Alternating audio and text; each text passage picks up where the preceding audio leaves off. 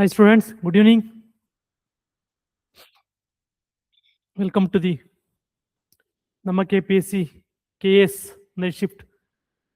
Okay, ಈ 8 days 8 day okay ಏನು discuss ಮಾಡೋದು? ಕರ್ನಾಟಕ ಎಕನಾಮಿಕ್ ಸರ್ವೆನ ಡಿಸ್ಕಸ್ ಮಾಡೋದು. Last 8 days Karnataka economic survey discuss ಮಾಡೋದು. ಅದೇ ರೀತಿ ನೆಕ್ಸ್ಟ್ ಪಾರ್ಟ್ ಈ ಪ್ರೋಗ್ರಾಮಲ್ಲಿ ನೆಕ್ಸ್ಟ್ ಪಾರ್ಟ್ ಏನಪ್ಪಾ ಅಂದ್ರೆ Karnataka budget. Karnataka budget next programme. ಇವತ್ತು ಮತ್ತೆ ನಾಳೆ 2 ಕ್ಲಾಸಲ್ಲಿ ಅಪ್ರಾಕ್ಸಿಮೇಟ್ಲಿ ಒನ್ ಅಂಡ್ ಹಾಫ್ ಮತ್ತೆ ಇಲ್ಲ 2 ಕ್ಲಾಸ್ ಆಗುತ್ತೆ. ಈ 2 ಕ್ಲಾಸಲ್ಲಿ ನಾವು ಬಜೆಟ್ನ ಡಿಸ್ಕಸ್ ಮಾಡೋಣ, ಬಜೆಟ್ ರಿಲೇಟೆಡ್ ಡಿಸ್ಕಸ್ ಮಾಡೋಣ. ಓಕೆ, ಏನಾರ ಡೌಟ್ಸ್ ಇತ್ತು ಅಂದ್ರೆ ಕಮೆಂಟ್ಸ್ ಅಲ್ಲಿ ಹಾಕಿ. ಎನಿ ಡೌಟ್ಸ್ ಇತ್ತು ಅಂದ್ರೆ ಕಮೆಂಟ್ಸ್ ಅಲ್ಲಿ ಹಾಕಿ. ಸ್ಟಾರ್ಟ್ ಮಾಡೋಣ.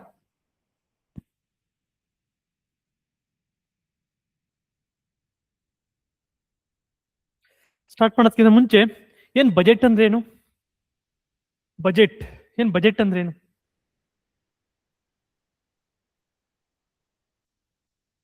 ಬಜೆಟ್ ಏನ್ ಹೇಳ್ತೀರಾ ಬಜೆಟ್ ಅಂದ್ರೆ?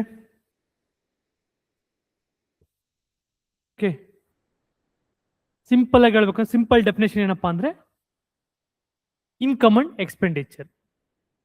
ಇನ್ಕಮ್ ನಮ್ಮ ಹತ್ರ ಎಲ್ಲೆಲ್ಲಿ ಯಾವ್ಯಾವ ಸೋರ್ಸ್ ಇಂದ ಅಮೌಂಟ್ ಬರುತ್ತೋ ಅದು ಇನ್ಕಮ್. ನಾವು ಯಾವ್ದಕ್ಕೆ ಸ್ಪೆಂಡ್ ಮಾಡ್ತೀವೋ ಅದನ್ನ ಏನಂತ ಕರಿತೀವಿ? ಎಕ್ಸ್ಪೆಂಡಿಚರ್.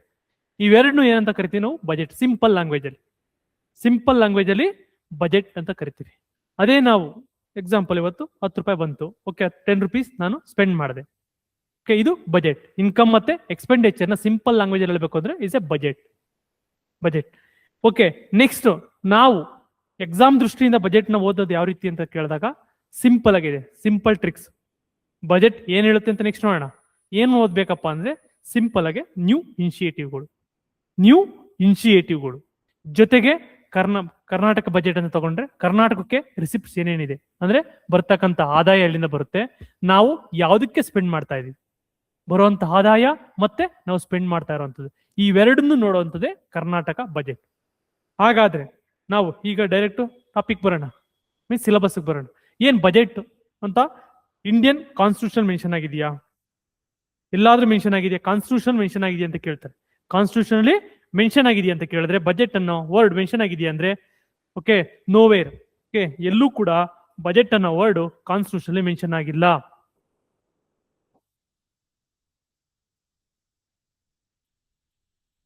ಬಜೆಟ್ ಅಂತ ಒಂದು ವರ್ಡ್ ಎಲ್ಲೂ ಕೂಡ ಮೆನ್ಷನ್ ಆಗಿಲ್ಲ ಕಾನ್ಸ್ಟಿಟ್ಯೂಷನ್ ಅಲ್ಲಿ.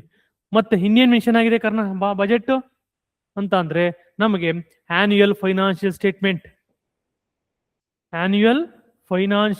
ಅಂತ ಮೆನ್ಷನ್ ಆಗಿದೆ. ಆನ್ಯುಯಲ್ ಫೈನಾನ್ಷಿಯಲ್ ಸ್ಟೇಟ್ಮೆಂಟ್ ಆರ್ಟಿಕಲ್ ಯಾವುದು?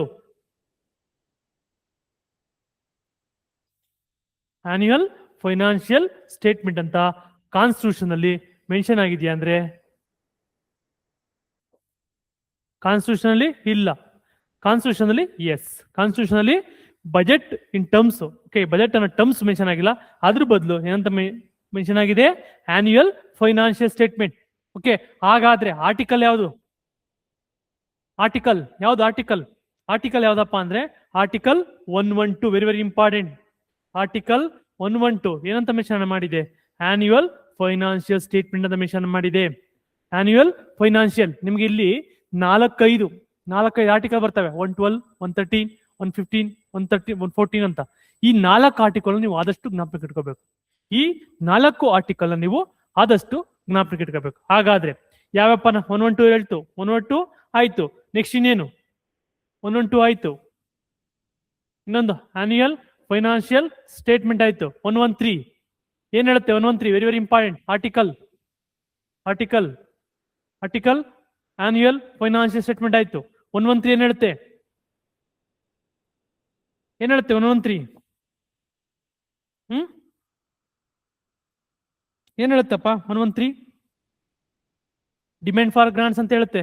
Demand for grants.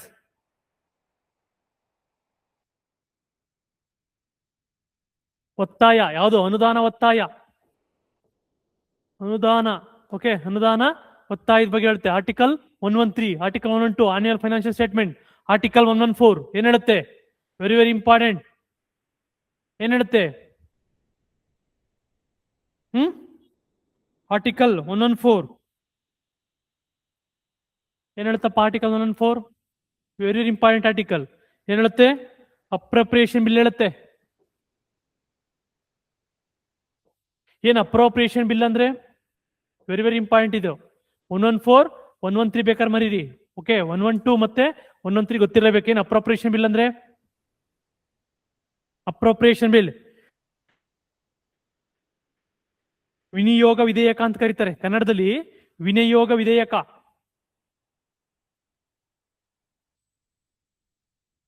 ವಿನಿಯೋಗ ವಿಧೇಯಕ ಅಂತ ಕರೀತಾರೆ. ಯಾವುದು? 114. ಏನಪ್ಪ ಇದು ಅಪ್ರೋಪ್ರಿಯೇಷನ್ ಬಿಲ್ ಅಂತ ಕೇಳ ಸಿಂಪಲ್ ಲ್ಯಾಂಗ್ವೇಜ್ ಹೇಳಬೇಕು ಅಂದ್ರೆ, ನಾವು ಈಗ parliament consolidated fund of India ಇದೆ, ಹೌದಲ್ವಾ? ಈ ಫಂಡ್ ಇಂದ ನಾವು ಏನೇ ಅಮೌಂಟ್ ನ ತಗೋಬೇಕು ಅಂದ್ರೆ ಒಂದು ಲೀಗಾಲಿಟಿ ಬೇಕು. ಸುಮ್ನೆ ಹೋಗ್ಬಿಟ್ಟು ನಮ್ಮ ಹತ್ರ ಪವರ್ ಇದೆ ಅಂದ್ಬಿಟ್ಟು ತಗೊಳಕ್ಕಾಗಲ್ಲ. ಪಾರ್ಲಿಮೆಂಟ್ ಏನೇ ₹1 1 ಪೆನ್ನಿ ಖರ್ಚು ಮಾಡ್ಬೇಕು ಅಂದ್ರೆ ನೀನು ಪಾರ್ಲಿಮೆಂಟ್ ಪರ್ಮಿಷನ್ ಬೇಕೇ ಬೇಕು, ಹೌದಲ್ವಾ? ಆ ಪರ್ಮಿಷನ್ ತಗೊಳಕ್ಕೆ ನಾವೇನ್ ಮಾಡ್ತೀವಿ? ಅಪ್ರೋಪ್ರಿಯೇಷನ್ ಬಿಲ್ ಅಂತ ಪಾಸ್ ಮಾಡ್ತೀವಿ. Very very important. Appropriation bill ಅಂತ. Appropriation bill very very important. 114. ಹಾಗಾದ್ರೆ 115 ಏನ್ ಹೇಳುತ್ತೆ? 115 ಏನ್ ಹೇಳುತ್ತೆ ಗೊತ್ತಾ? ಸಿಂಪಲ್ ಲ್ಯಾಂಗ್ವೇಜ್ ಅಲ್ಲಿ 115 ಅಂತಂದ್ರೆ ನಿಮ್ಗೆ ಹೇಳಿದ್ನಲ್ವಾ, ಈಗ ನಮ್ಗೆ ಸಾಕಾಗಲ್ಲ. ಇದು ನೀನು ಬಜೆಟ್ ಅಲ್ಲಿ ಕೊಟ್ಟಿರ್ತಕ್ಕಂಥದ್ದು ಎಕ್ಸೆಸ್ ಆಗುತ್ತಾ ಇಲ್ಲ ಅಡಿಷನಲ್ ಆಗಿ ಏನಾದ್ರು ಗ್ರಾಂಟ್ಸ್ ಬೇಕಾ ಅನ್ನೋದ್ರ ಬಗ್ಗೆ ಹೇಳುವಂಥದ್ದು ಯಾವುದು? 115 ಏನ್ ಹೇಳುತ್ತೆ? ಸಪ್ಲಿಮೆಂಟರಿ ಗ್ರಾಂಟ್ಸ್ ಎಲ್ಲ ಬರುತ್ತೆ. ನೀವು ಇದೋದಿತ್ತು ಅಂದ್ರೆ ಪೊಲಿಟಿ ಓದಿತ್ತು ಅಂದ್ರೆ ಸಪ್ಲಿಮೆಂಟರಿ ಗ್ರಾಂಟ್ಸ್, ಅಡಿಷನಲ್ ಗ್ರಾಂಟ್ಸ್, ಇನ್ನೊಂದು ಎಕ್ಸೆಸ್ ಗ್ರಾಂಟ್ಸ್. ಓಕೆ, ಇವೆಲ್ಲ ಬಗ್ಗೆ ಹೇಳುವಂಥದ್ದು ಯಾವುದು? 115 ಆರ್ಟಿಕಲ್. ಈ 4 ಆರ್ಟಿಕಲ್ ಗೊತ್ತಿರಬೇಕು. ಜೊತೆಗೆ ಇನ್ನೊಂದು ಬರುತ್ತೆ 110. ಏನ್ ಹೇಳುತ್ತೆ? 110 ಮನಿ ಬಿಲ್. 111 ಎ ಮತ್ತೆ ಬಿ ಏನ್ ಹೇಳುತ್ತೆ? Financial bill. ಈ 4, ಈ 2 ಆರ್ಟಿಕಲ್ ಪ್ಲಸ್ ಈ 2 ಆರ್ಟಿಕಲ್, ಈ 2 ಮತ್ತೆ ಈ 4 ಆರ್ಟಿಕಲ್ ನಿಮ್ಗೆ ಗೊತ್ತಿರಬೇಕು. ಇದು ಯೂನಿಯನ್ ಗೌರ್ಮೆಂಟ್ ಆಯ್ತು. ಇದು ಯೂನಿಯನ್ ಗವರ್ನಮೆಂಟ್. 112, 113, 114, 115 ಇದು ಯೂನಿಯನ್ ಗೌರ್ಮೆಂಟ್ ಆಯ್ತು ಅಂದ್ರೆ ಇನ್ನೊಂದು ಬರುತ್ತೆ, ಅದೇ ಸ್ಟೇಟ್ ಗೌರ್ಮೆಂಟ್. ನಾವು ಫೆಬ್ರವರಿ ಫಸ್ಟ್ ವೀಕ್ ಅಲ್ಲಿ ಏನ್ ಮಾಡ್ತೀವಿ? ಯೂನಿಯನ್ ಗೌರ್ಮೆಂಟ್ ಬಜೆಟ್ ಪಾಸ್ ಮಾಡ್ತೀವಿ. ಅದೇ ರೀತಿ ಏನು ಮಾರ್ಚ್ ಅಲ್ಲಿ ಏನ್ ಮಾಡ್ತೀವಿ? ಸ್ಟೇಟ್ ಬಜೆಟ್ ಪಾಸ್ ಮಾಡ್ತೀವಿ. ಹಾಗಾದ್ರೆ ಇಲ್ಲಿ ಬರುತ್ತೆ ಸೇಮ್ ಏನಿತ್ತಲ್ಲ ಅಲ್ಲೇನೆ ಮಾರ್ಕ್ ಮಾಡ್ಕೊಂಬಿಡಿ. ಇಲ್ಲೇ ಮಾರ್ಕ್ ಮಾಡ್ಕೊಂಬಿಡಿ. ಇದೇನಪ್ಪ? 202, 203, 204, 205 ಅಂದ್ರೆ ಇದು ಸ್ಟೇಟ್ ಲೆವೆಲ್ ಅಲ್ಲಿ. ಸಿಂಪಲ್ ಆಗಿ 202. ಓಕೆ, 202 ಏನ್ ಹೇಳುತ್ತೆ? ಸ್ಟೇಟ್ ಆನ್ಯುಯಲ್ ಫೈನಾನ್ಷಿಯಲ್ ಸ್ಟೇಟ್ಮೆಂಟ್ ಅಂತ ಹೇಳುತ್ತೆ. 203 ಏನ್ ಹೇಳುತ್ತೆ? Demand for grants in state ಅಂತ ಹೇಳುತ್ತೆ. 204 ಏನ್ ಹೇಳುತ್ತೆ? ಅಪ್ರೋಪ್ರಿಯೇಷನ್ ಬಿಲ್ ಇನ್ ಸ್ಟೇಟ್ ಅಂತ ಹೇಳುತ್ತೆ. ನೆಕ್ಸ್ಟ್ 205 ಏನ್ ಹೇಳುತ್ತೆ? ಏನು ಅಡಿಷನಲ್ ಗ್ರಾಂಟ್ಸ್, ಎಕ್ಸೆಸಿವ್ ಗ್ರಾಂಟ್ಸ್ ಮತ್ತೆ ಸಪ್ಲಿಮೆಂಟರಿ ಗ್ರಾಂಟ್ಸ್ ಬಗ್ಗೆ ಡೀಟೇಲ್ ಆಗಿ ಎಕ್ಸ್ಪ್ಲೇನ್ ಮಾಡುತ್ತೆ. ಡೀಟೇಲ್ ಆಗಿ ಆಲ್ರೆಡಿ ಓದಿರ್ತೀರ, ಜಸ್ಟ್ ಒಂದು ಗೊತ್ತಿರ್ಲಿ ಅಂತ ಅಷ್ಟೇ ಸಿಂಪಲ್ ಆಗಿ. ಇಷ್ಟು ನಿಮ್ಗೆ 202 ಒಂದು ಇದ್ರ ಬಗ್ಗೆ ಆಯ್ತು. Next procedure or stage in budget presentation. Budget ಅಲ್ಲಿ ಏನೇನ್ ಪ್ರೊಸೀಜರ್ ಇದೆ ಅಂತ ಗೊತ್ತಾ? ಸಿಂಪಲ್ ಆಗಿ ಓಕೆ, ಆಲ್ರೆಡಿ ಓದಿರ್ತೀರ, ಜಸ್ಟ್ ಒಂದು ರೀಕ್ಯಾಪ್ ಅಷ್ಟೇ. ನೀವು ಡೈರೆಕ್ಟ್ ಬಜೆಟ್ಗೆ ಹೋಗ್ಬಿಟ್ಟು ಇದು ಪ್ರೋಗ್ರಾಮ್ಸ್ ಹೇಳಿದ್ರೆ ಆಗಲ್ವಲ್ಲ, ಅದಕ್ಕೋಸ್ಕರ ಸಿಂಪಲ್ ಆಗಿ ಏನ್ ಹೇಳುತ್ತೆ? ಸ್ಟೆಪ್ಸ್ ಇನ್ ಬಜೆಟ್ ಅಂತ ಬರುತ್ತೆ. ಸ್ಟೆಪ್ಸ್ ಯಾವ್ಯಾವ ಸ್ಟೆಪ್ ಫಾಲೋ ಮಾಡ್ತಾರೆ? ಫಸ್ಟ್ ಫೆಬ್ರವರಿ ಫಸ್ಟ್ ವೀಕ್ ಬರ್ತಾರೆ. ಯಾರು? ಫೈನಾನ್ಸ್ ಮಿನಿಸ್ಟರ್ ಬರ್ತಾರೆ. ಫೈನಾನ್ಸ್ ಮಿನಿಸ್ಟರ್ ಬಂದು ಏನ್ ಮಾಡ್ತಾರೆ? ಪ್ರೆಸೆಂಟೇಷನ್ ಆಫ್ ಬಜೆಟ್ ಅಂತ ಕರೀತಾರೆ. ಫಸ್ಟ್ ಪ್ರೆಸೆಂಟ್ ಮಾಡ್ತಾರೆ, ಪ್ರೆಸೆಂಟೇಷನ್ ಆಫ್ ಬಜೆಟ್. ಇದು ಫಸ್ಟ್ ಸ್ಟೇಜ್ 1. ಸ್ಟೇಜ್ 1 ಏನಪ್ಪಾ? Presentation of budget. ಅಂದ್ರೆ ನಾವು ತಗೊಂಡಿರ್ತಾರಲ್ಲ, ಅವ್ರ ಕರಡು ತಂದಿರ್ತಾರಲ್ಲ, ಅದನ್ನ ಇಲ್ಲಿ ಪಾರ್ಲಿಮೆಂಟ್ ಏನ್ ಮಾಡ್ತಾರೆ? ಓದ್ತಾರೆ, ಪ್ರೆಸೆಂಟ್ ಮಾಡ್ತಾರೆ. ಪ್ರೆಸೆಂಟ್ ಮಾಡೋದು ಯಾರು? Finance minister. ಬಟ್ ರೈಟ್ಸ್ ಇರೋದು ಯಾರಿಗೆ? ಪ್ರೆಸಿಡೆಂಟ್ಗೆ. ಓಕೆ, ಆರ್ಟಿಕಲ್ ಹೇಳಿರ್ತಕ್ಕಂಥದ್ದು ಪ್ರೆಸಿಡೆಂಟ್ಗೆ. ಇಲ್ಲಿ ಫೈನಾನ್ಸ್ ಮಿನಿಸ್ಟರ್ ಏನ್ ಮಾಡ್ತಾರೆ? First step presentation of budget. Very very important step ಕೇಳಿದ್ದಾರೆ. Okay, last year UPSC KPSC ಕೂಡ ಸ್ಟೆಪ್ ಕೇಳಿದ್ದಾರೆ. Presentation of budget.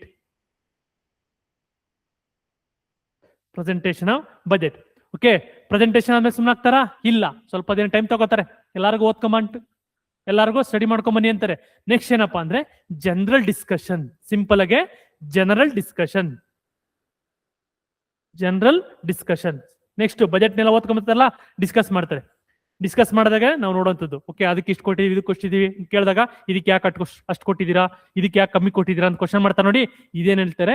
General discussion of the budget. Next ಇನ್ನೇನ್ ಮಾಡ್ತಾರೆ ಗೊತ್ತಾ? ಓಕೆ, ಜನರಲ್ ಡಿಸ್ಕಷನ್ ಆಯ್ತದೆ. ಡಿಸ್ಕಷನ್ ಆದ್ಮೇಲೆ ಮತ್ತೇನ್ ಮಾಡ್ತಾರೆ? ರಜೆ ತಗೋತಾರೆ. ರಜೆ ಯಾವ ತರ ಏನ್ ಮಾಡ್ತಾರೆ ಅಂದ್ರೆ, ಎಲ್ಲ ಡಿಸ್ಕಸ್ ಮಾಡಿರ್ತಾರಲ್ಲ, ಡಿಸ್ಕಸ್ ಮಾಡಿರೋದ ನಿಮ್ಗೆ ಡಿಪಾರ್ಟ್ಮೆಂಟಲ್ ಸ್ಟ್ಯಾಂಡಿಂಗ್ ಕಮಿಟಿ ಅಂತ ಬರ್ತವೆ. ಡಿಪಾರ್ಟ್ಮೆಂಟಲ್ ಸ್ಟ್ಯಾಂಡಿಂಗ್ ಕಮಿಟಿ ಅಂತ DSC ಅಂತ ಬರ್ತವೆ. ಈ ಡಿಪಾರ್ಟ್ಮೆಂಟಲ್ ಸ್ಟ್ಯಾಂಡಿಂಗ್ ಕಮಿಟಿಗೆ ಈ ಬಜೆಟ್ ಡಿಸ್ಕಷನ್ ಮಾಡಿರ್ತಾರಲ್ಲ ಇದನ್ನ ಒಪ್ಪಿಸ್ತಾರೆ.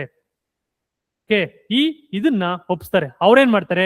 ಈ ಡಿಪಾರ್ಟ್ಮೆಂಟ್ ಏನ್ ಮಾಡುತ್ತೆ? ಸ್ಟಡಿ ಮಾಡಿ ಡಿಮ್ಯಾಂಡ್ ಆಫ್ ಗ್ರಾಂಟ್ಸ್ಗೆ ಕಳಿಸ್ತಾರೆ. ಇಟ್ ಮೀನ್ಸ್ ಏನು? ಟು ಎಕ್ಸಾಮಿನ್, ಚರ್ಚಿಸ್ತಾರೆ. ಸರಿ, ಏನ್ ಮಾಡ್ತಾರೆ? ಪರಿಶೀಲಿಸ್ತಾರೆ. ಯಾವ್ದನ್ನ? ಬಜೆಟ್ ಜನರಲ್ ಡಿಸ್ಕಷನ್ ಆದ್ಮೇಲೆ ಇರ್ತದಲ್ಲ ಅದನ್ನ ಪರಿಶೀಲಿಸ್ತಾರೆ. ಯಾವುದು? Third stage. ನೆಕ್ಸ್ಟ್ ಬರ್ತಾರೆ ಇದೆಲ್ಲ ಡಿಸ್ಕಷನ್ ಆಯ್ತಲ್ವಾ? ಡಿಸ್ಕಷನ್ ಆದ್ಮೇಲೆ demand of grants. Okay, already ಹೇಳಿತಾರಲ್ವಾ ಡಿಮ್ಯಾಂಡ್ ಆಫ್ ಗ್ರಾಂಟ್ ಅಂದ್ರೆ, ಈಗ ಡಿಸ್ಕಷನ್ ಮಾಡಿದ್ಮೇಲೆ standing committee, departmental standing committee, different ministry ಇರ್ತಾವಲ್ಲ ಆ ಕಮಿಟಿ ಕಳಿಸಿದ್ರು, ಅವ್ರು ಸ್ಟಡಿ ಮಾಡಿದ್ರು. ನೆಕ್ಸ್ಟ್ ಡಿಮ್ಯಾಂಡ್ ಆಫ್ ಗ್ರಾಂಟ್ಸ್ ಬರ್ತಾರೆ. ಅಂದ್ರೆ ನಮ್ಗೆ ಇಷ್ಟು ಕೊಟ್ಟಿದೀವಿ, ನಮ್ಗೆ ಇನ್ನೂ ಹೆಚ್ಚು ಬೇಕು, ಇಲ್ಲ ಇನ್ನೂ ಕಡಿಮೆ ಬೇಕು. ಈಗ ಏನ್ ಮಾಡ್ಬೇಕು ನಾವು? ನಿಮ್ಗೆ ಹೆಚ್ಚು ಬೇಕು ಅಂತ ಅಂದ್ರೆ ಹೌದು, ನೀವು ಪಾರ್ಲಿಮೆಂಟ್ ಪರ್ಮಿಷನ್ ತಗೋಬೇಕು. ಸುಮ್ನೆ ಹೆಚ್ಚು ಮಾಡಿದ ತಕ್ಷಣ ಹೋಗಿ ಹೆಚ್ಚು ತಗೊಂಡ್ ಕೊಡಲ್ಲ. ಏನ್ ಮಾಡ್ಬೇಕು? ನೀವು ಪಾರ್ಲಿಮೆಂಟ್ರಿ ಪರ್ಮಿಷನ್ ತಗೋಬೇಕು. ಪಾರ್ಲಿಮೆಂಟ್ ಪರ್ಮಿಷನ್ ಏನ್ ಮಾಡ್ತಾರೆ? ಆಗ ಏನ್ ಮಾಡ್ತಾರೆ? ಈ ಡಿಮ್ಯಾಂಡ್ ಆಫ್ ಗ್ರಾಂಟ್ಸ್ ಟೈಮ್ ಅಲ್ಲಿ ಏನಾಗ್ತಾರೆ? ವೋಟ್ ಹಾಕ್ಬೇಕು. ಏನೇ ಒಂದು ಡಿಮ್ಯಾಂಡ್ ಕೇಳಿದ್ರು ಕೂಡ ನೀನು ವೋಟ್ ಹಾಕ್ಬೇಕು. ಡಿಮ್ಯಾಂಡ್ ಫಾರ್ ಇದು ಎಕ್ಸ್ಪೆಷಲಿ ಓನ್ಲಿ ಇನ್ ಲೋಕಸಭಾ. ಇದು ನಿಮ್ಗೆ fourth stage, demand of grants. ಆದ್ಮೇಲೆ ಏನ್ ಮಾಡ್ತಾರೆ? ಡಿಮ್ಯಾಂಡ್ ಆಫ್ ಗ್ರಾಂಟ್ಸ್ ಆದ್ಮೇಲೆ ಮೋಷನ್ ಅಂತ ಬರ್ತದೆ. ಮೋಷನ್ ಅಂತಂದ್ರೆ ನಿಮಗೆ cut motion, economy motion, policy motion ಬರ್ತಾವಲ್ಲ, ಇದು ಬರುವಂತದ್ದು ನಿಮ್ಗೆ ನೆಕ್ಸ್ಟ್ ಸ್ಟೇಜ್, ಫಿಫ್ತ್ ಸ್ಟೇಜ್ ಏನಪ್ಪಾ? Motion stage. ಒಂದೊಂದೇ ಏನ್ ಮಾಡ್ತಾರೆ? ನನಗೆ ಇಷ್ಟು ಬೇಕು, ಇಷ್ಟು ಕಟ್ ಮಾಡ್ತೀನಿ. Cut motion, policy motion, economic motion ಅಂತ ಬರ್ತಾ ನೋಡಿ, ಆ ಬರೋಂಥದ್ದು ಮೋಷನ್. ಇದಾದ ನಂತರ ಓಕೆ, ಮೋಷನ್ ಆಯ್ತಾ? ಮೋಷನ್ ಆದ್ಮೇಲೆ ಓಕೆ ಎಲ್ಲ ಆಯ್ತು. ಎಲ್ಲ ಆದ್ಮೇಲೆ ಏನ್ ಮಾಡ್ತಾರೆ? ಇನ್ನು ಟೈಮ್ ಇರೋದಿಲ್ಲ. ಕೆಲವು ಇನ್ನು ಲೇಟಾಗಿ ಮಾಡ್ತಾ ಇರ್ತಾರೆ, ನಿಧಾನಕ್ಕೆ ಮಾಡ್ತಾ ಇರ್ತಾರೆ. ಬಟ್ ಟೈಮ್ ಕಡಿಮೆ ಇರುತ್ತೆ. ಆ ಟೈಮ್ ಏನ್ ಮಾಡ್ತಾರೆ? ಗುಲಾಟಿನ್ ಅಂತ ಸ್ಟಾರ್ಟ್ ಮಾಡ್ಬಿಡ್ತಾರೆ. ಏನ್ ಹೇಳಿ? ಗುಲಾಟಿನ್ ಅಂದ್ರೆ ಎಲ್ಲ ಏನೇನು ಉಳಿದಿರ್ತಾವಲ್ಲ, ಪೆಂಡಿಂಗ್ ಎಲ್ಲ ಉಳಿದಿರ್ತಾವಲ್ವಾ, ಅವೆಲ್ಲ ಒಂದಕ್ಕೆ ಹಾಕಿ ಪಾಸ್ ಮಾಡ್ಬಿಡೋದು ಅಷ್ಟೇ, ಸಿಂಪಲ್ ಆಗಿ.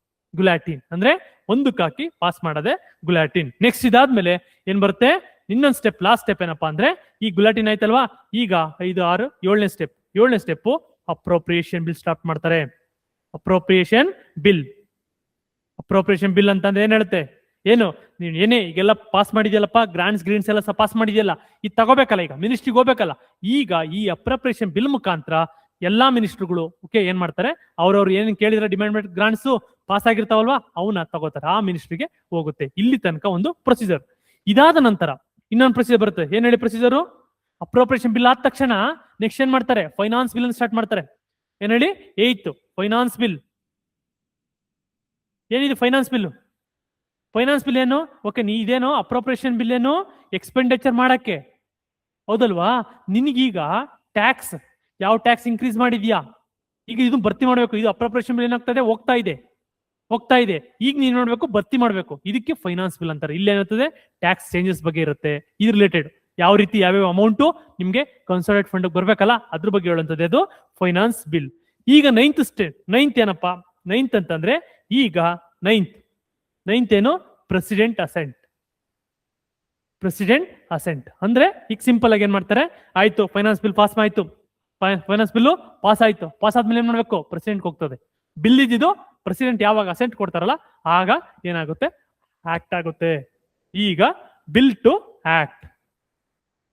ಈ 10 ಪ್ರೊಸೀಜರ್ನ ನೀವು ಆದಷ್ಟು ಚೆನ್ನಾಗಿ ನೋಡ್ಕೊಳ್ಳಿ. ಇದರಲ್ಲಿ ಕ್ವಶನ್ ಬಂದಿದೆ, ಅದಕ್ಕೋಸ್ಕರ ಹೇಳ್ತಾ ಇರೋಂಥದ್ದು. ಓಕೆ, ನೀವು ಯಾವುದೇ ಒಂದು 2-3 ಕ್ವಶನ್ ಪೇಪರ್ ತೆಗೆದು ನೋಡಿದ್ರೆ ಬಜೆಟ್ ಪ್ರೊಸೀಜರ್, ಬಜೆಟ್ ಸ್ಟೇಜಸ್ ಅಂತ ಬರುತ್ತೆ. ಅದಕ್ಕೋಸ್ಕರ ಈ ಬಜೆಟ್ ಸ್ಟೇಜ್ ನ ನೀವು ನೋಡ್ಕೋಬೇಕು. First presentation of budget, general discussion ಆದ್ಮೇಲೆ ಏನು?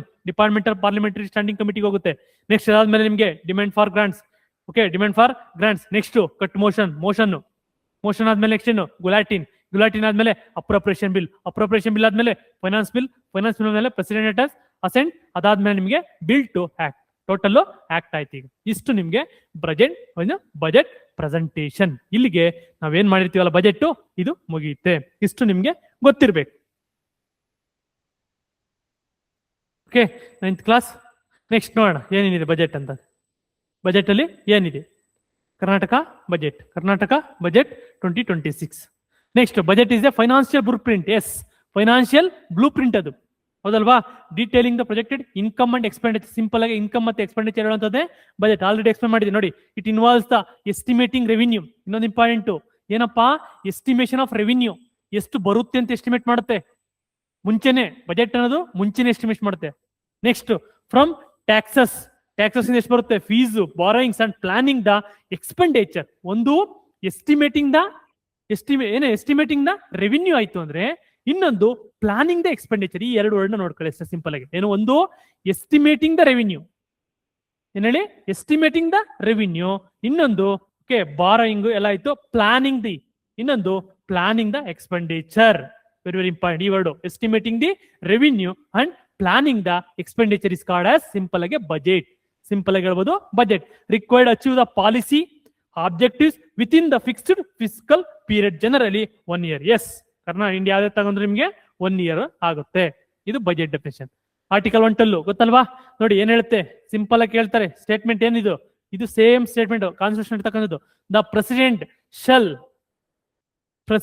shall in respect of every financial year cause to be laid before the both house of the parliament. ಕೇಳ್ಬೋದು ನಿಮ್ಗೆ only Lok Sabha, only Rajya Sabha, or both house of the ಅಂತ ಕೇಳಿದ್ರೆ both house of the parliament. Parliament a statement of the estimated receipt. ಎಷ್ಟು ಹೇಳಿ? Estimated receipt and expenditure of the government of India for that ಇಯರ್ಗೆ. ಅಂದ್ರೆ ನಮಗೆ financial ಯಾವಾಗ start ಆಗೋದು? April 1 March 31. ಇಲ್ಲಿಗೆ ನಿಮ್ಗೆ ಫೈನಾನ್ಷಿಯಲ್ ಸ್ಟಾರ್ಟ್ ಆಗುತ್ತೆ ಏಪ್ರಿಲ್ ನಿಂದ. ಇಷ್ಟರೊಳಗಡೆ ನಾವೀಗ ನೀವು ಫೆಬ್ರವರಿಲಿ ಮಾಡ್ತಾರ ಬಜೆಟ್ ಯಾರಿಗಪ್ಪ ಅಂತ ಕೇಳಿದ್ರೆ ಈ ಫೈನಾನ್ಷಿಯಲ್ ಇಯರ್ಗೆ ಇದು ಈ ಫೈನಾನ್ಷಿಯಲ್ ಇಯರ್ಗೆ ನಾವು ಮಾಡ್ತಾ ಇರುವಂತದ್ದು. ಏಪ್ರಿಲ್ 1 ಮಾರ್ಚ್ 30 ತನಕ ನಾವು ಬಜೆಟ್ ಎಸ್ಟಿಮೇಷನ್ ಮಾಡ್ತಾ ಇದೀವಿ. ನೆಕ್ಸ್ಟ್ ಪ್ಲಾನಿಂಗ್ ಮಾಡ್ತಾ ಇದೀವಿ. ಯಾವ್ದನ್ನ? Expenditure, budget estimation. ನೆಕ್ಸ್ಟ್ ಅದೇ ತರ ನಿಮ್ಗೆ 202 ಏನ್ ಹೇಳುತ್ತೆ? ಸಿಂಪಲ್ ಆಗಿ ಆಲ್ರೆಡಿ ಎಕ್ಸ್ಪ್ಲೇನ್ ಮಾಡಿದೀನಿ. ಇಲ್ಲಿ ಏನ್ ಹೇಳುತ್ತೆ? The governor shall in respect to every financial year. ನೋಡಿ, every financial year cause to be laid before the house of the legislature of the state. ಯಾಕೆ ಹೌಸ್ ಅಂತ ಯಾಕೆ ಹೇಳಿದ್ದಾರೆ? ಅಂದ್ರೆ ಕೆಲವು ಸ್ಟೇಟ್ಗಳಲ್ಲಿ ಏನಿದೆ 2 ಹೌಸ್ ಇದಾವೆ. ಇನ್ ಕೆಲವು ಸ್ಟೇಟ್ಗಳಲ್ಲಿ ಒಂದೇ ಹೌಸ್ ಇದೆ. ಅದಕ್ಕೋಸ್ಕರ house of the legislature of the state, statement of estimated receipt and expenditure of the state for that year in this part refer to as the annual financial statement. ಇದನ್ನ ಏನಂತ ಕರಿತೀವಿ? Annual financial statement ಅಂತ ನಾವು ಕರಿತೀವಿ. ಇದು 201 ನಲ್ಲಿ ಇರ್ತಕ್ಕಂಥ definition. Next budget ಏನೇನ್ ಹೇಳುತ್ತೆ ಅಂತ ಕೇಳ್ತಾರೆ. ಮತ್ತೆ budget can be sub divided. ಯಾವ ರೀತಿ ಏನೇನ್ ಮಾಡ್ತೀವಿ ನೋಡಿ? ಬಜೆಟ್ ಎಸ್ಟಿಮೇಟ್ ಏನಪ್ಪ? ಬಜೆಟ್ ಎಸ್ಟಿಮೇಟ್ ಪ್ರೊಜೆಕ್ಷನ್ ಅಂದ್ರೆ ಮುಂದಿನದ ನಾವು ಪ್ರೊಜೆಕ್ಟ್ ಮಾಡ್ತಾ ಇದೀವಿ. ನೆಕ್ಸ್ಟ್ ಇಯರ್ಗೆ ಇಷ್ಟು ಬರ್ಬೋದು. ಏನ್ ಹೇಳ್ತಾ ಇದೀವಿ ನಾವು? ಬಜೆಟ್ ಗಾತ್ರ ಇಷ್ಟು ಅಂತ ಹೇಳ್ತಾ ನೋಡಿ. ಬಜೆಟ್ ಗಾತ್ರ ಇಷ್ಟು ಅಂತ ಅದೇನು? ನಮ್ದು ಎಸ್ಟಿಮೇಷನ್ ಅಷ್ಟೇ. ಅದು ಹೇಳ್ತಾರಂತದ್ದು ನೋಡಿ. Projection of upcoming financial year ಅಂದ್ರೆ ಈ ವರ್ಷ ಫೆಬ್ರವರಿ ಮಾಡೋದು ಅಂದ್ರೆ 1 to ಮಾರ್ಚ್ ತನಕ ಇರ್ತಕ್ಕಂಥದ್ದು. ಇನ್ನೊಂದು ರಿವೈಸ್ಡ್ ಎಸ್ಟಿಮೇಟ್ ಅಂತಂದ್ರೆ ಲಾಸ್ಟ್ ಇಯರ್ ಏನ್ ಮಾಡಿದ್ವಿ ನಾವು? 2025-26 ಏನ್ ಮಾಡಿದ್ದು? 25 ಏನ್ ಮಾಡಿದ್ದು ನಾವು? ಅಲ್ಲಿ ಬಜೆಟ್ ಆ ಇಯರ್ ಬಂತು ಅಂದ್ರೆ ಬಜೆಟ್ ಎಕ್ಸ್ಪೆಂಡಿಚರ್ ಏನ್ ಮಾಡಿದ್ದು? ಎಸ್ಟಿಮೇಟ್ ಮಾಡಿದ್ದು, ಬಜೆಟ್ ಎಸ್ಟಿಮೇಟ್ ಮಾಡಿದ್ದು. ಈಗ ಏನ್ ಮಾಡ್ತಾ ಇದೀವಿ? ಲಾಸ್ಟ್ ಇಯರ್ದ ನಾವು ಏನ್ ಮಾಡ್ತಾ ಇದೀವಿ? ಬಜೆಟ್ ಎಸ್ಟಿಮೇಟ್ ಮಾಡ್ತಾ ಇದೀವಿ. Projection of revise estimate updated estimates of current financial year ಅಂದ್ರೆ ಯಾವುದು? ಎಕ್ಸಾಂಪಲ್ ಈಗ ನೋಡಪ್ಪ, 2026-27 ಬಜೆಟ್ ಫೆಬ್ರವರಿ ಮಾಡ್ತಾ ಇದೀವಿ. ಫೆಬ್ರವರಿ 1st ಅಲ್ಲಿ ಮಾಡ್ತಾ ಇದೀವಿ. ಓಕೆ, ಇದು ಯಾರಿಗೆ? ಯಾವ್ದು ಇದು ಏಪ್ರಿಲ್ 1, 26 ಇಂದ ಮಾರ್ಚ್ 26 ತನಕ, ಮಾರ್ಚ್ 31 ಮಾರ್ಚ್ ತನಕ ಇರತಕ್ಕಂಥದ್ದು ಈ ವರ್ಷದ ಬಜೆಟ್. ನೆಕ್ಸ್ಟ್ ಇದು ಬಜೆಟ್ ಎಸ್ಟಿಮೇಟ್ ಇದಿದೆ. ನೆಕ್ಸ್ಟ್ ರಿವೈಸ್ಡ್ ಎಸ್ಟಿಮೇಟ್ ಯಾವ್ದ್ರದ್ದು? 2025 ಇತ್ತಲ್ಲ ಲಾಸ್ಟ್ ಇಯರ್ದು, 25-26 ರಿವೈಸ್ ನಾವೇನ್ ಮಾಡಿದೋ? ಲಾಸ್ಟ್ ಇಯರ್ ಏನ್ ಮಾಡಿದೋ? ಬಜೆಟ್ ಎಸ್ಟಿಮೇಟ್ ಮಾಡಿದ್ದು. ನಾವು ಈ ಇಯರ್ ಏನ್ ಮಾಡ್ತಾ ಇದೀವಿ? Revised estimate. ಇದನ್ನ ಕೇಳ್ತಾ ನೋಡಿ ನಿಮ್ಗೆ. ರಿವೈಸ್ಡ್ ಎಸ್ಟಿಮೇಟ್ ನಿಮ್ಗೆ ಬಜೆಟ್ ಬುಕ್ ಅಲ್ಲಿ 3 ಕಾಲಮ್ ಬರ್ತವೆ. ಓಕೆ, ಮೆಜಾರಿಟಿ ಆಫ್ ಏನು ಯಾವುದೇ ಟೇಬಲ್ ತಗೊಂಡ್ರು ಕೂಡ ನೀವು ಎಕ್ಸ್ಪೆಂಡಿಚರ್ ಇನ್ಕಮ್ ಅಂತ ಬಂದ್ರೆ 3 ಟೇಬಲ್ ಬರ್ತವೆ. 3 ಟೇಬಲ್, ಒಂದು ಬಜೆಟ್ ಎಸ್ಟಿಮೇಟ್, ಇನ್ನೊಂದು ಏನ್ ಮಾಡ್ತಾರೆ ರಿವೈಸ್ಡ್ ಎಸ್ಟಿಮೇಟ್, ಇನ್ನೊಂದು ಆಕ್ಚುಯಲ್ ಏನು ಆಕ್ಚುಯಲ್ ಯಾವ್ದ್ರದ್ದು ನೆಕ್ಸ್ಟ್ ಲಾಸ್ಟ್ ಇಯರ್ದು 24-25 ಏನ್ ಹೇಳಿ 24-25 24-25 ಏನಾಗುತ್ತಿದ್ದು ಆಕ್ಚುಯಲ್. ನಾವು ಏನ್ ಮಾಡಿದ್ವಲ್ಲ, ಅರ್ಥ ಆಗ್ತದಿಲ್ಲ? ಸಿಂಪಲ್. ಏನು ಈ ಇಯರ್ದು ಬಜೆಟ್, ನಾವು ಈ ಇಯರ್ಗೆ ಬಜೆಟ್ ಎಸ್ಟಿಮೇಟ್ ಮಾಡ್ತಾ ಇದೀವಿ. ಲಾಸ್ಟ್ ಇಯರ್ದ ಏನ್ ಮಾಡಿದೋ ನಾವು, ಲಾಸ್ಟ್ ಇಯರ್ದು ರಿವೈಸ್ಡ್ ಎಸ್ಟಿಮೇಟ್ ಮಾಡ್ದೋ, ರಿವೈಸ್ ಮಾಡ್ದೋ. ಬಟ್ ಅದ್ರ ಲಾಸ್ಟ್ ಇಯರ್ ಏನ್ ಮಾಡ್ದೋ ಆಕ್ಚುಯಲ್ ಪಕ್ಕ ಡೀಟೇಲ್ ಗೊತ್ತಾಗೋಯ್ತು ಈಗ ಪಕ್ಕ. ನೋಡಿ ಈಗ ನಾವು ಎಕ್ಸಾಂಪಲ್, ಬೆಸ್ಟ್ ಎಕ್ಸಾಂಪಲ್ ಹೇಳ್ತೀನಿ ಕೇಳಿ. ಓಕೆ, 26, 27, 25, 26, 24, 25 ಇದು ಹಿಂಗಿದೆ ಅದಲ್ವಾ? ನಾವು ಬಜೆಟ್ ಪ್ರೆಸೆಂಟ್ ಮಾಡ್ತಾ ಇರೋದು ಯಾವಾಗ? ಫೆಬ್ರವರಿ 1. ನೆಕ್ಸ್ಟ್ ಯಾವ್ದು? ಏಪ್ರಿಲ್ ಇಂದ ನಮ್ಗೆ ಸ್ಟಾರ್ಟ್ ಆಗುವಂಥದ್ದು. ಏಪ್ರಿಲ್ 1ರಿಂದ ನಮ್ದು ಇಯರ್ ಸ್ಟಾರ್ಟ್ ಆಗುವಂಥದ್ದು, 26 ಸ್ಟಾರ್ಟ್ ಆಗುವಂಥದ್ದು. ನಾವೇನ್ ಮಾಡ್ತಾ ಇದೀವಿ? ಒಂದ್ರದ್ದು ಏನ್ ಮಾಡ್ತಾ ಇದೀವಿ ಇಲ್ಲಿ? ಇದ್ರದ ಏಪ್ರಿಲ್ 1 ಏಪ್ರಿಲ್ 2026 to 27 ಏನು ಬಜೆಟ್ ಎಸ್ಟಿಮೇಟ್ ಅಷ್ಟೇ. ಇದು ನಮ್ಗೆ ಗೊತ್ತಿಲ್ಲ ಎಷ್ಟು ಬರುತ್ತೋ ಅಂತ, ಜಸ್ಟ್ ನಾವು ಎಸ್ಟಿಮೇಟ್ ಮಾಡ್ತಾ ಇದೀವಿ, ಬಜೆಟ್ ಎಸ್ಟಿಮೇಟ್. ಓಕೆ, ಅದೇ ರೀತಿ ಏನ್ ಮಾಡ್ತಾ ಇದೀವಿ? ಇನ್ನೊಂದಿದೆ. ಇನ್ನೊಂದು ಏನ್ ಮಾಡಿದೀವಿ? ಲಾಸ್ಟ್ ಇಯರ್ ಫೆಬ್ರವರಿ 1 ಅಲ್ಲಿ ಮಾಡ್ತಾ ಇದೀವಿ. ಫೆಬ್ರವರಿ 1 ಅಂತಂದ್ರೆ ನಿಮ್ಗೆ ಆಲ್ರೆಡಿ ಎಷ್ಟು 10 ಮಂತ್ಸ್ ಆಗಿರುತ್ತೆ. ಲಾಸ್ಟ್ ಫೈನಾನ್ಷಿಯಲ್ ಇಯರ್ದು 10 ಮಂತ್ಸ್ ಆಗಿರುತ್ತೆ. ಆಗ ನಾವೇನ್ ಮಾಡ್ತೀವಿ? ಓಕೆ, ನಾವೇನೋ ಅಂದ್ಕೊಂಡಿದ್ದೋ ಬಟ್ ಅದಾಗ್ಲಿಲ್ಲ, ಅದಕ್ಕೆ ಏನಂತ ಕರಿತೀವಿ? ಇದು ರಿವೈಸ್ಡ್ ಎಸ್ಟಿಮೇಟ್. ಲಾಸ್ಟ್ ಇಯರ್ ನ ರಿವೈಸ್ ಮಾಡ್ತಾ ಇದೀವಿ, ರಿವೈಸ್ಡ್ ಎಸ್ಟಿಮೇಟ್. ಲಾಸ್ಟ್ ಇಯರ್ದು ಇದು revised estimate. Okay, last year ನೋಡಿ, ಅದಕ್ಕಿಂತ ಲಾಸ್ಟ್ ಇಯರ್ ಪ್ರೆಸೆಂಟೇಷನ್ ಮಾಡಿದಾಗ, ಲಾಸ್ಟ್ ಇಯರ್ 2026 ಫೈಲ್ ಪ್ರೆಸೆಂಟೇಷನ್ ಮಾಡಿದಾಗ ಇದೇನಾಗಿತ್ತು ರಿವೈಸ್ಡ್ ಎಸ್ಟಿಮೇಟ್ ಆಗಿತ್ತು. ಬಟ್ ಇಯರ್ ಆಲ್ರೆಡಿ ಏನು ಆಕ್ಚುಯಲ್ ಪಕ್ಕ ಗೊತ್ತಾಗೋಯ್ತು. ಈಗ ನಮ್ದು ಲಾಸ್ಟ್ ಆಕ್ಚುಯಲ್ 24ದು ಎಷ್ಟಿದೆ ಏನಿದೆ ಅಂತ ಆಕ್ಚುಯಲ್ ಪಕ್ಕ. ಇದು ಪ್ರಾವಿಷನಲ್ ಆಕ್ಚುಯಲ್ ಎಸ್ಟಿಮೇಟ್. ಈ ಮೂರನ್ನ ಗೊತ್ತಿರ್ಬೇಕು ನಿಮ್ಗೆ. ಯಾವುದೇ ಒಂದು ಬಜೆಟ್ ಲಾಸ್ಟ್ ಇಯರ್ದು, ನೆಕ್ಸ್ಟ್ ಇಯರ್ದು, ಇನ್ನೊಂದು ಲಾಸ್ಟ್ ಇಯರ್, ಸಿಂಪಲ್ ಆಗಿ ಅರ್ಥ ಮಾಡ್ಕೊಳ್ಳಿ. ಇದನ್ನೇನಂತ ಕರೀತಾರೆ? Provisional actual expenditure, revised expenditure, budget expenditure ಅಂತ ಕರೀತಾರೆ. Next provisional actual receipt and expenditure of the previous financial year full detail ಇವತ್ತು ಗೊತ್ತಾಯ್ತು. ಪ್ರೀವಿಯಸ್ ಫೈನಾನ್ಷಿಯಲ್ ಇಯರ್ ಅಂದ್ರೆ ಯಾವುದು ಅಂದ್ರೆ ಇಲ್ಲಿ ನೋಡಿದಾಗ ನಿಮಗೆ ಪ್ರೀವಿಯಸ್ ಫೈನಾನ್ಷಿಯಲ್ ಇಯರ್ ಆದ್ರೂ 24-25 ನಾವು ಮಾಡ್ತಾ ಇರೋದು ಯಾವಾಗ? ಫೆಬ್ರವರಿ 1 ಅಲ್ಲಿ ಮಾಡ್ತಾ ಇರೋಂಥದ್ದು. ಅದಕ್ಕೆ ಈ ಇಯರ್ದು ನಾವು ಈ ಇಯರ್ ಅಲ್ಲೇ ಇದ್ದೀವಿ. ಅದಕ್ಕೋಸ್ಕರ ಪ್ರೀವಿಯಸ್ ಅಂತ ಹೇಳಿದ್ರು. ಪ್ರೀವಿಯಸ್ ಅಂದ್ರೆ ಈ ವರ್ಷ, ಇದಕ್ಕೆ ಇವತ್ತು ಫೆಬ್ರವರಿ 1ಗೆ ಇದು ಪ್ರೀವಿಯಸ್ ಇಯರ್. ಓಕೆ, ಇಷ್ಟು ನಿಮ್ಗೆ ಗೊತ್ತಿರಬೇಕು. ನೆಕ್ಸ್ಟ್ ಯೂನಿಯನ್ ಬಜೆಟ್ ಯಾರು ಪ್ರಿಪೇರ್ ಮಾಡ್ತಾರೆ? ಡಿಪಾರ್ಟ್ಮೆಂಟ್ ಆಫ್, ಆಲ್ರೆಡಿ ಎಕ್ಸ್ಪ್ಲೇನ್ ಮಾಡಿದ್ದೀನಿ, department of economic affairs with in the ministry of finance. Ministry of finance ಅಲ್ಲಿ ಡಿಪಾರ್ಟ್ಮೆಂಟ್ ಐತೆ. ಆ ಡಿಪಾರ್ಟ್ಮೆಂಟ್ ಇರತಕ್ಕಂತ ಯಾವುದು ಎಕನಾಮಿಕ್ ಅಫೈರ್ಸ್ ಪ್ರಿಪೇರ್ ಮಾಡುತ್ತೆ. ಸ್ಟೇಟ್ ಬಜೆಟ್ ಯಾರು ಮಾಡ್ತಾರೆ? ಫೈನಾನ್ಸ್ ಡಿಪಾರ್ಟ್ಮೆಂಟ್ ಮಾಡ್ತಾರೆ. ಇದೊಂದು ಜ್ಞಾಪಕ ಇಟ್ಕೊಂಡಿದೆ. ಫೈನಾನ್ಸ್ ಡಿಪಾರ್ಟ್ಮೆಂಟ್ ಒಂದು, ಇನ್ನೊಂದು ಎಕನಾಮಿಕ್ ಅಫೈರ್ಸ್ ಅನ್ನೋರು ಇದು ಮಾಡ್ತಾರೆ. Next Karnataka budget speech. Okay, ಏನ್ ಹೇಳುತ್ತೆ? Contain the achievements, new schemes and sector priorities. ಅಂದ್ರೆ ಈಗ CM ಸಿದ್ದರಾಮಯ್ಯನವರು ಬಜೆಟ್ ಪ್ರೆಸೆಂಟೇಷನ್ ಮಾಡ್ತಾ ಇದ್ದಾರೆ ಅಂದ್ರೆ ಏನೇನಿರುತ್ತೆ ಅಂತ ಕೇಳ್ತಾರೆ. ಒಂದು, ನ್ಯೂ ಸ್ಕೀಮ್ಸ್ ಇರ್ತವೆ. ಓಕೆ, ನೆಕ್ಸ್ಟ್ ಓಲ್ಡ್ ಸ್ಕೀಮ್ಸ್ಗಳಿಗೆ ನ್ಯೂ ಅಲೋಕೇಶನ್ಸ್ಗಳು ಇರ್ತವೆ. ಎಷ್ಟೆಷ್ಟು ಲಾಸ್ಟ್ ಇಯರ್ ಎಷ್ಟು ಸ್ಪೆಂಡ್ ಮಾಡಿದೋ ಈ ಇಯರ್ ಕೂಡ ಅದು ಸ್ಟಾಪ್ ಮಾಡೋಕ್ಕಾಗಲ್ವಲ್ಲ, ಅದಕ್ಕೆ ಅದನ್ನ allocation, new schemes. Next sector priorities, ಯಾವ್ಯಾವ ಸೆಕ್ಟರ್ಗೆ ನಾವು ಪ್ರಿಯಾರಿಟಿ ಕೊಟ್ಟಿದೀವಿ ಅನ್ನೋದ್ರ ಬಗ್ಗೆ ಹೇಳುವಂಥದ್ದು ಯಾವುದು? ಬಜೆಟ್. ಓಕೆ, ಇದು ಇಷ್ಟು ಇಂಪಾರ್ಟೆಂಟ್. ಬಜೆಟ್ ಬಗ್ಗೆ ಇಷ್ಟು ಗೊತ್ತಿರಬೇಕು. ನೆಕ್ಸ್ಟ್ ಬಜೆಟ್ ಡಾಕ್ಯುಮೆಂಟ್ಸ್ ಕಂಟೈನ್ಸ್ ಏನು? Economic affairs of Karnataka, budget class, demand for grants, finance accounts ಕೂಡ ಇರುತ್ತೆ, ಫೈನಾನ್ಸ್ ಬಿಲ್. ಓಕೆ, ಇದು ಬಜೆಟ್. ಓಕೆ, ಸಿದ್ದರಾಮಯ್ಯನವರು ಇವತ್ತಿಗೆ 70 ಈ ಸಲ ಪ್ರೆಸೆಂಟೇಷನ್ ಮಾಡಿದ್ದಕ್ಕೆ ಟೋಟಲ್ 17th ಬಜೆಟ್ ಪ್ರೆಸೆಂಟ್ ಮಾಡಿದ್ದಾರೆ. ಹೈಯೆಸ್ಟ್ ಕರ್ನಾಟಕದಲ್ಲಿ ಹೈಯೆಸ್ಟ್ ಬಜೆಟ್ ಇದು ಮಾಡಿರ್ತಕ್ಕಂಥವ್ರು, ಪ್ರೆಸೆಂಟ್ ಮಾಡಿರ್ತಕ್ಕಂಥವ್ರು ಯಾರಪ್ಪ ಅಂದ್ರೆ ಕೇಳಿದ್ರೆ CM ಸಿದ್ದರಾಮಯ್ಯನವರು ಅತಿ ಹೆಚ್ಚು ಬಜೆಟ್ ನ ಪ್ರೆಸೆಂಟ್ ಮಾಡಿರ್ತಕ್ಕಂಥದ್ದು. 17th budget present by him ಅಂತೆ. Okay, Karnataka development strategy based on 11th economic model. ಇಲ್ಲಿಂದ ಸಿಂಪಲ್ ಆಗಿ ಪ್ರೋಗ್ರಾಮ್ಸ್, ಪಾಲಿಸಿಗಳನ್ನ ಈಗ ಏನ್ ಸಿದ್ದರಾಮಯ್ಯ ಓದ್ಕೊಂಡು ಹೋಗಿದ್ರಲ್ಲ ಅದೇ ತರ ನಾನು ಇವತ್ತು ಹೇಳ್ಕೊಂಡು ಹೋಗ್ತೀನಿ ಅಷ್ಟೇ. ಇಲ್ಲಿ ಗಂಟ ನಿಮ್ಗೆ ಗೊತ್ತಿರ್ಬೇಕು. ಒಂದು budget, different articles, stages of budget, ಏನ್ ಅಡ್ವಾನ್ಸ್ ಅಂದ್ರೆ ಏನು, ರೆವಿನ್ಯೂ ಏನು ಆಕ್ಚುಯಲ್ ಎಕ್ಸ್ಪೆಂಡಿಚರ್ ಇದು ಗೊತ್ತಾಯ್ತು. ನೆಕ್ಸ್ಟ್ ಇವಾಗ ನಾವು ಬಜೆಟ್ ಬರೋಣ. ಬಜೆಟ್ 17th ಸಿದ್ದರಾಮಯ್ಯ ಅವರು ಪ್ರೆಸೆಂಟ್ ಮಾಡಿರ್ತಕ್ಕಂಥದ್ದು. ಇನ್ನು ಹಿಸ್ಟ್ರಿ ಇದೆ, ಇಂಡಿಪೆಂಡೆನ್ಸ್ ಆದಾಗಕ್ಕಿಂತ ಮುಂಚೆ ಯಾರು ಪ್ರೆಸೆಂಟ್ ಮಾಡಿದ್ರು ಅವೆಲ್ಲ ಗೊತ್ತಿರುತ್ತೆ, ಅವೆಲ್ಲ ಅವಶ್ಯಕತೆ ಇಲ್ಲ. ಜಸ್ಟ್ ಬಜೆಟ್ ಅನ್ನ ಕಾನ್ಸೆಪ್ಟ್ ಬಂದಿದೆ ಯಾವಾಗ ಬಂದಿದ್ದು 1861 ಅಲ್ಲಿ 1861 ಅಲ್ಲಿ 11G ಎಕನಾಮಿಕ್ ಮಾಡಲ್ ಕೇಳ್ಬೋದು ನಿಮ್ಗೆ. ಕರ್ನಾಟಕ 11G ಎಕನಾಮಿಕ್ ಮಾಡಲ್ ಏನ್ ಬರುತ್ತೆ ಇದು? ಏನಪ್ಪಾ ಅಂದ್ರೆ ವೆರಿ ವೆರಿ ಇಂಪಾರ್ಟೆಂಟ್. ಯಾವ್ಯಾವ ಸೆಕ್ಟರ್ ನಾವು ಫೋಕಸ್ ಮಾಡಬೇಕು ಅಂತ ಹೇಳೋದು ಈ 11G ಎಕನಾಮಿಕ್ ಮಾಡಲ್. ಇದ್ರಲ್ಲಿ ಯಾವ್ದಿದೆ? ಒಂದು ಜೆಂಡರ್ ಈಕ್ವಲ್ ಗ್ಯಾರಂಟಿ ಎಕಾನಮಿ. ಏನು ಗ್ಯಾರಂಟಿ ಅಂದ್ರೆ ಎಕಾನಮಿ ಯಾವ ರೀತಿ? ಗ್ಯಾರಂಟಿ ಎಕಾನಮಿ ಅಂದ್ರೆ ಯಾವ್ದೋ ಎಕ್ಸಾಂಪಲ್, ಈಗ 5 ಗ್ಯಾರಂಟಿ ಕೊಟ್ಟಿದ್ದಾರೆ. 5 ಗ್ಯಾರಂಟಿ ಯಾರಿಗೆ? ವುಮೆನ್ಗಳಿಗೆ. ಅದೇ ರೀತಿ ಎಜುಕೇಶನ್ ಗ್ಯಾರಂಟಿ ಸ್ಟಾರ್ಟ್ ಮಾಡಿದ್ರು, ಭೂ ಗ್ಯಾರಂಟಿ ಸ್ಟಾರ್ಟ್ ಮಾಡಿದ್ರು. ಅಂದ್ರೆ ಸೋಷಿಯಲ್ ವೆಲ್ಫೇರ್ ಜೊತೆಗೆ ಗ್ಯಾರಂಟಿ, ಜೊತೆಗೆ ಇವನ್ ವುಮೆನ್ ಈಕ್ವಾಲಿಟಿ ತಗೊಂಬರಕ್ಕೆ ನಾವು ವುಮೆನ್ ಸಪೋರ್ಟ್ ಮಾಡ್ತಾ ಇದೀವಿ. ಇದು ಹೇಳುವಂತದ್ದೇ guarantee economy. Next grass root economy. ಯಾರು ಗ್ರಾಸ್ ರೂಟ್? ಯಾರು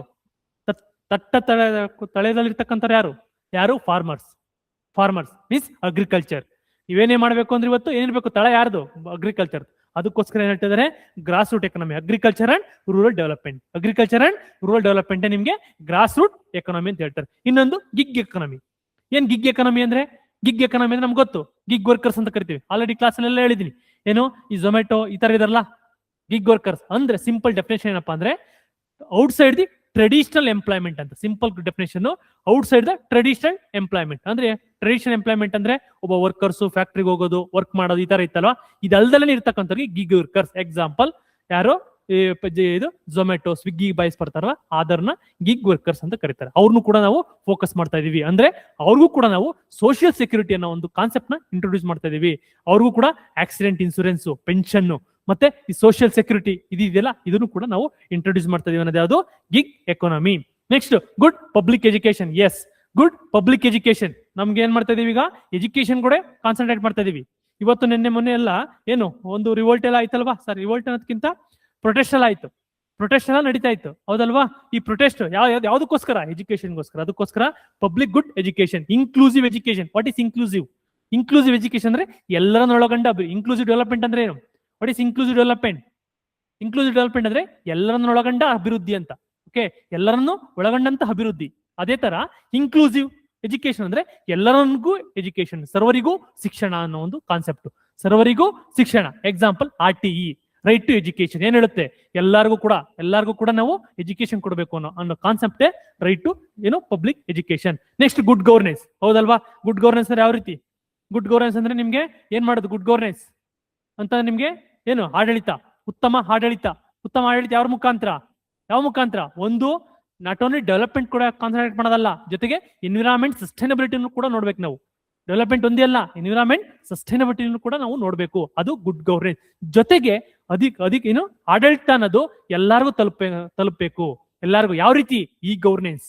ನಾವೇನ್ ಮಾಡ್ತಾ ಇದೀವಿ? ಈ ಗವರ್ನೆನ್ಸ್ ಜೊತೆ ಮಾಡ್ತಾ ಇದೀವಿ. ಎಥಿಕಲ್ ಗವರ್ನೆನ್ಸ್, ಸೋಷಿಯಲ್ ಗವರ್ನೆನ್ಸ್, ಈ ರೀತಿ ಇರೋದೇ ಏನಂತಾರೆ? Good governance. Citizen friendly administration. Next citizen friendly administration ಅಂದ್ರೆ ಏನು? ಯಾವುದೇ ಪ್ರಾಬ್ಲಮ್ ಆಯ್ತು ಅಂದ್ರೆ ಸಡನ್ ಆಗಿ ನಾವೇನ್ ಮಾಡ್ಬೇಕು? ರೆಸ್ಪಾನ್ಸ್ ಮಾಡ್ಬೇಕು. ಅದೇ ರೀತಿ ಯಾವ ರೀತಿ? ಜನಸಂಪರ್ಕ ಕೇಂದ್ರಗಳು, ಮನೆಗೆ ಅದು ಸರ್ವಿಸ್ ಕೊಡುವಂತದ್ದು, ಇದು ಏನ್ ಹೇಳ್ತಾರೆ? ಗುಡ್ ಗವರ್ನೆನ್ಸ್ ಅಂತ ಹೇಳ್ತಾರೆ. Next good governance. Okay, next good governance, citizen friendly administration ಆಯ್ತು.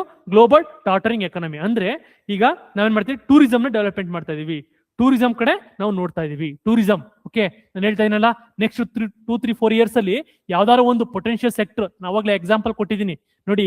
ಇದು ಓನ್ಲಿ 10,000 ಇನ್ವೆಸ್ಟ್ಮೆಂಟ್ ನ ಕೊಡ್ತಾ ಇದೆ. ಬಟ್ ಏನು ಇಂಡೈರೆಕ್ಟ್ಲಿ 10 lakh ಪೀಪಲ್ಗೆ ಏನು ಎಂಪ್ಲಾಯ್ಮೆಂಟ್ ಪ್ರೊವೈಡ್ ಮಾಡ್ತದೆ ಕರ್ನಾಟಕ ಟೂರಿಸಂ ಪಾಲಿಸಿ. ಹೇಳಿದ್ನಲ್ಲ 24 to 29 ಅದ್ರ ಬಂದ ಎಕ್ಸ್ಪ್ಲೈನ್ ಮಾಡಿದೆ. ನೆಕ್ಸ್ಟ್ ಒಂದು ಯಾವ್ದಾದ್ರು ಒಂದು ಪೊಟೆನ್ಶಿಯಲ್ ಸೆಕ್ಟರ್ ಯಾವ್ದಾದ್ರು ಇದ್ರೆ ಒಂದು GDP ನ ಮೇಲೆ ಕೇಳಿದ್ರೆ ನಿಮ್ಗೆ tourism sector. Next growing urban economy. ಹೌದು, ಅರ್ಬನ್ ಎಕಾನಮಿ ಕರ್ನಾಟಕ, ಬೆಂಗಳೂರು ಎಷ್ಟು ಕಾಂಟ್ರಿಬ್ಯೂಟ್ ಮಾಡ್ತಾ ಇದೆ? 40%. Approximately 40% of the Karnataka GDP ಬರ್ತಾ ಇದ್ದು ಬೆಂಗಳೂರಿಂದ. ಅದೇ ರೀತಿ ಬೇರೆ ಎಲ್ಲ ಅರ್ಬನ್ ಏರಿಯಾ ತಗೋತು ಅಂದ್ರೆ ಇದು ಅರ್ಬನ್ ಡಾಮಿನೇಟೆಡ್. ಏನು still 38% or 39% of the population ಅಷ್ಟೇ ಇರೋದು ಅರ್ಬನ್ ಅಲ್ಲಿ. ಬಟ್ ಸ್ಟಿಲ್ ಕಾಂಟ್ರಿಬ್ಯೂಷನ್ ಎಷ್ಟು? ಅಪ್ರಾಕ್ಸಿಮೇಟ್ಲಿ 60%. ಎಲ್ಲ ಅರ್ಬನ್ ತಗೊಂಡು ಅಂದ್ರೆ ನಿಮ್ಗೆ ಏನು ಅಪ್ರಾಕ್ಸಿಮೇಟ್ಲಿ 60 to 70% ನೀವು ಕಾಂಟ್ರಿಬ್ಯೂಟ್ ಮಾಡ್ತೀರಾ. ಇನ್ನೊಂದು ಗ್ಲೋಬಲ್ ಟ್ರೇಡ್ ಟ್ರೇಡ್ ಎಕಾನಮಿ ಏನ್ ಹೇಳುತ್ತೆ? ಗ್ಲೋಬಲ್ ಟ್ರೇಡ್ ಮತ್ತೆ ಇಂಡಸ್ಟ್ರಿನ ಫೋಕಸ್ ಮಾಡಿ ಅಂತ ಹೇಳುತ್ತೆ. ಏನು ಮತ್ತೆ ಏನು ಗ್ಲೋಬಲ್ ಟ್ರೇಡ್ ಎಕಾನಮಿ, ಟ್ರೇಡ್ ಮತ್ತೆ ಇಂಡಸ್ಟ್ರಿನ ಫೋಕಸ್ ಮಾಡಿ ಅಂತ ಹೇಳುತ್ತೆ. ಸಾರಿ, ಯಾಕೋ ಇದು ರಿಪೀಟ್ ಆಗಿದೆ.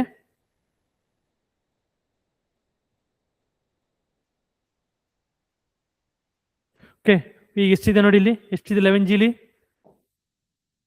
1 2 3 4 5 6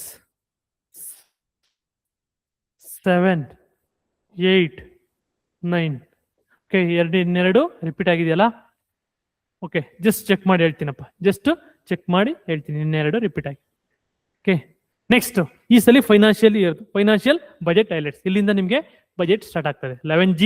ನೆಕ್ಸ್ಟ್ ಬಜೆಟ್ ಸ್ಟಾರ್ಟ್ ಆಗ್ತಾರಂಥದ್ದು 2026 ಇಂದ 27.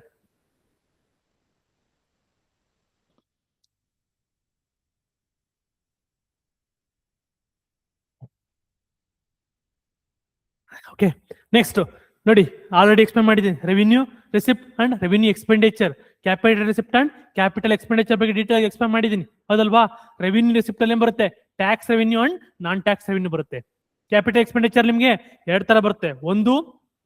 ಒಂದು ಬಾರಾಯಿಂಗು ಮತ್ತೆ ಇನ್ನೊಂದು ಅಸೆಟ್, ನಮ್ಮ ಅಸೆಟ್ ಇರ್ತಕ್ಕಂಥವು. ಇವೆರಡು ಬರ್ತವೆ. ಒಂದು ನಾನ್ ಡೆಟ್ ಕ್ರಿಯೇಟಿಂಗ್ ಅಸೆಟ್ ಮತ್ತೆ ಡೆಟ್ ಕ್ರಿಯೇಟಿಂಗ್ ಅಸೆಟ್. ನಾನ್ ಡೆಟ್ ಕ್ರಿಯೇಟಿಂಗ್ ಅಸೆಟ್ ಅಂದ್ರೆ ಯಾವುದು? ನಮ್ಮ ಇರ್ತಕ್ಕಂಥ ಯಾವ್ದೋ ಒಂದು ಬಿಲ್ಡಿಂಗ್ ಇತ್ತು, ಅದನ್ನ ಮಾರ್ತೀವಿ ನೋಡಿ, ಅದನ್ನ ಬರ್ತಲ್ಲ, ಅದು ಕ್ಯಾಪಿಟಲ್ ರೆಸಿಪ್ಟ್. ಇದು ನಾನ್ ಡೆಟ್ ಕ್ರಿಯೇಟಿಂಗ್. ಇದು ಸಾಲ ಕ್ರಿಯೇಟ್ ಮಾಡ್ತಾ ಇಲ್ಲ. ಯಾಕೆ ಹೇಳಿ? ನನ್ನ ವಸ್ತುನ ನಾನು ಮಾರ್ತಾ ಇದ್ದೀನಿ, ಅದಕ್ಕೋಸ್ಕರ ಅದು ಯಾವುದೇ ರೀತಿ ಸಾಲ ಡೆಟ್ ನ ಕ್ರಿಯೇಟ್ ಮಾಡ್ತಾ ಇಲ್ಲ. ಅದೇ debt creating asset. Debt creating asset ಅಂದ್ರೆ ಯಾವುದು? ನಾನೇನ್ ಮಾಡ್ತಾ ಇದ್ದೀನಿ? ಬಾರೋ ಮಾಡ್ಕೊತಾ ಇದ್ದೀನಿ, ಅಂದ್ರೆ ಸಾಲ ತಗೋತಾ ಇದ್ದೀನಿ. ಇದು ಕೂಡ ನಿಮ್ಗೆ ಕ್ಯಾಪಿಟಲ್ ರಿಸಿಪ್ಟ್ ಆಗುತ್ತೆ. ಆಲ್ರೆಡಿ ಡೀಟೇಲ್ ಆಗಿ ಡಿಸ್ಕಸ್ ಮಾಡಿದ್ದೀನಿ. ಜಸ್ಟ್ ನೋಡಿದಾಗ ನಿಮ್ಗೆ ಟೋಟಲ್ ರಿಸಿಪ್ಟ್ ಅಂದ್ರೆ ಯಾವುದು? Including revenue receipt and capital receipt ಎರಡೂ ಸೇರಿಸಿದಾಗ ನಿಮ್ಗೆ ರೆವಿನ್ಯೂ ರಿಸಿಪ್ಟ್ ಇದೆ. ಇದು ವೆರಿ ಇಂಪಾರ್ಟೆಂಟ್. ಈ ಪಾಯಿಂಟ್ ಏನು? ಕರ್ನಾಟಕದ ಬಜೆಟ್ ಎಷ್ಟು ಅಂತ ಕೇಳ್ತಾರೆ. ಕರ್ನಾಟಕದ ಬಜೆಟ್ ಎಷ್ಟಪ್ಪ ಅಂತ ಕೇಳಿದ್ರೆ total 4.47. Very very important. 4.47%. 4,47,240 crore. 240 crore ಇದೆಯಲ್ಲ, ಓಕೆ, ಇದೇನಂತ ಕರೀತಾರೆ? Total receipt or budget size ಅಂತ ಕರೀತಾರೆ. ನೆಕ್ಸ್ಟ್ ಬನ್ನಿ, total expenditure. Okay, total expenditure ಏನ್ ಹೇಳ್ತಾರೆ? ಟೋಟಲ್ ಎಕ್ಸ್ಪೆಂಡಿಚರ್ ಎಷ್ಟಿದೆ? 4 lakh. ಅಪ್ರಾಕ್ಸಿಮೇಟ್ಲಿ ಏನಪ್ಪಾ ಅಂದ್ರೆ ನಿಮ್ಗೆ ರೆಸಿಪ್ಟ್ ಇದೆಯಲ್ಲ, ಟೋಟಲ್ ರೆಸಿಪ್ಟ್ ಮತ್ತೆ ಟೋಟಲ್ ಎಕ್ಸ್ಪೆಂಡಿಚರ್ ಈಕ್ವಲ್ ಇರಬೇಕು. ಬಟ್ ಇಲ್ಲೇನಾಗಿ 740 ಅಂತ ಅಂದ್ರೆ ನಿಮ್ಗೆ ಕ್ಯಾರಿ ಫಾರ್ವರ್ಡ್ ಆಗುತ್ತೆ. ಓಕೆ, ಇದು ಕೂಡ ನಿಮ್ಗೆ ಇದು ಲಾಸ್ಟ್ ಇಯರ್ ಬಜೆಟ್ ನೋಡಿದ್ರು ಕೂಡ, ಈ ಇಯರ್ ಬಜೆಟ್ ನೋಡಿದ್ರು ಕೂಡ 740 ಇದು ಕಡಿಮೆ ಇದೆ. ಬಟ್ ಆಕ್ಚುಲಿ ಏನಂತ ಕೇಳಿದ್ರೆ ನಿಮ್ಗೆ ಬಜೆಟ್ ಎಷ್ಟಪ್ಪ ಅಂತ ಕೇಳಿದ್ರೆ 447,240 ಅಂತ ಹೇಳ್ಬೇಕು. ಸರಿ, ಏನು ಬಜೆಟ್ ಎಸ್ಟಿಮೇಟ್ ಯಾವುದು? 448,004 ಬಜೆಟ್ ಎಸ್ಟಿಮೇಟ್. ಯಾಕಪ್ಪ ಅಂದ್ರೆ ನಿಮ್ದು ಯೂನಿಯನ್ ಬಜೆಟ್ ನೋಡಿದಾಗ ಎರಡು ಈಕ್ವಲ್ ಇರುತ್ತೆ, ಎಕ್ಸ್ಪೆಂಡಿಚರ್ ಬಜೆಟ್, ಸಾಲ ಮಾಡಿ ಎಲ್ಲ ತಗೊಂಡು ಈಕ್ವಲ್ ಮಾಡ್ಕೋತಾರೆ. ಬಟ್ ಇಲ್ಲಿ ಏನ್ ಮಾಡುತ್ತೆ ಅಂದ್ರೆ sum carry forward. Okay, last year ಸ್ವಲ್ಪ ಉಳಿರ್ತದಲ್ಲ, ಅದನ್ನ ಇಲ್ಲಿ ತಗೊಳ್ಳೋಣ ಅಂದ್ಬಿಟ್ಟು ಅದಕ್ಕೋಸ್ಕರನೇ ಎಕ್ಸ್ಪೆಂಡಿಚರ್ ಜಾಸ್ತಿ ಮಾಡಿರ್ತಾರೆ, ರೆಸಿಪ್ಟ್ ಕಡಿಮೆ ಇರುತ್ತೆ. ಎಸ್ಪೆಷಲಿ ಕರ್ನಾಟಕದ್ದು. ಇಂಡಿಯಾ ಬಜೆಟ್ ಅಲ್ಲಿ ಆ ರೀತಿ ಆಗಲ್ಲ. ನೆಕ್ಸ್ಟ್ ಇದರಲ್ಲಿ 4.47 ಇದೆಯಲ್ಲ, ಇದರಲ್ಲಿ ರೆವಿನ್ಯೂ ರೆಸಿಪ್ಟ್ ಅಂದ್ರೆ ಏನು? ರೆವಿನ್ಯೂ ರೆಸಿಪ್ಟ್ ಅಂದ್ರೆ tax revenue and non tax revenue ಅಂದ್ರೆ ಯಾವ್ದು ಬರುತ್ತೆ? Example fees, okay, contract, next ಇನ್ಯಾವನು? ಫೀಸು, ಕಾಂಟ್ರಾಕ್ಟ್, ಇಂಟ್ರೆಸ್ಟ್ ಕೊಟ್ಟಿರ್ತಕ್ಕಂಥದ್ದು ವಾಪಸ್ ಬರುವಂತದ್ದು, ನೆಕ್ಸ್ಟ್ ಗ್ರಾಂಟ್ಸ್ಗಳು, ಇವೆಲ್ಲ ಏನ್ ಬರ್ತದೆ? ರೆವಿನ್ಯೂ ರೆಸಿಪ್ಟ್ ಬರುತ್ತೆ. ಅಂದ್ರೆ ಇದು ಟ್ಯಾಕ್ಸ್ ರೆವಿನ್ಯೂ ಅಂತ ಸಿಂಪಲ್ ಆಗಿ. Tax and non tax revenue ಎರಡು ಬರುತ್ತೆ. ಇದರಲ್ಲಿ revenue receipt, tax revenue majority, tax revenue ಯಾವತ್ತು ಹೆಚ್ಚಿರುತ್ತೆ ನಾನ್ ಟ್ಯಾಕ್ಸ್ ಗಿಂತ. Next capital receipt. ನಮ್ದೇನಪ್ಪ ಕ್ಯಾಪಿಟಲ್ ರೆಸಿಪ್ಟ್ ಯಾವುದು? ಓನ್ಲಿ 190 ಮಾತ್ರ capital receipt. Okay, capital receipt ಅಂದ್ರೆ ಯಾವ್ದಪ್ಪ ಅಂದ್ರೆ ಜಸ್ಟ್ ನಮ್ಮ ಅಸೆಟ್ ಇಂದ ಬಂದಿರತಕ್ಕಂಥದ್ದು, ಇಲ್ಲಾಂದ್ರೆ ಲಾಸ್ಟ್ ಇಯರ್ದು ಲೋನ್ ನ ರಿಕವರಿ ಮಾಡಿರ್ತಕ್ಕಂಥದ್ದು. ಲಾಸ್ಟ್ ಇಯರ್ ಲೋನ್ ನ ರಿಕವರಿ ಮಾಡಿರ್ತಕ್ಕಂಥದ್ದು ಓನ್ಲಿ 180 crore ಅಷ್ಟೇ. ನೆಟ್ ಕ್ಯಾಪಿಟಲ್ ಎಕ್ಸ್ಪೆಂಡಿಚರ್ ನೋಡಿ, ನೆಟ್ ಕ್ಯಾಪಿಟಲ್ ಎಕ್ಸ್ಪೆಂಡಿಚರ್ 74,682. ನೆಕ್ಸ್ಟ್ ಇದು ಗ್ರಾಸ್ ಕ್ಯಾಪಿಟಲ್ ಎಕ್ಸ್ಪೆಂಡಿಚರ್ ಅಂದ್ರೆ ಏನು? ಗ್ರಾಸ್ ಕ್ಯಾಪಿಟಲ್ ಎಕ್ಸ್ಪೆಂಡಿಚರ್ ನಾವು ಸಾಲ ಮಾಡಿದೀವಲ್ಲ, ಸಾಲ ಮಾಡಿ ಎಕ್ಸ್ಪೆಂಡ್ ಮಾಡ್ತೀವಲ್ಲ, ಅದೇ ಗ್ರಾಸ್ ಕ್ಯಾಪಿಟಲ್ ಎಕ್ಸ್ಪೆಂಡಿಚರ್.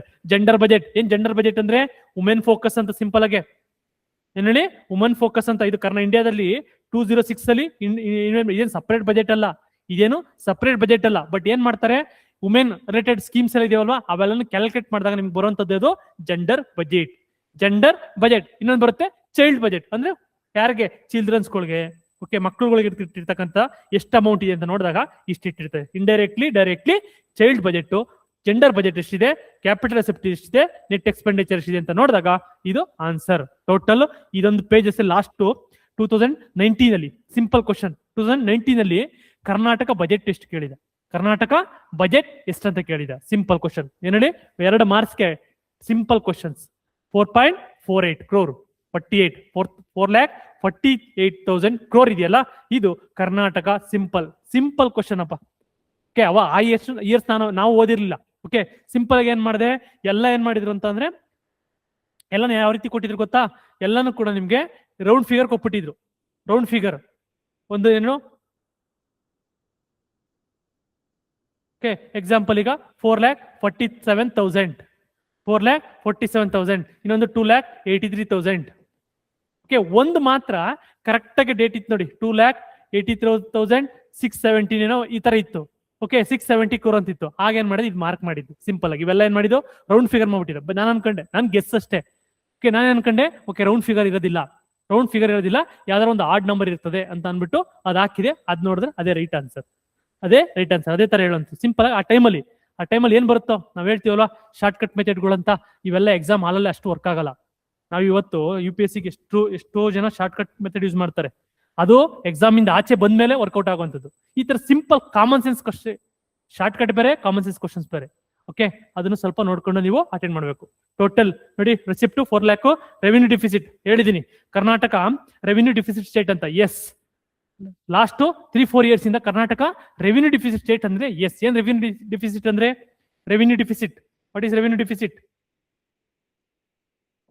ಏನ್ ರೆವಿನ್ಯೂ ಡಿಫಿಸಿಟ್ ಅಂತದೆ? ಏನ್ ರೆವಿನ್ಯೂ ಡಿಫಿಸಿಟ್ ಅಂದ್ರೆ, ರೆವಿನ್ಯೂ ಡಿಫಿಸಿಟ್ ಎಷ್ಟು ಏನು ಬೇಕು, revenue expenditure minus revenue receipt, revenue deficit. Very important. ಇದೇನಾದ್ರು ಹೆಚ್ಚಿದೆ ಅಂತಂದ್ರೆ, ಓಕೆ, ನಾವು ಸ್ಪೆಂಡ್ ಮಾಡ್ತಾ ಇರೋಂಥದ್ದು ಇನ್ಕಮ್ ಗಿಂತ ಎಕ್ಸ್ಪೆಂಡಿಚರ್ ಜಾಸ್ತಿ ಇದೆ ಅಂತ. ಇನ್ಕಮ್ ಗಿಂತ ನಮ್ಮ ಎಕ್ಸ್ಪೆಂಡಿಚರೇ ಹೆಚ್ಚಿದೆ ಸಿಂಪಲ್ ಆಗಿ. ಅದಕ್ಕೆ ಏನ್ ಹೇಳ್ತಾರೆ, ಯಾವುದು FRBM ಆಕ್ಟ್ ಏನ್ ಹೇಳ್ತು, 2002 ಆಕ್ಟ್ ಏನ್ ಹೇಳ್ತು, 2003 ಏನ್ ಹೇಳ್ತು, RD ರೆವಿನ್ಯೂ ಡಿಫಿಸಿಟ್ ಆದಷ್ಟು ನೀವೇನ್ ಮಾಡಿ, 0 ತಗೊಂಬನ್ನಿ.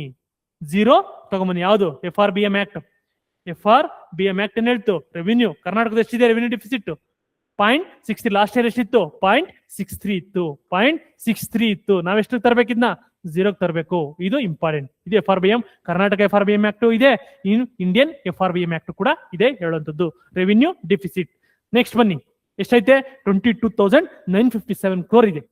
ಅಂದ್ರೆ ಅಪ್ರಾಕ್ಸಿಮೇಟ್ಲಿ 23,000 ರೆವಿನ್ಯೂ ಡಿಫಿಸಿಟ್. ಅಂದ್ರೆ ನಾವು ಬರ್ತಕ್ಕಂತ ಇನ್ಕಮ್ ಇದೆಯಲ್ಲ, ಅದು ಸಾಲ್ತಾ ಇಲ್ಲ ನಮ್ಗೆ. ಎಕ್ಸಾಂಪಲ್ ಏನು, ಈ ಸ್ಯಾಲ್ರಿ ಕೊಡ್ತೀವಿ, ಇವೆಲ್ಲ ಕೊಡ್ತೀವಲ್ವಾ, ರೆವಿನ್ಯೂ ಎಕ್ಸ್ಪೆಂಡಿಚರ್ ಮಾಡ್ತೀವಲ್ವಾ, ಅದಕ್ಕೆ ಸಾಲ್ತಾ ಇಲ್ಲ ಅನ್ನೋದೇ ಕರ್ನಾಟಕದ ರೆವಿನ್ಯೂ ಡೆಫಿಸಿಟ್. ಸೌತ್ ಇಂಡಿಯಾದಲ್ಲಿ ಎಕನಾಮಿಕ್ ಸರ್ವೆ ಹೇಳಿದೀನಿ, ಯಾರು ಸರ್ಪ್ಲಸ್ ಓನ್ಲಿ ಸ್ಟೇಟ್ ಯಾವ್ದಪ್ಪ ಸರ್ಪ್ಲಸ್ ಅಂತಂದ್ರೆ ತೆಲಂಗಾಣ ಬಿಟ್ರೆ ನೆಕ್ಸ್ಟ್ ಇರ್ತಕ್ಕಂಥದ್ದು 0.63 ನಾವೇನೆ. Okay, revenue deficit. Next Karnataka last year budget ನೋಡಿ, ಸಿಂಪಲ್ ಆಗಿ ಒಂದು ಓಕೆ, ಇದು ಇಂಪಾರ್ಟೆಂಟ್ ಅಲ್ಲ, ಜಸ್ಟ್ ಒಂದ್ ಕಡೆ ನೋಡಿ ಎಷ್ಟಿದೆ, 4.09. ಓಕೆ, ರೆವಿನ್ಯೂ ರಿಸಿಪ್ಟ್ ಎಷ್ಟಿತ್ತು, 2.92 ಇತ್ತು. ಈ ಸಲ ಎಷ್ಟಾಗಿದೆ, ಈ ಸಲ 3.15 ಆಗಿದೆ. ನೆಕ್ಸ್ಟ್ ಟೋಟಲ್ ರಿಸಿಪ್ಟ್ ಎಷ್ಟಿತ್ತು, ಲಾಸ್ಟ್ ಇಯರ್ ಬಜೆಟ್ ಎಷ್ಟು ಕರ್ನಾಟಕದ್ದು ಅಂತ ಕೇಳಿದ್ರೆ ಏನ್ ಹೇಳ್ತೀರಾ, ಲಾಸ್ಟ್ ಇಯರ್ ಬಜೆಟ್ ಎಷ್ಟು ಕರ್ನಾಟಕದ್ದು, 4.09, 549 crore ಆಯ್ತಲ್ಲ last year budget. Finance fiscal deficit ಎಷ್ಟಿತ್ತು last time, 2.9% of the GSTP. 2.9% of the GSTP. Revenue deficit ಎಷ್ಟಿತ್ತು, 0.6%. ಎಷ್ಟಿರ್ಬೇಕು, ಫಿಸಿಕಲ್ ಡೆಫಿಸಿಟ್ ಎಷ್ಟಿರ್ಬೇಕಿತ್ತು, ಲೆಸ್ ದ್ಯಾನ್ 3 ಇರಬೇಕಿತ್ತು. ಕರ್ನಾಟಕ ಇದೆಯಾ, ಎಸ್ ಇದೆ. ನೆಕ್ಸ್ಟ್ ಪ್ರೈಮರಿ ಡೆಫಿಸಿಟ್ ಅಂದ್ರೆ ಏನು, ಪ್ರೈಮರಿ ಡೆಫಿಸಿಟ್ ಅಂದ್ರೆ ಓಕೆ, ಲಾಸ್ಟ್ ಇಯರ್ ಇಂಟ್ರೆಸ್ಟ್ ಅನ್ನು ಕಳೆಯುವಂಥದ್ದೇ ಪ್ರೈಮರಿ ಡೆಫಿಸಿಟ್. ಔಟ್ಸ್ಟ್ಯಾಂಡಿಂಗ್ ಲಯಬಿಲಿಟೀಸ್ ಅಂದ್ರೆ ಏನು ನೋಡಿ, ಔಟ್ಸ್ಟ್ಯಾಂಡಿಂಗ್ ಲಯಬಿಲಿಟೀಸ್ ಅಂದ್ರೆ ಏನು, ಸಿಂಪಲ್ ಆಗಿ ನಮ್ಮ ಸಾಲ ಏನ್ ಹೇಳಿ, ನಮ್ಮ ಸಾಲ ಎಷ್ಟಿದೆ ಅಂತ ಕೇಳಿದ್ರೆ ಎಷ್ಟಿದೆ, 7.64 lakh. ಅಂದ್ರೆ ಇದೆ 24.9% ಆಫ್ ದಿ GSDP. ಕರ್ನಾಟಕದ ಸಾಲ ಎಷ್ಟಿದೆ, 24% ಆಫ್ 9% ಆಫ್ ದಿ GSDP. ಎಷ್ಟಿರ್ಬೇಕು, ಕರ್ನಾಟಕ FRBM ಆಕ್ಟ್ ಪ್ರಕಾರ ಎಷ್ಟಿರ್ಬೇಕು, 25 ಇರಬೇಕು, ಲೆಸ್ ದ್ಯಾನ್ 25 ಇರಬೇಕು. ಅಂದ್ರೆ ನಾವು ಇಲ್ಲೂ ಕೂಡ ಪಾಸ್ ಆಗಿದೀವಿ. ಅದೇ ಕರ್ನಾಟಕ ಆಯ್ತು. ಅದೇ ಇಂಡಿಯಾ ಬಂತು ಅಂದ್ರೆ ಎಷ್ಟಿರ್ಬೇಕು? ಇಂಡಿಯಾ ಟೋಟಲ್ ಎಷ್ಟಿರ್ಬೇಕಾ ಡೆಟ್ ಅಂತ ಕೇಳಿದ್ರೆ ಎಷ್ಟು? 60% ಆಫ್ ದಿ GSTP ಇರಬೇಕು, GDP ಇರಬೇಕು. 60% ಆಫ್ ದಿ GD ಇರಬೇಕು. ಅದ್ರಲ್ಲಿ ನಿಮ್ಗೆ 40% ಯಾವ್ದು ಇರಬೇಕು? ಸೆಂಟರ್. 20% ಎಷ್ಟಿರ್ಬೇಕು? ಸ್ಟೇಟ್ ಇರಬೇಕು. ನಮ್ದು ಬಟ್ ನಮ್ ಕರ್ನಾಟಕ FRBM ಆಕ್ಟ್ ಪ್ರಕಾರ 25 ಗಿಂತ ಕಡಿಮೆ ಇರಬೇಕು. ಕರ್ನಾಟಕ FRBM ಆಕ್ಟ್ ಪ್ರಕಾರ 25 ಗಿಂತ ಕಡಿಮೆ ಇರಬೇಕು. ಅದೇ ನಿಮ್ಗೆ ಸೆಂಟ್ರಲ್ FRBM ಆಕ್ಟ್ ಪ್ರಕಾರ ಸ್ಟೇಟ್ ಕೊಡೋದು ಎಷ್ಟಿರ್ಬೇಕಪ್ಪ ಅಂದ್ರೆ 20% ಆಫ್ ದಿ GSTP ಇರಬೇಕು. ಟೋಟಲ್ ಇವೆರಡು ಸೇರ್ತಾಗ ಎಷ್ಟಾಗಬೇಕು? 60% ಆಫ್ ದಿ GSTP ಆಗಬೇಕು. ಇಷ್ಟು ಗೊತ್ತಿರ್ಬೇಕು ನಿಮ್ಗೆ. ಇಷ್ಟು ನಿಮಗೆ ನಾಮಿನಲ್ GSTP ಗ್ರೋತ್ ಎಷ್ಟು? 7%. ಇದು ಲಾಸ್ಟ್ ಇಯರ್ ಒಂದ್ಸಲಿ ಏನಪ್ಪ ಕ್ವಶನ್ ಅಂತಂದ್ರೆ, first time last year first time Karnataka GDP 4 lakh crore reach ಆಗಿದ್ದು. 4 ಕೇಳ್ಬೋದು ನಿಮ್ಗೆ, ಈ ಇಯರ್ ರೀಚ್ ಆಯ್ತು, ಲಾಸ್ಟ್ ಇಯರ್ ರೀಚ್ ಆಯ್ತು ಅಂತ. ಇಲ್ಲ, ಲಾಸ್ಟ್ ಇಯರೇ ನಮ್ ಕರ್ನಾಟಕ GDP 4 lakh ನ ರೀಚ್ ಆಗಿದೆ, 4 lakh crore ನ ರೀಚ್ ಆಗಿದೆ. ಇದು Karnataka GDP. Next Karnataka budget. Just ಇದು ನೋಡೋದಕ್ಕಿಂತ ಮುಂಚೆ ಯೂನಿಯನ್ ಬಜೆಟ್ ನೋಡೋಣ. ಈ ಸಲ ಯೂನಿಯನ್ ಬಜೆಟ್ ನೋಡೋಣ. ಯೂನಿಯನ್ ಬಜೆಟ್ ಯೂನಿಯನ್ ಬಜೆಟ್ ಎಷ್ಟಪ್ಪ? ಸಿಂಪಲ್ ನೋಡಿ, ಎಷ್ಟು ಯೂನಿಯನ್ ಬಜೆಟ್ ಎಷ್ಟು ಅಂತ ಕೇಳ್ಬೋದು ನಿಮ್ಗೆ. ಎಷ್ಟು? 53,47,000 crore. 53,40,000 crore union budget. ಅದ್ರಲ್ಲಿ ಎಷ್ಟು ಬರುತ್ತೆ? ಇದು ಕೂಡ 36. Capital expenditure 12. ಇವೆಲ್ಲ ಗೊತ್ತಿದೆ. ಬಾರಾಯಿಂಗು ಎಷ್ಟು ಅಂತ ಗೊತ್ತು. ಡೆಫಿಸಿಟ್ ಎಷ್ಟಿದೆ? ಫಿಸಿಕಲ್ ಡೆಫಿಸಿಟ್ ಎಷ್ಟಿದೆ? 4.3 ಇರಬೇಕು. ಎಷ್ಟಿರ್ಬೇಕಿತ್ತು? ಲೆಸ್ ದ್ಯಾನ್ 3 ಇರಬೇಕು. ರೆವೆನ್ಯೂ ಡೆಫಿಸಿಟ್ ಎಷ್ಟಿದೆ? ಇದೊಂದು 0 ಇರಬೇಕಿತ್ತು. ನಾವೆಷ್ಟು ಇಟ್ಟಿದೀವಿ? 1.5 ಇಟ್ಟಿದೀವಿ. Next debt to GDP ratio ಎಷ್ಟಿದೆ? 55.6 ಇದೆ. ಎಷ್ಟಿರ್ಬೇಕಿತ್ತು? ಲೆಸ್ ದ್ಯಾನ್ 60 ಇರಬೇಕಿತ್ತು. ಎಷ್ಟಿದೆ? ಎಷ್ಟಿರ್ಬೇಕಿತ್ತು? 40 ಇರಬೇಕಿತ್ತು. 40 ಇರಬೇಕಿತ್ತು. ಈಗ ಎಷ್ಟಿದೆ? 55 ಇದೆ. ಇದು ನಿಮ್ಗೆ ಗೊತ್ತಾಗಬೇಕು ಸಿಂಪಲ್ ಆಗಿ. FRBM ಆಕ್ಟ್ ನ ಕಂಪೇರ್ ಮಾಡಬೇಕು ವಿತ್ ಸ್ಟೇಟ್ ಮತ್ತೆ ಸೆಂಟ್ರಲ್. ನೋಡಿ, the budget aims to secure the fiscal prudence with the supporting growth. ಇಷ್ಟನ್ನು ಗೊತ್ತಿರ್ಬೇಕು. ಇದು ಇಂಡಿಯಾ GD, ಇದು ಬಜೆಟ್ ಸ್ಟಾಟಿಸ್ಟಿಕ್ಸ್. ನೆಕ್ಸ್ಟ್ ಬನ್ನಿ, ಕರ್ನಾಟಕ ಬಜೆಟ್ ಆಯ್ತು. ಕರ್ನಾಟಕ ಬಜೆಟ್ ಅಲ್ಲಿ ಗೊತ್ತಾಯ್ತು ನಿಮ್ಗೆ, ಗಾತ್ರ ಗೊತ್ತಾಯ್ತು. ಎಷ್ಟಾಯ್ತು? 4.48004 crore. ನೋಡಿ, 448,004 ನಾಲ್ಕು ಇಟ್ಕೊಳ್ಳಿ, ಕೇಳ್ಬೋದು. ನೆಕ್ಸ್ಟ್ ಎಕ್ಸಾಮ್ ಯಾವ್ದಾದ್ರು ಕೂಡ ಕೇಳ್ಬೋದು. 448,004 ಈ ತರ ಜ್ಞಾಪಕ ಇಟ್ಕೊಳ್ಳಿ. Next budget location, gender budget ಇದೆಲ್ಲ ಆಯ್ತು. ಓಕೆ, ನೆಕ್ಸ್ಟ್ ನೋಡಿ, ನೆಕ್ಸ್ಟ್ ಬರೋಣ. ಬಜೆಟ್ ಆಯ್ತು. State economy. ಡೌಟ್ ಇದೆ ಎಷ್ಟರಲ್ಲಿ? ಇನ್ನು ಬಜೆಟ್ಗೆ ಹೋಗಿಲ್ಲ. ಇನ್ನು ಡೌಟ್ ಇದ್ರೆ ಕೇಳಿ.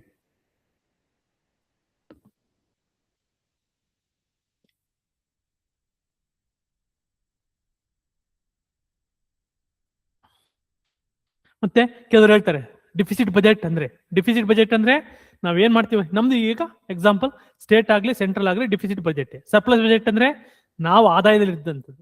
ಬ್ಯಾಲೆನ್ಸ್ಡ್ ಬಜೆಟ್ ಅಂದ್ರೆ ಈಕ್ವಲ್ ಇರಬೇಕು ಅಂತ. Surplus budget, balanced budget and deficit budget ಅಂತಾನು ಕೂಡ ಕರೀತಾರೆ.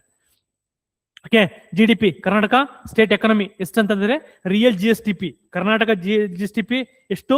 8.1%. ಎಸ್, ಲಾಸ್ಟ್ ಇಯರ್ 8.1% ಅಲ್ಲಿ ಗ್ರೋತ್ ಆಗ್ತಾ ಇದೆ. ಅದೇ ರೀತಿ ಅಗ್ರಿಕಲ್ಚರ್ ಗ್ರೋತ್ ಎಷ್ಟು? 9.1, 6.7, 8.1 ಆಲ್ರೆಡಿ ನೋಡಿದೀವಿ. Higher than national growth. Yes, Karnataka GDP growth ಇದೆಯಲ್ಲ 7.4. ಲಾಸ್ಟ್ ನ್ಯಾಷನಲ್ ಲೆವೆಲ್ಗಿಂತ ಕರ್ನಾಟಕದು ಹೆಚ್ಚಿದೆ. ನೆಕ್ಸ್ಟ್ ಇನ್ನೊಂದು ಡೀಟೇಲ್ ಕೊಡ್ತಾರೆ. ಕರ್ನಾಟಕ ಏನ್ ಮಾಡುತ್ತೆ? ಇದು FDI, foreign direct investment, already discuss ಮಾಡಿದೀವಿ. ಫಾರಿನ್ ಡೈರೆಕ್ಟ್ ಇನ್ವೆಸ್ಟ್ಮೆಂಟ್ ಅಲ್ಲಿ ಎಷ್ಟನೇ ಪ್ಲೇಸ್ ಕೇಳ್ಬೋದು. ಇನ್ನೊಂದು ಕ್ವಶನ್ ಕೇಳ್ಬೋದು. ಏನಂತ ಕೇಳ್ಬೋದು ಕ್ವಶನ್? ಕರ್ನಾಟಕ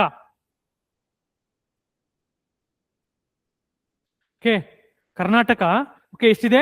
3 ಪಾಯಿಂಟ್ ಇದೆ. ಟೋಟಲ್ ಎಷ್ಟು percent of the national GDP ಅಂತ ಕೇಳ್ಬೋದು. ನ್ಯಾಷನಲ್ GDP ಎಷ್ಟು percent? 9.1%. 9.1% of the national Indian GDP ಇದೆಯಲ್ಲ, ಇಂಡಿಯನ್ GDP ಕಾಂಟ್ರಿಬ್ಯೂಷನ್ ಎಲ್ಲಿಂದ ಬರ್ತಾ ಇದೆ? ಕರ್ನಾಟಕದಿಂದ ಬರ್ತಾ ಇದೆ. Karnataka contribute 9.19% of the Indian GDP ಅಂದ್ರೆ ಸ್ಟೇಟ್ಮೆಂಟ್ ಎಸ್. ಈಗ ಇನ್ಕ್ರೀಸ್ ಆಗಿದೆ. ಎಷ್ಟಿದೆ? 9.19% ಆಫ್ ದಿ ಇಂಡಿಯನ್ GDP ಎಲ್ಲಿಂದ ಬರ್ತಾ ಇದೆ? ಕರ್ನಾಟಕದಿಂದ ಬರ್ತಾ ಇದೆ. ಹಾಗಾದ್ರೆ ಇನ್ ಟರ್ಮ್ಸ್ ಆಫ್ GDP ಎಷ್ಟನೇ ಪ್ಲೇಸ್ ಕರ್ನಾಟಕ ಅಂತ ಕೇಳ್ತಾರೆ. ಎಷ್ಟನೇ ಪ್ಲೇಸು? 4ನೇ ಪ್ಲೇಸ್. ಒಂದು ಮಹಾರಾಷ್ಟ್ರ, ಇನ್ನೊಂದು ತಮಿಳುನಾಡು, ರೀಸೆಂಟ್ ಆಗಿ UP ಮೇಕ್ ಹೋಗಿದೆ, ಈಗ ಕರ್ನಾಟಕ. ಈ 4 ಪ್ಲೇಸ್ಗಳು, ಈ 4 ಟಾಪ್ಗಳನ್ನ ನಾಪಿಟ್ಕೊಳ್ಳಿ. Okay, 4th MHTN, UP and Karnataka. Total contribution 9.19%. ಅಂದ್ರೆ 100. ಈಗ ಇಂಡಿಯನ್ GDPಗೆ ನಮ್ ಕಾಂಟ್ರಿಬ್ಯೂಷನ್ ಎಷ್ಟು? 9% ಅಂತ. ಇನ್ನ 29 ಸ್ಟೇಟ್ ಇದಾವಲ್ವಾ, ಇನ್ನು 29 ಸ್ಟೇಟ್ 81% ಕೊಟ್ರೆ ಕರ್ನಾಟಕ ಒಂದೇನೆ ಸಾರಿ 91% ಕೊಟ್ರೆ 92%, 91% ಕೊಟ್ರೆ ಕರ್ನಾಟಕ ಎಷ್ಟು ಓನ್ಲಿ ಒಂದೇನೆ 10%, ಅಪ್ರಾಕ್ಸಿಮೇಟ್ಲಿ 9% ಕಾಂಟ್ರಿಬ್ಯೂಟ್ ಮಾಡ್ತಾ ಇದೆ. ಇದೊಂದು ಗೊತ್ತಿರ್ಬೇಕು ನಿಮ್ಗೆ. Next investment and FTA. Okay, investment ಮತ್ತೆ FTA ದಲ್ಲಿ ನಮ್ಮ ಅಭಿವೃದ್ಧಿ ನಮ್ಮ ಏನೇನ್ ಆಗ್ತದೆ ಅಂತ ಹೇಳ್ತಾ ಇರ್ತಕ್ಕಂಥದ್ದು ಇದು. ಏನ್ ಹೇಳ್ತಾ ಇದೆ? ಇನ್ವೆಸ್ಟ್ಮೆಂಟ್ ಮತ್ತೆ FTA, ಫಾರಿನ್ ಡೈರೆಕ್ಟ್ ಇನ್ವೆಸ್ಟ್ಮೆಂಟ್ ಇದೆಯಲ್ಲ, ಇದರಲ್ಲಿ ಕರ್ನಾಟಕ ಲಾಸ್ಟ್ ಇಯರ್ ಕಂಪೇರ್ ಮಾಡಿದ್ರೆ ಓಕೆ ಏನಾಗಿದೆ ಅಂತಂದ್ರೆ FTA ಇನ್ಕ್ರೀಸ್ ಆಗಿದೆ.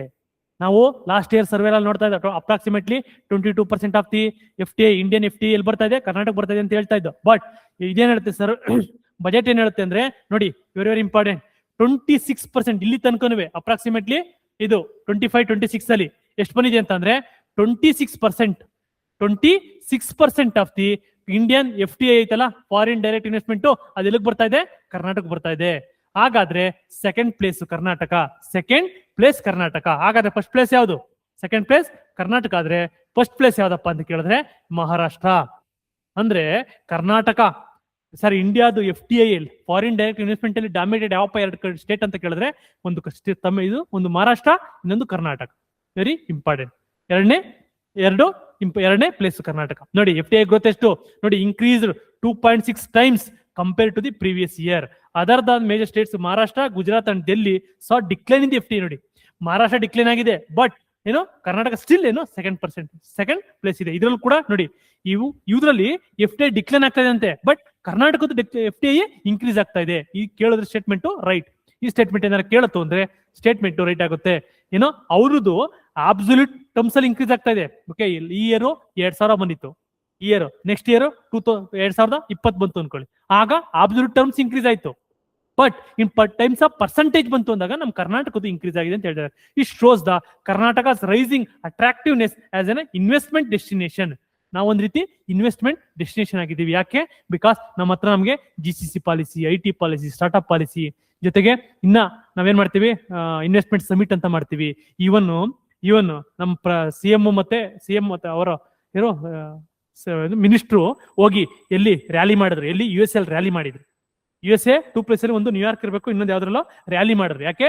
ಟು ಅಟ್ರಾಕ್ಟ್ ದ ಇನ್ವೆಸ್ಟ್ಮೆಂಟ್ ಅಂತ. ನೋಡಿ industrial policy 25-30 expected to attract more investment in the coming years. ಅಂದ್ರೆ ನಾವೇನ್ ಇಟ್ಟಿದ್ವಲ್ಲ, ಎಷ್ಟು ಅಟ್ರಾಕ್ಟ್ ಮಾಡ್ಬೇಕು, 7.5 lakh crore ಅಂತ ಇಟ್ಟಿದ್ವಲ್ಲ, ಇದು ಇನ್ನೂ ಜಾಸ್ತಿ ಆಗುತ್ತೆ ಅಂತ ಹೇಳ್ತಾ ಇರೋದು. ಯಾಕೆ? ರೀಸೆಂಟ್ ಆಗಿ FTA ಇನ್ಕ್ರೀಸ್ ಆಗಿರೋದ್ರಿಂದ ಅದು ಕೂಡ ಇನ್ಕ್ರೀಸ್ ಆಗ್ಬೋದು ಅನ್ನೋ ಒಂದು ಆಶಾವಾದದಿಂದ ಹೇಳ್ತಾ ಇರ್ತಕ್ಕಂಥ ಸ್ಪೀಚ್ ಇದು. ನೆಕ್ಸ್ಟ್ ಬನ್ನಿ, ಕರ್ನಾಟಕ ಫಿಸ್ಕಲ್ ಪರ್ಫಾರ್ಮೆನ್ಸ್. ಎಷ್ಟಿದೆ? Karnataka strong fiscal performance. ಯಾಕೆ ಹೇಳಿ ಸ್ಟ್ರಾಂಗ್ ಫಿಸಿಕಲ್ ಪರ್ಫಾರ್ಮೆನ್ಸ್? ಒಂದು ನಮ್ಮ ರೆವಿನ್ಯೂ ಗ್ರೋತ್ ಇದೆ. ನೋಡಿ ರೆವಿನ್ಯೂ ಗ್ರೋತ್ ಎಷ್ಟಿದೆ? 8.3 ಇದೆ. ಅಂದ್ರೆ approximately 8 to 10% is good for economy. Growth despite tax policy changes by the even government. State union government tax policy change ಮಾಡಿದ್ರು. ಎಕ್ಸಾಂಪಲ್ GST ರ್ಯಾಷನಲೈಸೇಷನ್ ಅಂತ ಮಾಡಿದ್ರು. GST ರ್ಯಾಷನಲೈಸೇಷನ್ ಅಂದ್ರೆ ನಿಮ್ಗೆ ಸ್ಲ್ಯಾಬ್ಸ್ ಇದ್ವಲ್ಲ, 4 or 5 ಸ್ಲ್ಯಾಬ್ಸ್ ಇದ್ವಲ್ಲ, ಅದನ್ನ reduce ಮಾಡ್ಬಿಟ್ಟು ಒಂದ್ ಸ್ಲ್ಯಾಬ್ ಇಟ್ರಲ್ಲ, ಇದರಿಂದ ನಮ್ಗೆ ಪ್ರಾಬ್ಲಮ್ ಆಗ್ತಾ ಇದೆ. ಆದ್ರೂ ಕೂಡ ನಮ್ಮ ರೆವಿನ್ಯೂ ಗ್ರೋತ್ ಎಷ್ಟಿದೆ? 8% ಇದೆ. ರೆವಿನ್ಯೂ ಗ್ರೋತ್ 8.3% ಇದೆ ಅಂದ್ಬಿಟ್ಟು ನಮ್ಮ CM ಅವರು ಬಜೆಟ್ ಸ್ಪೀಚ್ ಕೊಟ್ಟಿರ್ತಕ್ಕಂಥದ್ದು. ನೆಕ್ಸ್ಟ್ GST ಬನ್ನಿ. GST ಅಂತಂದ್ರೆ ಎಸ್, ಕರ್ನಾಟಕ ಸೆಕೆಂಡ್ ಲಾರ್ಜೆಸ್ಟ್. ಹೌದು, ಮಹಾರಾಷ್ಟ್ರಗೆ ಹೈಯೆಸ್ಟ್. ಇಂಡಿಯಾದಲ್ಲಿ ಎಷ್ಟು GST ಕಲೆಕ್ಷನ್ ಯಾವ ಸ್ಟೇಟ್ ಅಂತ ಕೇಳಿದ್ರೆ ಮಹಾರಾಷ್ಟ್ರ ಫಸ್ಟ್, ಸೆಕೆಂಡ್ ಯಾವ ಸ್ಟೇಟ್ ಅಂತ ಕೇಳಿದ್ರೆ ಕರ್ನಾಟಕ. ಇಲ್ಲೂ ಕೂಡ ಕರ್ನಾಟಕ ಸೆಕೆಂಡ್ ಅಂತ ಹೇಳ್ತಾರೆ. Karnataka largest source of state revenue. ಇದು ನೋಡಿ ಕರ್ನಾಟಕ ರೆವಿನ್ಯೂ ಅಂತಂದ್ರೆ ನಿಮ್ಗೆ ಏನ್ ಬರುತ್ತೆ? Karnataka own tax revenue already class ಅಲ್ಲಿ ಡೀಟೇಲ್ ಆಗಿ ಎಕ್ಸ್ಪ್ಲೇನ್ ಮಾಡಿದೀನಿ. ಜೊತೆಗೆ ಏನ್ ಮಾಡುತ್ತೆ? SGST ಬರುತ್ತಲ್ಲ, ಇದರಲ್ಲಿ ನೋಡಿ largest GST is the largest source of state revenue. Karnataka state revenue ಬಂತು ಅಂದ್ರೆ ಕರ್ನಾಟಕ ಸ್ಟೇಟ್ ರೆವಿನ್ಯೂ ಓಕೆ, ಇದರಲ್ಲಿ ಎಷ್ಟು? 43% ಎಲ್ಲಿಂದ ಬರ್ತಾ ಇದೆ? 43% GST ಇಂದ ಬರುತ್ತೆ. SGST ಇದೆ ನೋಡಿ. GST 3 ಬರುತ್ತೆ. ಒಂದು ಸೆಂಟ್ರಲ್ GST, ಸ್ಟೇಟ್ GST ಮತ್ತೆ ಇಂಟಿಗ್ರೇಟೆಡ್ GST ಅಂತ ಬರುತ್ತಲ್ಲ, ಅದರಲ್ಲಿ 43% ಎಲ್ಲಿಂದ ಬರ್ತಾ ಇದೆ ಅಂತಂದ್ರೆ ಕರ್ನಾಟಕ ಸ್ಟೇಟ್ ರೆವಿನ್ಯೂಗೆ ಸ್ಟೇಟ್ GST ಇಂದ ಬರ್ತಾ ಇದೆ. ಇನ್ನು ಉಳಿರ್ತಕ್ಕಂಥದ್ದು ಎಲ್ಲಿಂದ ಬರ್ತಾ ಇದೆ? ಉಳಿರ್ತಕ್ಕಂಥದ್ದು motor vehicle tax, excise tax, next mine ಟ್ಯಾಕ್ಸ್ಗಳು, ಮೈನಿಂಗ್ ಟ್ಯಾಕ್ಸ್ಗಳು, ಇನ್ನೊಂದು ನಾನ್ ಟ್ಯಾಕ್ಸ್ ರೆವಿನ್ಯೂಗಳು. ನಾನ್ ಟ್ಯಾಕ್ಸ್ ರೆವಿನ್ಯೂ ಅಂದ್ರೆ ಯಾವ್ದು ಬರುತ್ತೆ? ನಾನ್ ಟ್ಯಾಕ್ಸ್ ರೆವಿನ್ಯೂ ಅಂದ್ರೆ ನಿಮಗೆ ಫೀಸು, ಫೈನು, ಕಾಂಟ್ರಾಕ್ಟು, ರಾಯಲ್ಟಿ ಇವೆಲ್ಲ ಮಾಡ್ತೀವಿ. ಲೈಸೆನ್ಸ್ ಕೊಟ್ಟಾಗೆಲ್ಲ ಬರುತ್ತಲ್ಲ ಫೀಸು, ಅದು ನಾನ್ ಟ್ಯಾಕ್ಸ್ ರೆವಿನ್ಯೂ. ಇನ್ನ ಉಳಿದಿರ್ತಕ್ಕಂಥದ್ದು ಇಲ್ಲಿಂದ ಬರ್ತಾ ಇದೆ. ಅಂದ್ರೆ ಕರ್ನಾಟಕಕ್ಕೆ 43% SGST ಇಂದ ಬರ್ತಾ ಇದೆ. SGST ಇದು state. Even SGST is a part of Karnataka, ಅದಕ್ಕೋಸ್ಕರ ಹೇಳ್ತಾ ಇರುವಂತದ್ದು. ನೆಕ್ಸ್ಟ್ ಬನ್ನಿ. Next Karnataka ranks in the second in GST collection. Yes, Karnataka second, FTA ಕೂಡ second. Next impact of GST. ಹೌದು, ಏನ್ ಮಾಡಿದ್ರು ಸೆಪ್ಟೆಂಬರ್ 2025 ಏನ್ ಮಾಡಿದ್ರು? GST ರ್ಯಾಷನಲೈಸೇಷನ್ ಅಂತ ಮಾಡಿದ್ರು. ರ್ಯಾಷನಲೈಸೇಷನ್ ಅಂದ್ರೆ ಸಿಂಪಲ್ ಗೆ ಏನು ವಿಂಗಡಣೆ ಮಾಡಿದ್ರು. ಏನ್ ಮಾಡಿದ್ರು? ರ್ಯಾಷನಲೈಸೇಷನ್ ಅಂದ್ರೆ ಏನು? ರ್ಯಾಷನಲೈಸೇಷನ್ ಅಂದ್ರೆ ವಿಚಾರ ವಿನಿಮಯ ಅಂತ ಬರುತ್ತೆ. ಈ ರ್ಯಾಷನಲೈಸೇಷನ್ ಮಾಡಿದಾಗ ಏನಾಯ್ತು? 5 ಸ್ಲಾಬ್ ಇದ್ದಾವ, 1 ಸ್ಲಾಬ್ ರಿಡ್ಯೂಸ್ ಮಾಡಿದ್ಮೇಲೆ ಕರ್ನಾಟಕ ನೋಡಿ, Karnataka earlier monthly GST growth ಎಷ್ಟಂತ ಗೊತ್ತಾ? 10% ಅದೇ. ಅಂದ್ರೆ ಸೆಪ್ಟೆಂಬರ್ ಮಂತ್ ಅಲ್ಲಿ 1000 ಇತ್ತು ಅನ್ಕೊಳ್ಳಿ, ಅಂದ್ರೆ 1000 ಇತ್ತು ಅನ್ಕೊಳ್ಳಿ. ನೆಕ್ಸ್ಟ್ ಅಕ್ಟೋಬರ್ ಮಂತ್ ಎಷ್ಟಾಗ್ತಿದ್ ಗೊತ್ತಾ? 100, 10% ಅಲ್ವಾ? 10% ಅಂದ್ರೆ ಸಿಂಪಲ್ ಆಗಿ 100 ತಗೊಳ್ಳಿ. 100 ಇತ್ತು ಅಂದ್ರೆ 110 ಆಗ್ತಾ ಇತ್ತು. ಅಂದ್ರೆ 10% ಗ್ರೋತ್ ಇರ್ತಾ ಇತ್ತು GST-ಲಿ 10% ಗ್ರೋತ್ ಇರ್ತಾ ಇತ್ತು. ಬಟ್ ಈಗ ಆಫ್ಟರ್ ರ್ಯಾಷನಲೈಸೇಷನ್ ಆದ್ಮೇಲೆ ಎಷ್ಟಾಗಿದೆ ಅಂತ ಕಂಡ್ರೆ ಕಡಿಮೆ ಆಗಿದೆ. 100 ಇದ್ದಿದ್ದು ಎಷ್ಟಾಗಿದೆ? ಓನ್ಲಿ 104 ಬರ್ತಾ ಇದೆ. ಅಂದ್ರೆ ರ್ಯಾಷನಲೈಸೇಷನ್ ಇಂದ ಕರ್ನಾಟಕಕ್ಕೆ ಅಪ್ರಾಕ್ಸಿಮೇಟ್ಲಿ 10 crore ಲಾಸಸ್ ಅಂತೆ. 10 crore losses. Very very important. ಇದು ಕೂಡ ಒಂದು ರೀತಿ ಡೇಂಜರ್ ಸೈನೇನೆ. ಒಂದು ಕರ್ನಾಟಕಕ್ಕೆ ಡೇಂಜರ್ ಸೈನೇನೆ. 10,000 crore ಇನ್ ಲಾಸ್ ಅಂತೆ, ರೆವಿನ್ಯೂ ಲಾಸ್ ಅಂತೆ. ಅದು ನೆಕ್ಸ್ಟ್ ಇಯರ್ಗೆ ಎಷ್ಟಂತೆ? 15,000 ಅಂತೆ. ಯಾಕೆ? ಸೆಪ್ಟೆಂಬರ್ ಮಾಡಿರ್ತಕ್ಕಂಥದ್ದು. ಓಕೆ, ಈ ಸೆಪ್ಟೆಂಬರ್ ಮಾಡಿರೋದಕ್ಕೆ 10,000 ಆಗಿದೆ. ಏನಾದ್ರು 1 year ಟೋಟಲ್ ತಗೋತು ಅಂದ್ರೆ ನಿಮಗೆ 15 crore ಲಾಸ್ ಆಗುತ್ತೆ ಅಂತ ಒಂದು ಬಜೆಟ್ ಎಸ್ಟಿಮೇಟ್ ಮಾಡ್ತಾ ಇರುವಂತದ್ದು. ಇದು ಕೂಡ ಒಂದು important, very very important. Okay, next tax devolution. ಏನ್ ಟ್ಯಾಕ್ಸ್ ಡೆವಲ್ಯೂಷನ್ ಅಂದ್ರೆ? ನಿಮ್ಗೆ ಗೊತ್ತು ಟ್ಯಾಕ್ಸ್ ಡೆವಲ್ಯೂಷನ್ ಅಂದ್ರೆ ಏನ್? ಟ್ಯಾಕ್ಸ್ ಡೆವಲ್ಯೂಷನ್ ಅಂದ್ರೆ ಸಿಂಪಲ್ ಆಗಿ ಟ್ಯಾಕ್ಸ್ ಡೆವಲ್ಯೂಷನ್ ಯಾರು? ಸೆಂಟರ್ ಏನ್ ಮಾಡುತ್ತೆ? ಬರೋ ಟ್ಯಾಕ್ಸ್ಗಳನ್ನು ತಗೊಳುತ್ತೆ. ಸೆಂಟರ್ ಟ್ಯಾಕ್ಸ್ಗಳು ಎಸ್ಪೆಷಲಿ ಕಾರ್ಪೊರೇಟ್ ಟ್ಯಾಕ್ಸ್, ಇನ್ನೊಂದು income tax. Okay, income tax are part of central list ಅಲ್ವಾ? Central list. ಇದರಿಂದ ಈ ಟ್ಯಾಕ್ಸ್ ಎಲ್ಲ ಏನ್ ಮಾಡ್ಬಿಡುತ್ತೆ? ಸೆಂಟ್ರಲ್ ಗೌರ್ಮೆಂಟ್ ತಗೊಂಡಿರುತ್ತೆ. ನೆಕ್ಸ್ಟ್ ಇದಕ್ಕೆ ಫೈನಾನ್ಸ್ ಕಮಿಷನ್ ಬರುತ್ತೆ. ಆರ್ಟಿಕಲ್ 280 ಬರುತ್ತೆ. ಇದೇನ್ ಮಾಡುತ್ತೆ? ಈ ಟ್ಯಾಕ್ಸಸ್ ಅಲ್ಲಿ ಡೆವಲ್ಯೂಷನ್ ಕೊಡುತ್ತೆ. ಡೆವಲ್ಯೂಷನ್ ನಿಮ್ ಭಾಗ ಅಂತ, ಸಿಂಪಲ್ ಆಗಿ ಇದು ನಿಮ್ ಭಾಗ, ನೀವು ತಗೊಳ್ಳಿ ಅಂತ. ಈ ಡೆವಲ್ಯೂಷನ್ ಅಲ್ಲಿ ಕರ್ನಾಟಕ ಏನಾಗಿದೆ? 15th ಫೈನಾನ್ಸ್ ಕಮಿಷನ್ ಏನ್ ಹೇಳ್ತು? ಓಕೆ, ಆಲ್ರೆಡಿ ಎಕ್ಸ್ಪ್ಲೈನ್ ಮಾಡಿದ್ದೀನಿ ನೋಡಿ. ಓಕೆ ನೋಡಿ, ಈಗ ಏನ್ ಹೇಳಿತ್ತು? 41%. ಎಕ್ಸಾಂಪಲ್, ನೀನು ಏನ್ ಕಲೆಕ್ಟ್ ಮಾಡಿದಿಲ್ಲ ಸೆಂಟ್ರಲ್ ಗೌರ್ಮೆಂಟ್, ಏನ್ ಟ್ಯಾಕ್ಸ್ ಕಲೆಕ್ಟ್ ಮಾಡಿದಿರಪ್ಪ ನೀನು, ಕಾರ್ಪೊರೇಷನ್ ಟ್ಯಾಕ್ಸ್, ಇನ್ಕಮ್ ಟ್ಯಾಕ್ಸ್, ಆ ತರ ಎಲ್ಲ ಕಲೆಕ್ಟ್ ಮಾಡಿದ್ಯಲ್ವಾ? ಅದರಲ್ಲಿ ನೀನೇನ್ ನೋಡಬೇಕು? 41% ನ ಏನ್ ಮಾಡಬೇಕು? ಸ್ಟೇಟ್ ಕೊಡ್ಬೇಕು. ಇನ್ನ 61 ನೀನ್ ಹಿಡ್ಕೋ. ಏನು ಸಾರಿ 59% ಸೆಂಟ್ರಲ್ ಇಟ್ಕೋ. ನಿನ್ನೆ ಏನಿದಾವೆ ಎಕ್ಸ್ಪೆಂಡಿಚರ್ ನೋಡ್ಕೋ. ಇನ್ನು 41 ಐತಲ್ಲ, ಈ 41% ನ ಯಾರು ಕೊಡ್ಬೇಕು? ಸ್ಟೇಟ್ ಗೌರ್ಮೆಂಟ್ಗಳು ಕೊಡ್ಬೇಕು. ಎಲ್ಲಾ ಸ್ಟೇಟ್ಗಳಿಗೂ ಏನು ನೀನು 41% ಡಿಸ್ಟ್ರಿಬ್ಯೂಟ್ ಮಾಡ್ಬೇಕು ಅಂತ ಹೇಳುತ್ತೆ. ಓಕೆ, ಆ 41% ಡಿಸ್ಟ್ರಿಬ್ಯೂಟ್ ಮಾಡಿದಾಗ ಇದು 41% 100 rupees ಅಂತ ಜ್ಞಾಪಕ ಇಟ್ಕೊಳ್ಳಿ. 100 ಅಂತ ಆದಾಗ ಕರ್ನಾಟಕಕ್ಕೆ ಎಷ್ಟು ಬರ್ತಾ ಇದೆ ಗೊತ್ತಾ? ಓನ್ಲಿ 3 ರೂಪಾಯಿ ಬರ್ತಾ ಇದೆ. ಓನ್ಲಿ 3 rupees ಬರ್ತಾ ಇದೆ. ಇದನ್ನೇ ಆ ಪದೇ ಕ್ವಶನ್ ಮಾಡ್ತಾ ಇರತಕ್ಕಂಥದ್ದು ಕರ್ನಾಟಕ ಒಂದೇ ಗೌರ್ಮೆಂಟ್ ಅಲ್ಲ, ಸೌತ್ ಗೌರ್ಮೆಂಟ್ಗಳು ಕ್ವಶನ್ ಮಾಡ್ತಾ ಇರೋದು ಇದೇನೆ. ನಮ್ದು ಮುಂಚೆ ಬರ್ತಿದ್ದಕ್ಕಿಂತ ಈಗ ಕಡಿಮೆ ಬರ್ತಾ ಇದೆ. ಓಕೆ, ಎಷ್ಟಾಗಿದೆ? Very very important. ಎಷ್ಟಾಗಿದೆ ನೋಡಿ. ಮುಂಚೆ 4.173, ಹಂಗಾರೆ 14th finance commission. 14th finance commission ಅಲ್ಲಿ ಎಷ್ಟಾಗಿತ್ತು? 14th ಫೈನಾನ್ಸ್ ಕಮಿಷನ್ ಅಲ್ಲಿ ನಿಮ್ಗೆ 4.71% ಬರ್ತಾ ಇತ್ತು. ಅಂದ್ರೆ 100 rupees ಅಲ್ಲಿ 4.7 ಪೈಸೆ ನಮಗೆ ಬರ್ತಾ ಇತ್ತು. ಬಟ್ ಈಗ ಎಷ್ಟಾಗಿದೆ? 3.647 ಆಗಿದೆ. Very very important. 3.647 ಕಡಿಮೆ. ಒಂದು ಅಪ್ರಾಕ್ಸಿಮೇಟ್ಲಿ 1 ರೂಪಾಯಿ ಕಡಿಮೆ ಆಗಿದೆ. 1 ರೂಪಾಯಿ ಅಂತ ನಮ್ಗೆ ಈಸಿ ಅನ್ಸುತ್ತೆ, 1% ಅಂತ ಈಸಿ ಅನ್ಸುತ್ತೆ. ಬಟ್ ಅಮೌಂಟ್ ಆಫ್ ಟ್ಯಾಕ್ಸ್ ಇರೋದ್ರಿಂದ ಅದು ಅಪ್ರಾಕ್ಸಿಮೇಟ್ಲಿ 15,000 16,000 ತನಕ ಕೂಡ ಹೋಗುತ್ತೆ ನೋಡಿ. Reduction about the 23% decline. Yes, 23% decline ಆಗಿದೆ. ಎಸ್ಟಿಮೇಟ್ ಕ್ಯುಮ್ಯುಲೇಟಿವ್ ಲಾಸ್ ಎಷ್ಟು ಗೊತ್ತಾ? 65,000 ಅಂತೆ. ಲಾಸ್ಟ್ 6 years ಇಂದ ಕರ್ನಾಟಕಕ್ಕೆ ಬರ್ಬೇಕಾಗಿದ್ದ ಸೆಂಟ್ರಲ್ ಗೌರ್ಮೆಂಟ್ ಇಂದ ಬರ್ಬೇಕಾಗಿದ್ದಂತ 65,000 ಕೋಟಿ ಲಾಸ್ ಆಗಿದೆ. ಪದೇ ಇದನ್ನ ನೀವು ಸ್ಟೇಟ್ಮೆಂಟ್ ನೋಡ್ತಾ ಇರ್ಬೋದು. ಎಸ್ಪೆಷಲಿ ಸಿದ್ದರಾಮಯ್ಯನವರು ಹೇಳ್ತಾ ಇರ್ತಾರೆ, ಏನು ನಮ್ಗೆ ಈ ತರ ಅನ್ಯಾಯ ಆಗಿದೆ ಅಂತ ಬಿಟ್ಟು. ಓಕೆ, ಇದೊಂದು ಪಾರ್ಟ್. ಪೆಂಡಿಂಗ್ ಗ್ರಾಂಟ್ಸ್ ಜೊತೆಗೆ ಏನ್ ಮಾಡಿದೆ? ದೂಷಿಸ್ತಾ ಇದ್ದಾರೆ. ಏನಂತ? ನಮ್ಗೆ ಸ್ಪೆಷಲ್ ಗ್ರಾಂಟ್ಸ್ ಕೊಡ್ಬೇಕಿತ್ತು, ಅದು ಕೊಟ್ಟಿಲ್ಲ. ಡಿಸಾಸ್ಟರ್ ಗ್ರಾಂಟ್ಸ್ ಕೊಡ್ಬೇಕಿತ್ತು, ಅದು ಕೊಟ್ಟಿಲ್ಲ ಅಂತ ಈವನ್ ಅವರು ಕೂಡ ಕ್ವಶನ್ ಮಾಡ್ತಾ ಇದ್ದಾರೆ. ಕರ್ನಾಟಕ ಗೌರ್ಮೆಂಟ್ ಕ್ವಶನ್ ಮಾಡ್ತಾ ಇದೆ. ಇದು ಟ್ಯಾಕ್ಸ್ ಡೆವಲ್ಯೂಷನ್ ಮತ್ತೆ ಫೈನಾನ್ಸ್ ಕಮಿಷನ್. ಯಾಕೆ ಕಡಿಮೆ ಆಯ್ತು ಅಂತ ನೋಡಿದಾಗ ನೋಡಿ, ಡಿಮ್ಯಾಂಡ್ ಅದಕ್ಕೆ ಏನ್ ಮಾಡಿದ್ರು, 16 ಫೈನಾನ್ಸ್ ಕಮಿಷನ್ ಎನ್ಕೇಸಿಂಗ್ ಇದ್ರಲ್ವಾ, ಸಾರಿ 15 ಫೈನಾನ್ಸ್ ಕಮಿಷನ್ ಎನ್ಕೇಸಿಂಗ್. ಅದಾದ್ಮೇಲೆ ನಿಮ್ಗೆ ಯಾರು ಬಂದ್ರು, 16th ಎನ್ಕೇಸಿಂಗ್. Correct. Need a fair and predictable tax devolution ಅಂತ ಎಲ್ಲ ಹೋಗಿ ಕೊಟ್ಟಿದ್ರು. MOR ಅಂತ ಬರುತ್ತೆ. ಓಕೆ, TOR ಅಂತ ಬರುತ್ತೆ. TOR terms of reference central government ಅಂತ ಕೊಡ್ತಾರೆ.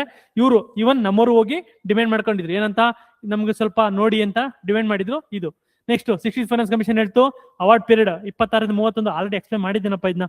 ಓಕೆ, ಟೋಟಲ್ ಡೆವಲ್ಯೂಷನ್ ಎಷ್ಟು ಮಾಡ್ತು, ಇನ್ಕ್ರೀಸ್ ಮಾಡ್ತು. ನೋಡಿ 3.647 ಇತ್ತು, ನೋಡಿ 3.647 ಇತ್ತಲ್ವಾ, ಅದನ್ನ ಏನ್ ಮಾಡ್ತು 4.13 ಮಾಡ್ತು.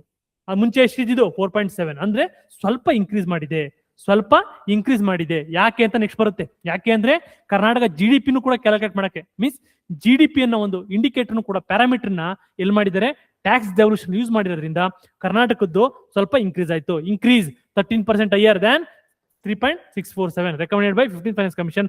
Expectation, Karnataka expected to restoration. Karnataka ಏನ್ ಕೇಳಿತ್ತು ಗೊತ್ತಾ, 4.7.1 ಇತ್ತಲ್ವಾ, ಅದನ್ನೇ ರಿಸ್ಟೋರ್ ಮಾಡಿ ಅಂತ ಹೇಳ್ತು. ಬಟ್ ಇವ್ರು ಏನ್ ಮಾಡಿದ್ರು, ಇನ್ಸ್ಟೆಡ್ ಆಫ್ 4.7 ಏನ್ ಮಾಡಿದ್ರು 4.13% ನ ಕೊಟ್ರು.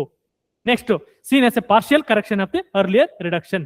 ನೆಕ್ಸ್ಟ್ ಕೀ ಪಾಸಿಟಿವ್ ಗೊತ್ತು, ಸ್ವಲ್ಪ ಇನ್ಕ್ರೀಸ್ ಆಯ್ತು. ಸ್ಟೇಟ್ ವ್ಯೂಸ್ ಏನು, appreciate the balance between equity and efficiency ಎಲ್ಲ ಬೇಕಾಗಿಲ್ಲ ಇದು.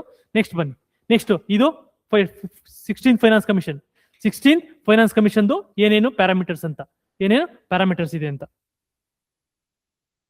ಜಾಸ್ತಿ ಸ್ವಲ್ಪ ಡೆಪ್ತ್ ಆಗ್ತಾ ಇದೆ, ಬಟ್ ಅರ್ಥ ಆಗ್ಬೇಕು ಅಷ್ಟೇ, ಸಿಂಪಲ್ ಆಗಿ. ಓಕೆ, ಡೆಪ್ತ್ ಆದ್ರೂ ಪರವಾಗಿಲ್ಲ, ನಿಮ್ಗೆ ಈಸಿಯಾಗಿ ಅರ್ಥ ಆಗ್ಬೇಕು. ಓಕೆ, ಸ್ಕೀಮ್ಗಳೇನಿಲ್ಲ, ಸ್ಕೀಮ್ಗಳೇನೋ ಒಂದು ಸ್ಕೀಮ್ 2 ಸ್ಕೀಮ್ ಅಂತ ಹೇಳ್ಕೊ ಹೋಗ್ತಾ ಇರ್ಬೋದು, ಬಟ್ ನಿಮಗೆ ಕಾನ್ಸೆಪ್ಟ್ ಅರ್ಥ ಬೇಕು. ಎಕ್ಸಾಂಪಲ್ ಈಗ ನೋಡಿ, ಕರ್ನಾಟಕ ಓನ್ ಟ್ಯಾಕ್ಸ್ ರೆವಿನ್ಯೂದಲ್ಲಿ ಹೈಯೆಸ್ಟ್ ಯಾವ್ದು ಅಂತ ಕೇಳ್ತಾರೆ. Karnataka own tax revenue highest ಯಾವ್ದು ಅಂತ ಕೇಳಿದ್ರೆ ಸಿಂಪಲ್ ಆಗಿ ಹೇಳ್ಬೇಕು, SGST. State GST highest, state GST highest. ಅದಾದ್ಮೇಲೆ ನೆಕ್ಸ್ಟ್ ಬರುತ್ತೆ 43% of the Karnataka own tax ಎಲ್ಲಿಂದ ಬರ್ತಾ ಇದೆ, ಏನು ಸ್ಟೇಟ್ GST ಇಂದ ಬರ್ತಾ ಇದೆ. ಇದು ಇಂಪಾರ್ಟೆಂಟ್, ಇದು ಇಂಪಾರ್ಟೆಂಟ್. ನೆಕ್ಸ್ಟ್ ಫೈನಾನ್ಸ್ ಕಮಿಷನ್ ಇಂದ ಫಸ್ಟ್ 14th ಫೈನಾನ್ಸ್ ಕಮಿಷನ್ ಎಷ್ಟು ಕೊಡ್ತಾ ಇತ್ತು, 15th ಫೈನಾನ್ಸ್ ಕಮಿಷನ್ ಎಷ್ಟು ಕೊಡ್ತಾ ಇತ್ತು, 16th ಫೈನಾನ್ಸ್ ಕಮಿಷನ್ ಎಷ್ಟು ಕೊಡ್ತಾ ಇತ್ತು. ಓಕೆ, ಎಷ್ಟು ಕೊಡ್ತಾ ಇತ್ತು, ಈವನ್ ಏನು 41% ಇದ್ರು ಕೂಡ, ಕಾನ್ಸ್ಟೆಂಟ್ ಇದ್ರು ಕೂಡ ನಮ್ದೇನಾಯ್ತು 4.71 ಇತ್ತು 14th ಫೈನಾನ್ಸ್ ಕಮಿಷನ್. ನೆಕ್ಸ್ಟ್ ಏನ್ ಮಾಡಿದ್ರೆ ನಿಮ್ಗೆ ಎಷ್ಟು ಬಂತು, ಓನ್ಲಿ 3.647 ಏನೋ ಬಂತು. ನೆಕ್ಸ್ಟ್ ಅದಾದ್ಮೇಲೆ ಡಿಮ್ಯಾಂಡ್ ನಮ್ಮವ್ರು ಹೋಗಿ ಕೇಳ್ಕೊಂಡ್ರು 16th ಫೈನಾನ್ಸ್ ಕಮಿಷನ್ ಅದ್ ಮಾಡಿ ಇದ್ ಮಾಡಿ ಅಂತ. ಅದಾದ್ಮೇಲೆ ಏನ್ ಮಾಡ್ತು, ಓಕೆ ನಾವು ಅಡ್ರೆಸ್ ಮಾಡ್ತೀವಿ, ನಿಮ್ಗೆ 4.13% ಕೊಡ್ತೀವಿ ಅಂತ ಹೇಳ್ತು. ಇವು ಇಂಪಾರ್ಟೆಂಟ್.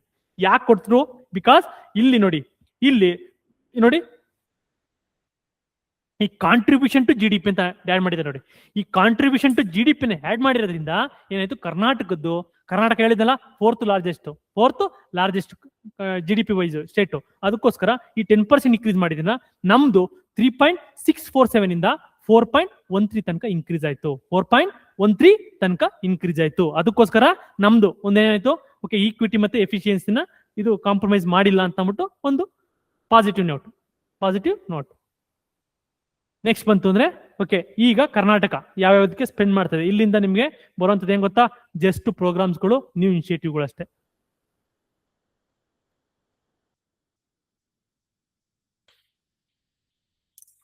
ನ್ಯೂ ಇನಿಷಿಯೇಟಿವ್ಗಳು ನೋಡಿ. State prioritised the balanced spending. Yes, state prioritised the balanced spending. ಯಾವ ತರ, growth plus welfare plus fiscal discipline. ಹೌದು, ಗ್ರೋತ್ ಅಂದ್ರೆ ಯಾವ ರೀತಿ, ಹೌದು ನಮ್ದೇನು 7.8% ಎಬೋ 8 ಇದೆ ಗ್ರೋತ್ ರೇಟ್, ಹೌದಲ್ವಾ. ನೆಕ್ಸ್ಟ್ ಅದು ಓಕೆ. ನೆಕ್ಸ್ಟ್ ಬನ್ನಿ ಇನ್ನೊಂದು ವೆಲ್ಫೇರ್. ಎಸ್, ವೆಲ್ಫೇರ್ನು ಕೂಡ ನಾವು ಫೋಕಸ್ ಮಾಡ್ತಾ ಇದೀವಿ. ಯಾವ ರೀತಿ, ಈ ಗ್ಯಾರಂಟಿ ಸ್ಕೀಮ್ಸ್ ಕೊಡ್ತಾ ಇರೋದ್ರಿಂದ, ಮತ್ತೆ ಅಗ್ರಿಕಲ್ಚರ್ ವೆಲ್ಫೇರ್ ನೋಡ್ತಾ ಇರೋದ್ರಿಂದ, ಲೇಬರ್ ವೆಲ್ಫೇರ್ ನೋಡ್ತಾ ಇರೋದ್ರಿಂದ ಇದು ಕೂಡ ನಾವು ನೋಡ್ತಾ ಇದೀವಿ. ಇನ್ನೊಂದು ಓಕೆ, ನಾವೇ ಸುಮ್ಮನೆ ಸ್ಪೆಂಡ್ ಮಾಡ್ತಾ ಇಲ್ಲ, ಸುಮ್ಮನೆ ಸ್ಪೆಂಡ್ ಮಾಡ್ತಾ ಇಲ್ಲ, ಏನ್ ಮಾಡ್ತಾ ಇದೀವಿ, ಫಿಸಿಕಲ್ ಡಿಸಿಪ್ಲಿನ್ ನೋಡ್ತಾ ಇದೀವಿ. ಫಿಸಿಕಲ್ ಡಿಸಿಪ್ಲಿನ್ ಅಂದ್ರೆ ಯಾವುದು, ಏನ್ ಹೇಳ್ತೆ, FT ಎಷ್ಟಿರ್ಬೇಕು, 3 ಇರಬೇಕು. ಎಸ್, ನಮ್ದಿದೆ. ನೆಕ್ಸ್ಟ್ ಸುಮ್ಮನೆ ಸಾಲ ತಗೊಂಡು ವೆಲ್ಫೇರ್ ಮಾಡೋದಲ್ಲ, ಸಾಲ ತಗೊಂಡು ವೆಲ್ಫೇರ್ ಮಾಡೋದಲ್ಲ, ಅದು ಕೂಡ ಎಷ್ಟಿದೆ 25 ಇರಬೇಕಿತ್ತು, ನಮ್ದು ಎಷ್ಟಿದೆ 24.95 ಇದೆ, 24.99395 ಏನೋ ಇದೆ, ಹೌದಲ್ವಾ. ಅಂದ್ರೆ ಹೇಳ್ತಾ ಇರೋಂಥದ್ದು ಕರ್ನಾಟಕ ಮಾಡಲ್ ಏನಪ್ಪಾ ಅಂತಂದ್ರೆ, ಎಸ್ ಬ್ಯಾಲೆನ್ಸ್ ಸ್ಪೆಂಡಿಂಗ್ ಯಾವ ರೀತಿ, ಗ್ರೋತ್ ಇದೆ 8% national above the national average, national growth. Next welfare, yes ನಾವು ಗ್ಯಾರಂಟಿಗಳು ಕೊಡ್ತಾ ಇದೀವಿ, ಆದ್ರೂ ಕೂಡ ನಾವು ಫಿಸಿಕಲ್ ಡಿಸಿಪ್ಲಿನ್ ಮೇಂಟೈನ್ ಮಾಡ್ತಾ ಇದೀವಿ. ಇದು ಕರ್ನಾಟಕ ಮಾಡಲ್ ಆಫ್ ಗ್ರೋತ್ ಅಂತ ಸಿಂಪಲ್ ಆಗಿ ಹೇಳ್ಬೋದು.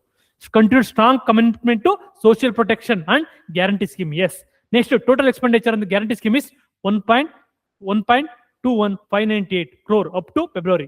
ಫೆಬ್ರವರಿ 2026 ತನಕ ಲಾಸ್ಟ್ ಇಯರ್ ಮಾಡಿರ್ತಕ್ಕಂಥದ್ದು ಎಷ್ಟು ಗ್ಯಾರಂಟಿ ಸ್ಕೀಮ್ ಇಂದ 1.21,598 crore ಮಾಡಿರ್ತಕ್ಕಂಥದ್ದು.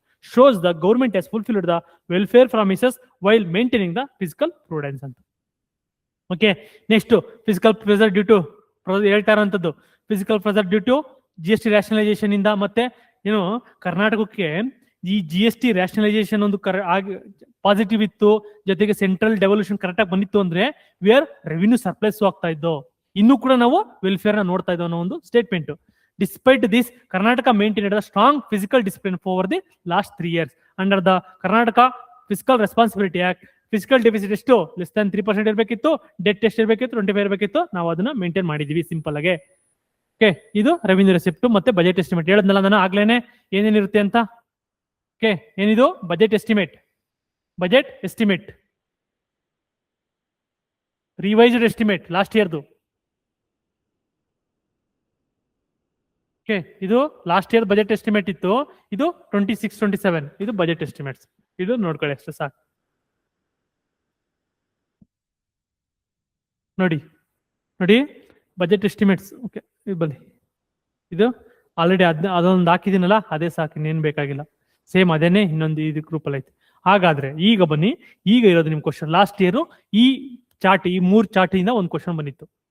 ಕರ್ನಾಟಕದಲ್ಲಿ ಹೈಯೆಸ್ಟ್ ಯಾವ್ದು ಬರುತ್ತೆ, ಲೋಯೆಸ್ಟ್ ಯಾವ್ದಿದೆ ಅಂತ. ಈ 3 ಚಾರ್ಟ್ ಇಂದ ನಿಮ್ಗೆ ಒಂದು ಕ್ವಶನ್ ಸಿಂಪಲ್ ಆಗಿ, ನೀವು ಬಜೆಟ್ ಮಾರ್ನೆಗೆ ಪೇಪರ್ ನೋಡಿದ್ರೆ, ಏನು ನ್ಯೂಸ್ ಪೇಪರ್ಗಳು ನೋಡಿದ್ರೆ ಗೊತ್ತಾಗುತ್ತೆ.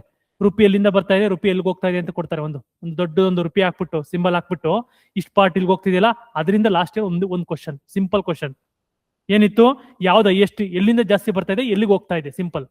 ಎಲ್ಲಿಂದ ಬರ್ತಾ ಇದೆ ಅನ್ನೋದೇ ಒಂದು ಕ್ವಶನ್, ಸಿಂಪಲ್ KS ಕ್ವಶನ್ ಅಲ್ಲಿ. ಓಕೆ, ಈಗ ನೋಡಿದಾಗ, ಈಗ ಎಲ್ಲಿಂದ ಬರ್ತಾ ಇದೆ ಅಂತ ನೋಡಿದಾಗ, ಎಲ್ಲಿಂದ ಬರ್ತಾ ಇದೆ ಫಸ್ಟ್ ಹೌ ರುಪಿ ಕಮ್ಸ್, ಯಾವ ರೀತಿ ಬರ್ತಾ ಇದೆ ಅಂತ ನೋಡೋಣ. ರುಪಿ ಕಮ್ಸ್ ಸಿಂಪಲ್, ಎಲ್ಲಿಂದ ಬರ್ತಾ ಇದೆ ನೋಡಿ, ಎಲ್ಲಿಂದ ಸ್ಟೇಟ್ ಟ್ಯಾಕ್ಸ್ ರೆವಿನ್ಯೂ. ನಾನು ಹೇಳದ್ನಲ್ಲ, ಸ್ಟೇಟ್ ಟ್ಯಾಕ್ಸ್ ರೆವಿನ್ಯೂ ಸ್ಟೇಟ್ ಇಂದಾನೆ ಬರ್ತಾ ಇರೋದು. ಟೋಟಲ್ ಸ್ಟೇಟ್ ಟ್ಯಾಕ್ಸ್ ರೆವಿನ್ಯೂ ಎಷ್ಟು 49% ರುಪೀಸು ಸ್ಟೇಟ್ ಟ್ಯಾಕ್ಸ್ ರೆವಿನ್ಯೂ ಬರ್ತಾ ಇದೆ, ಸ್ಟೇಟ್ ಟ್ಯಾಕ್ಸ್ ರೆವಿನ್ಯೂ. ನೆಕ್ಸ್ಟ್ ಬನ್ನಿ, ಇದು ಹೈಯೆಸ್ಟ್. ನೆಕ್ಸ್ಟ್ ಬಂತು ಅಂದ್ರೆ ಇಷ್ಟು 49% ಬರ್ತಾ ಇದೆ ಟೋಟಲ್ ಬಜೆಟ್ ಅಲ್ಲಿ. ಓಕೆ, ಇನ್ನ ಉಳಿರ್ತಕ್ಕಂಥದ್ದು ಎಷ್ಟು, ಇನ್ನ 51%.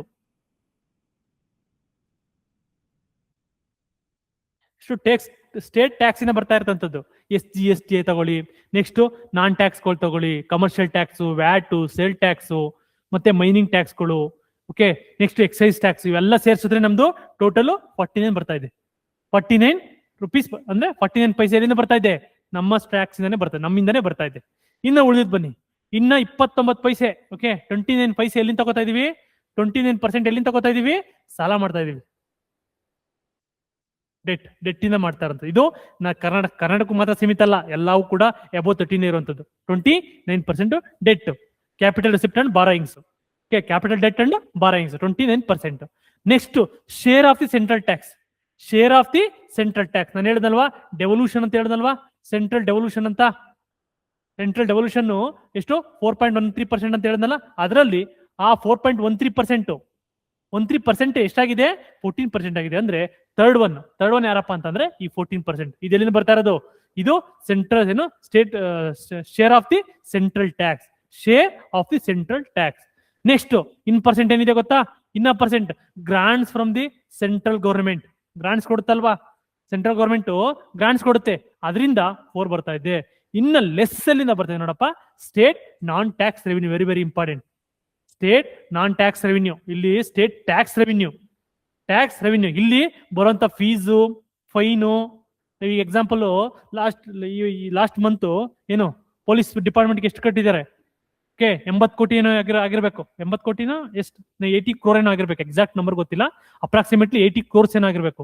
80 crores ಎಲ್ಲಿಂದ ಬಂತು, ಈ ಫೈನ್ ಟ್ಯಾಕ್ಸ್. ಈ ಫೈನ್ ಏನಪ್ಪಾ ಆಗುತ್ತೆ ನಿಮ್ಗೆ, ನಾನ್ ಟ್ಯಾಕ್ಸ್ ರೆವಿನ್ಯೂ ಆಗುತ್ತೆ. ನಾವೀಗ ಕಟ್ಟಿದ್ರೆ ಹೇಳಿದ್ರಲ್ಲಪ್ಪ, ಇದು ಯಾರು ಟ್ರಾಫಿಕ್ ಪೊಲೀಸರು ಏನ್ ಹೇಳಿದ್ರು, ಕನ್ಸೆಷನ್ ಕೊಡ್ತೀನಿ ಅಂತ, 50% ಕನ್ಸೆಷನ್ ಅಂತ ಕೊಟ್ಟಿದ್ದೀನಿ ಅಂತ ಹೇಳಿದ್ರಲ್ಲ, ಅದೇ ಎಲ್ಲಿ ಬರುತ್ತೆ, ಆ ಫೈನ್ ಎಲ್ಲ ಎಲ್ಲಿ ಬರುತ್ತೆ, ಸ್ಟೇಟ್ ನಾನ್ ಟ್ಯಾಕ್ಸ್ ರೆವಿನ್ಯೂ ಬರುತ್ತೆ. Next grants from central government. ಈಗ ನೀವು ಅರೇಂಜ್ ಮಾಡಬೇಕು, ಯಾವ ರೀತಿ ಅರೇಂಜ್ ಮಾಡ್ತೀರಾ, ಹೈಯೆಸ್ಟ್ ಎಲ್ಲಿ ಬರ್ತಕ್ಕಂಥದ್ದು, ಸ್ಟೇಟ್ ಟ್ಯಾಕ್ಸ್ ಹೈಯೆಸ್ಟ್ ಬರೋದಂಥದ್ದು state tax. Tax. Okay, next ಇದಾದ್ಮೇಲೆ ಯಾವುದು? ಇದಾದ್ಮೇಲೆ ನಿಮ್ಗೆ ಏನು? ಬಾರೋಯಿಂಗ್. ಬಾರೋಯಿಂಗ್ ನೆಕ್ಸ್ಟ್ ಬಾರೋಯಿಂಗ್ ಅಂದ್ರೆ ಡೆಟ್ ಅಂತ ಸಿಂಪಲ್ ಆಗಿ. ಡೆಟ್ ಸಾಲ ಮಾಡ್ಕೊಂಡು ಇದು ಮಾಡ್ತದೆ. ನೆಕ್ಸ್ಟ್ ಎಲ್ಲಿಂದ ಬರುವಂತದ್ದು ನಿಮ್ಗೆ ಎಲ್ಲಿಂದ? Devolution, centre devolution. Next grants. Next state non tax revenue.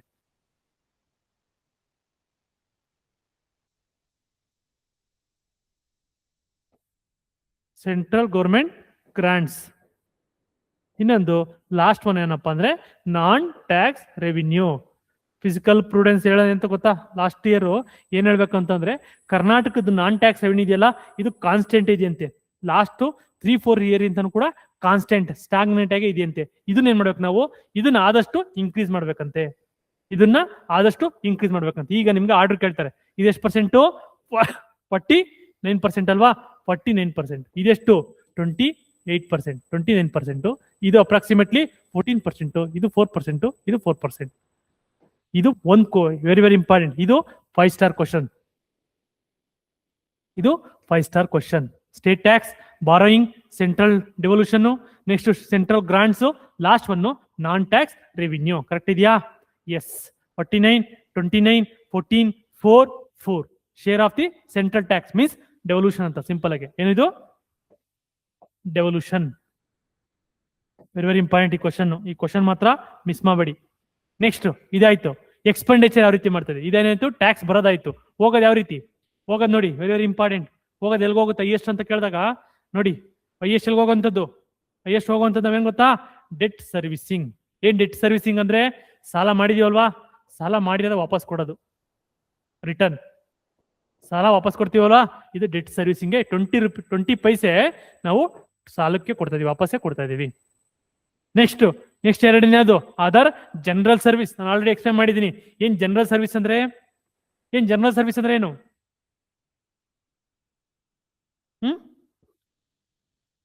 ಏನಪ್ಪ ಜನರಲ್ ಸರ್ವಿಸ್ ಅಂದ್ರೆ? ಜನರಲ್ ಸರ್ವಿಸ್ ಅಂದ್ರೆ ಏನಿಲ್ಲ. ಎಕ್ಸಾಂಪಲ್ ಈಗ ಪೊಲೀಸ್ ಡಿಪಾರ್ಟ್ಮೆಂಟ್ಗೆ ಸ್ಯಾಲ್ರಿ ಮತ್ತೆ ಅಡ್ಮಿನಿಸ್ಟ್ರೇಟಿವ್ ಎಕ್ಸ್ಪೆಂಡಿಚರ್ ಇದೆಯಲ್ಲ, ಅಡ್ಮಿನಿಸ್ಟ್ರೇಟಿವ್ ಎಕ್ಸ್ಪೆಂಡಿಚರ್ ಅಲ್ಲಿ ಇದೆಯಲ್ಲ, ಇದಕ್ಕೆ ಜನರಲ್ ಸರ್ವಿಸ್ ಅಂತ ಬರುತ್ತೆ. ಸೋಷಿಯಲ್ ವೆಲ್ಫೇರ್ ಏನ್ ಬರುತ್ತೆ? ಏನು? ಸಾಮಾಜಿಕ ಭದ್ರತೆ ಮತ್ತೆ ಸಾಮಾಜಿಕ ಉನ್ನತಿಗೆ ಕೊಡುವಂಥದ್ದು 15%. ನೆಕ್ಸ್ಟ್ ಎಕನಾಮಿಕ್ ಸರ್ವಿಸ್ ಅಂದ್ರೆ ಯಾವುದು? ಎಕನಾಮಿಕ್ ಸರ್ವಿಸ್ ಅಂದ್ರೆ ಇನ್ಫ್ರಾಸ್ಟ್ರಕ್ಚರ್ ಡೆವಲಪ್ಮೆಂಟ್ ಮಾಡುವಂಥದ್ದು. ಇನ್ಫ್ರಾಸ್ಟ್ರಕ್ಚರ್ ಡೆವಲಪ್ಮೆಂಟ್ ಮಾಡುವಂಥದ್ದು ಎಕನಾಮಿಕ್ ಸರ್ವಿಸ್. ಇನ್ನೊಂದು ಎಜುಕೇಶನ್, ಹೆಲ್ತ್, ಸೋಷಿಯಲ್ ಸರ್ವಿಸ್ ಮತ್ತೆ ವಾಟರ್, ಸ್ಯಾನಿಟೇಷನ್ ಮತ್ತೆ ಇಷ್ಟು ಹೋಗ್ತಾ ಇರೋಂಥದ್ದು. ನಿಮ್ಗೆ ಆರ್ಡರ್ ಬಂತು ಅಂದ್ರೆ ವೆರಿ ವೆರಿ ಇಂಪಾರ್ಟೆಂಟ್. ಎಲ್ಲ ಆರ್ಡರ್ ಇಂಪಾರ್ಟೆಂಟ್ ಅಲ್ಲ, 4 ಆರ್ಡರ್ಗಳನ್ನ ಜ್ಞಾಪಕ ಇಟ್ಕೊಳ್ಳಿ. ಒಂದು ಹೈಯೆಸ್ಟ್ ಎಲ್ಲಿಗೆ ಹೋಗ್ತಾ ಇರೋಂಥದ್ದು? ಡೆಟ್ ಸರ್ವಿಸಿಂಗ್ ಸಾಲ ಕೊಡ್ತಾ ಇರೋಂಥದ್ದು. ಸಾಲ ಹೈಯೆಸ್ಟ್ ಇರ್ತಕ್ಕಂಥದ್ದು ಸಾಲಕ್ಕೆ ಹೋಗ್ತಾ ಇರೋದು. 20 ಪೈಸೆ, 1 ರೂಪಾಯಿಲಿ 20 ಪೈಸೆ ಎಲ್ಲಿಗೆ ಹೋಗ್ತಾ ಇದೆ? ಸಾಲಕ್ಕೆ ಹೋಗ್ತಾ ಇದೆ. ನೆಕ್ಸ್ಟ್ ಇದಾದ್ಮೇಲೆ ಯಾವುದು? ಜನರಲ್ ಸರ್ವಿಸ್ ಅಂದ್ರೆ ಯಾವುದು? ಸರ್ವಿಸ್ ಅಂದ್ರೆ ಅಡ್ಮಿನಿಸ್ಟ್ರೇಟಿವ್ ಎಕ್ಸ್ಪೆಂಡಿಚರ್ ಅಂತ. ಅಡ್ಮಿನಿಸ್ಟ್ರೇಟಿವ್ ಎಕ್ಸ್ಪೆಂಡಿಚರ್ ಅಂದ್ರೆ ಏನ್? ಅಡ್ಮಿನಿಸ್ಟ್ರೇಟಿವ್ ಎಕ್ಸ್ಪೆಂಡಿಚರ್ ಅಂದ್ರೆ ನಿಮಗೆ ಸ್ಯಾಲ್ರಿಗಳು ಬರ್ತಾವ ನೋಡಿ, ಸ್ಯಾಲ್ರಿಗಳು ಇವೆಲ್ಲ ಬರ್ತಾವಲ್ಲ, ಇದು general service. Next social service. Next economic service.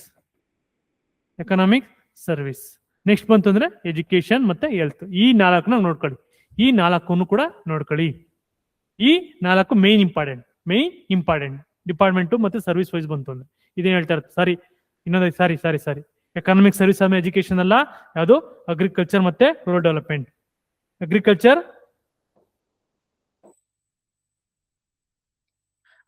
ಮತ್ತೆ ರೂರಲ್ ಡೆವಲಪ್ಮೆಂಟ್ಗೆ 13 ಪೈಸೆ ಇದಕ್ಕೆ ಹೋಗ್ತಾ ಇದೆ.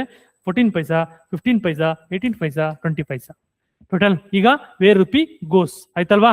ನೆಕ್ಸ್ಟ್ ಬನ್ನಿ, ಬ್ರೇಕ್ ಆಫ್ ದಿ ಈಗ ನಾನು ಹೇಳಿದೆ ಕರ್ನಾಟಕಕ್ಕೆ ಎಷ್ಟು ಬರ್ತಾ ಇರೋದಂಥದ್ದು ಎಲ್ಲಿಂದ ಅಂತ ಕೇಳಿದಾಗ ಸ್ಟೇಟ್ ಓನ್ ಟ್ಯಾಕ್ಸ್ ರೆವಿನ್ಯೂ ಅಂತ ಹೇಳಿದೆ, ಹೌದಲ್ವಾ? ನಮ್ ಟ್ಯಾಕ್ಸ್ 49% ಅಂತ. ಈ ಓನ್ ಟ್ಯಾಕ್ಸ್ ರೆವಿನ್ಯೂನೇ ಯಾವ್ದು ಎಷ್ಟು ಅಂತ ಸಿಂಪಲ್ ಆಗಿ ಏನು? ಸ್ಟೇಟ್ ಓನ್ ಟ್ಯಾಕ್ಸ್ ರೆವಿನ್ಯೂ ಅಂತ ಹೇಳಿದ್ನಲ್ವ ನಾನು.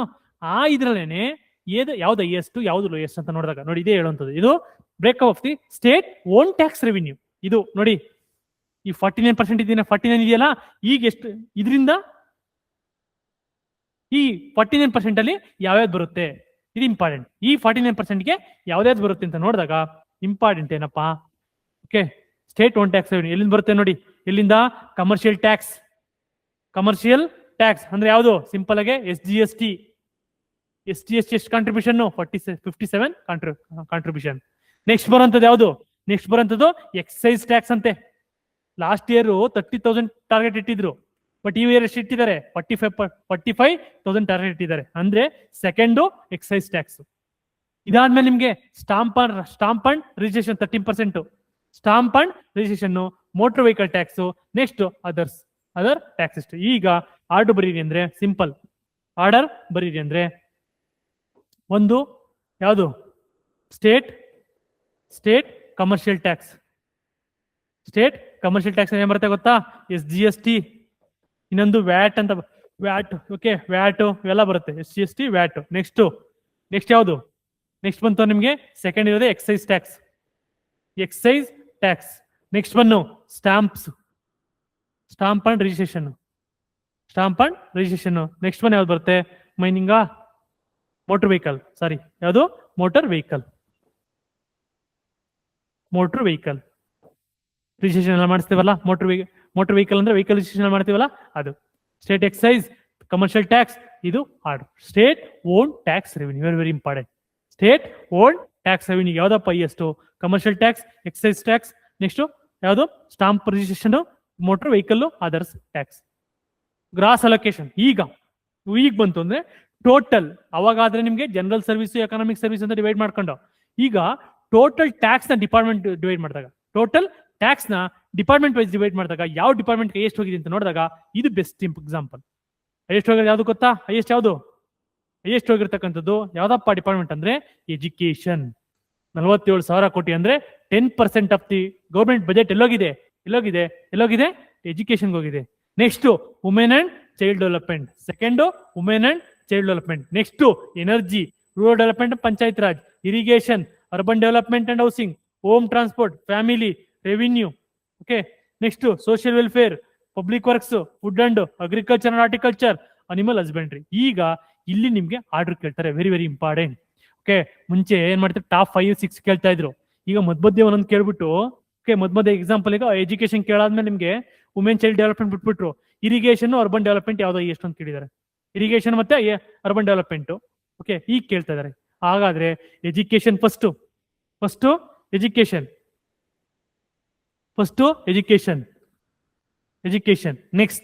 Next women and child development. Next ಬಂತು ಅಂದ್ರೆ energy sector. Next rural development, RDPR, rural development and RDPR, panchayat Raj. Next ಬಂತು ಅಂದ್ರೆ ಹೈಯೆಸ್ಟ್ ಎಷ್ಟು ಅಂತ ಕೇಳಿದ್ರೆ 10% ಅಷ್ಟೇನೆ. ಒಂದು ಡಿಪಾರ್ಟ್ಮೆಂಟ್ಗೆ ಮ್ಯಾಕ್ಸಿಮಮ್ ಎಷ್ಟು? 10%, ಅದೇ ಎಜುಕೇಶನ್, RDPR. ನೆಕ್ಸ್ಟ್ ಬಂತು ಅಂದ್ರೆ ಇರಿಗೇಷನ್. ಇನ್ ಕೇಸ್ ಏನಾದ್ರು ಕೂಡ ಇದು ನೋಡಿ, ಇದಕ್ಕೆ ಡಿವೈಡ್ ಮಾಡ್ಕೊಂಡು ನೋಡಿ, ಇದು agriculture, horticulture, animal husbandry, fisheries divide ಮಾಡ್ತು ಅಂದ್ರೆ ಎಷ್ಟಾಗುತ್ತೆ? 3% ಆಗುತ್ತೆ. ಹಾಗೆಲ್ಲ ಬರುತ್ತೆ 3%, ಇಲ್ಲಿ ಬರುತ್ತೆ. ನೀವು ಇದೊಂದು ಈ 4 ಗ್ರಾಫ್ ಇದೆಯಲ್ಲ, ಈ 4 ಗ್ರಾಫ್ನ ನೀವು ಚೆನ್ನಾಗಿ ನೋಡ್ಕೋಬೇಕು. ನೆಕ್ಸ್ಟ್ ಈಗ ಇಲ್ಲಿಂದ ಇಂಪಾರ್ಟೆಂಟ್ ಪ್ರೋಗ್ರಾಮ್ಸ್ಗಳು, ಹೊಸ ಪ್ರೋಗ್ರಾಮ್ಸ್ ಎಲ್ಲಾನು ಕೂಡ ಏನ್ ಬಜೆಟ್ ಅಲ್ಲಿ ಏನಿದೆ ಎಲ್ಲ ಇನ್ಕ್ಲೂಡ್ ಆಗಿದೆ. ಡೋಂಟ್ ವರಿ, ಬಜೆಟ್ ಅಲ್ಲಿ ಇರೋದೆಲ್ಲ ಇನ್ಕ್ಲೂಡ್ ಆಗಿದೆ.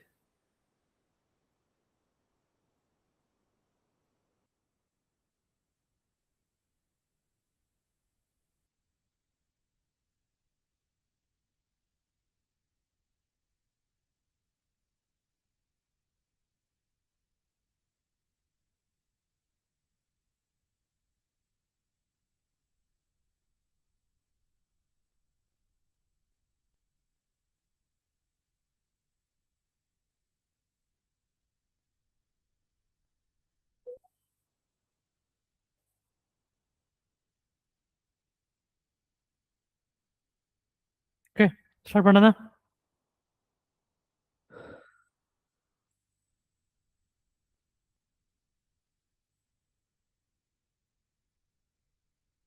ನೆಕ್ಸ್ಟ್ ಅಗ್ರಿಕಲ್ಚರ್ ಸೆಕ್ಟರ್, ಹೌದಲ್ವಾ?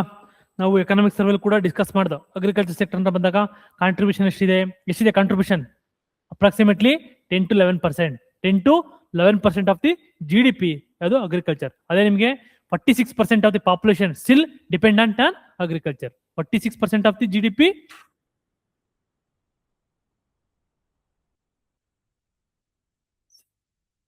ಇನ್ನೂ ಇಲ್ಲ, ಇನ್ನೊಂದು 10 ನಿಮಿಷ ಆಗುತ್ತಲ್ಲ.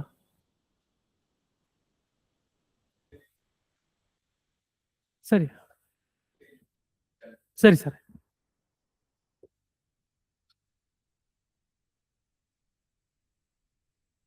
ಓಕೆ, ಸಾರಿ. ಅಗ್ರಿಕಲ್ಚರ್ ಅಲ್ವಾ? ಅಗ್ರಿಕಲ್ಚರ್ ಅಂತ ಬಂದಾಗ ನಿಮ್ಗೆ ಹೇಳ್ತಾ ಇದ್ದೀನಿ, ಇಂಪಾರ್ಟೆಂಟ್ ಡೇಟಾ ಏನಪ್ಪಾ ಇಂಪಾರ್ಟೆಂಟ್ ಅಂದ್ರೆ, ಒಂದೇನು 46% of the population still depend on agriculture. ಒಂದು. Next sectoral contribution only 10 to 11%.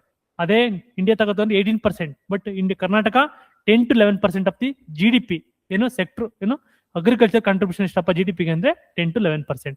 ಎರಡಾಯ್ತು. Okay, ಈ ಎರಡು ಡೇಟಾ ಆದ್ಮೇಲೆ ನೆಕ್ಸ್ಟ್ ನೀವು ಅಗ್ರಿಕಲ್ಚರ್ ಸೆಕ್ಟರ್ ಹೋಗೋಣ. ಏನೇನು ನ್ಯೂ ಪ್ರೋಗ್ರಾಮ್ಸ್ ಇದೆ ನೋಡೋಣ. ಫಸ್ಟ್ ಬಂದ್ರೆ agriculture sector strategy farm to work ಅಂತ, ಫಾರ್ಮ್ ಟು ಫೋರ್ಕ್ ಅಂತ. ಏನಿದೆ 4 ಪಿಲ್ಲರ್ಸ್ ಏನೋ. ಒಂದು ಸೈಂಟಿಫಿಕ್ ಫಾರ್ಮಿಂಗ್, ಅಂದ್ರೆ ಸುಮ್ಮನೆ ಟ್ರೆಡಿಷನಲ್ ಫಾರ್ಮಿಂಗ್ ಏನಾಗ್ತಾ ಇದೆ ಅಲ್ಲಿ ನಿಮ್ಗೆ ಇಂಪಾರ್ಟೆಂಟ್, ನಾವು ನ್ಯೂ ಟೆಕ್ನಾಲಜಿ ಯೂಸ್ ಮಾಡಕ್ ಆಗ್ತಾ ಇಲ್ಲ. ಒಂದು ಜೊತೆಗೆ ನಾವು ಎಕ್ಸಾಂಪಲ್ ಇರಿಗೇಷನ್ ಅಂತ ಬನ್ನಿ, ಇರಿಗೇಷನ್ ಸರ್ಫೇಸ್ ಇರಿಗೇಷನ್ ಮಾಡ್ತಾ ಇದೀವಿ. ಬಟ್ ನಮ್ಗೆ ಏನಾಗ್ತಾ ಇದೆ, ವಾಟರ್ ಡೆಫಿಸಿಟ್ ಆಗ್ತಾ ಇದೆ. ಅದಕ್ಕೆ ಅಡ್ರೆಸ್ ಮಾಡಕ್ಕೆ ನಾವ್ ಏನ್ ಮಾಡ್ತಾ ಇದೀವಿ, new technologies especially sprinkler irrigation, okay, micro ಇರಿಗೇಷನ್ಗಳನ್ನ ಸ್ಟಾರ್ಟ್ ಮಾಡಿದ್ವಿ. ಇದು scientific. Next financial assistance.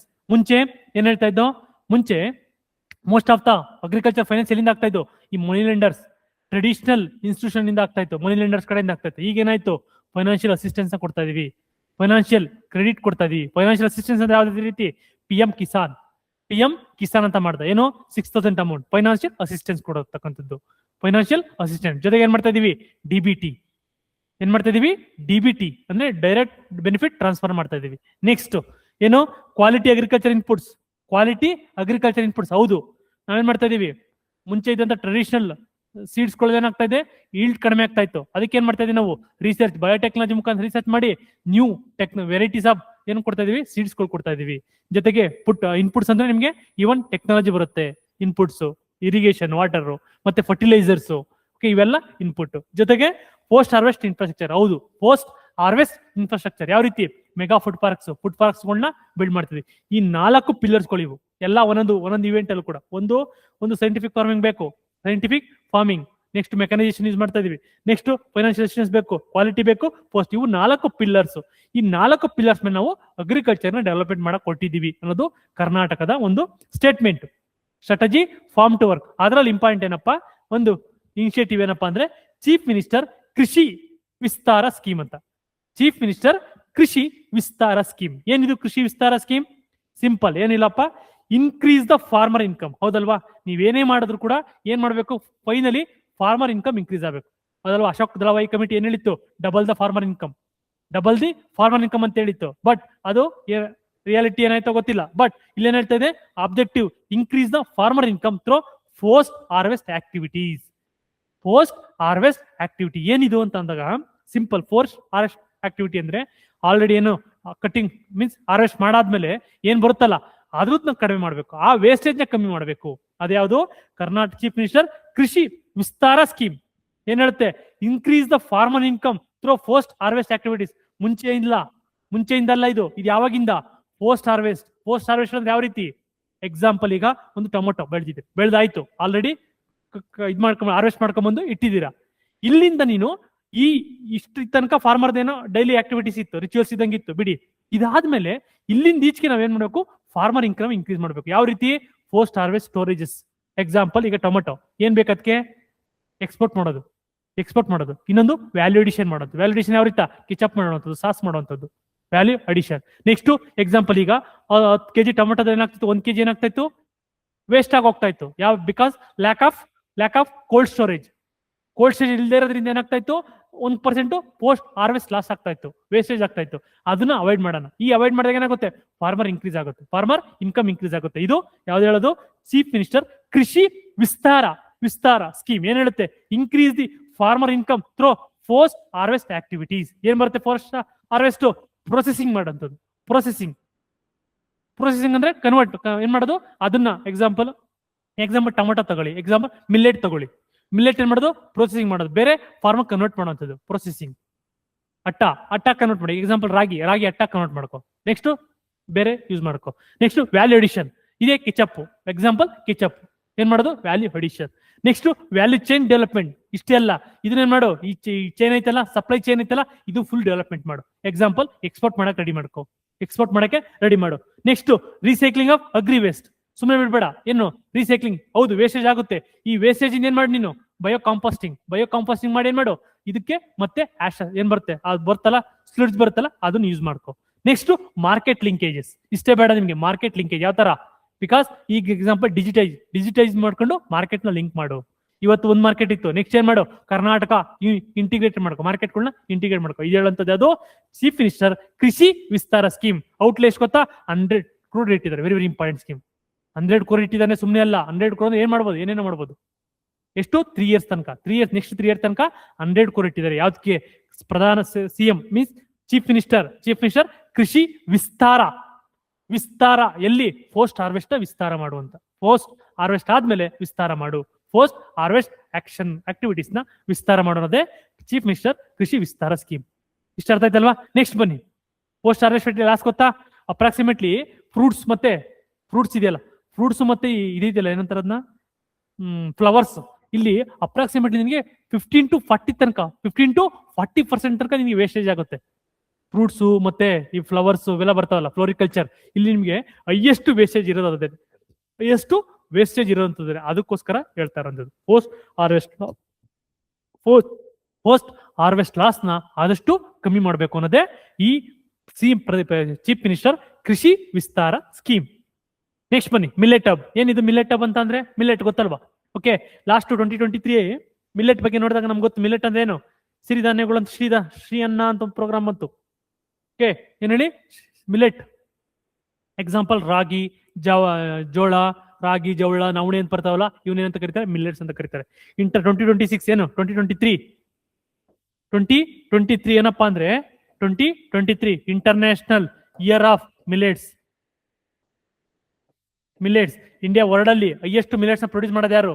India world largest producer of millets. Okay, second ಯಾವುದು? ನೈಜರ್ ಅಂತ ಬರುತ್ತೆ, ನೈಜರ್ ಅಂತ ಬರುತ್ತೆ. ಓಕೆ, ಅದೇ ಇಂಡಿಯಾದಲ್ಲಿ ಬಂತು ಅಂದ್ರೆ, ಇಂಡಿಯಾದಲ್ಲಿ ಹೈಯೆಸ್ಟ್ ಯಾರು? ಮಿಲೆಟ್ಸ್ ನ ಫಸ್ಟ್ ಬಂತು ಅಂದ್ರೆ ನಿಮ್ಗೆ ರಾಜಸ್ಥಾನ್.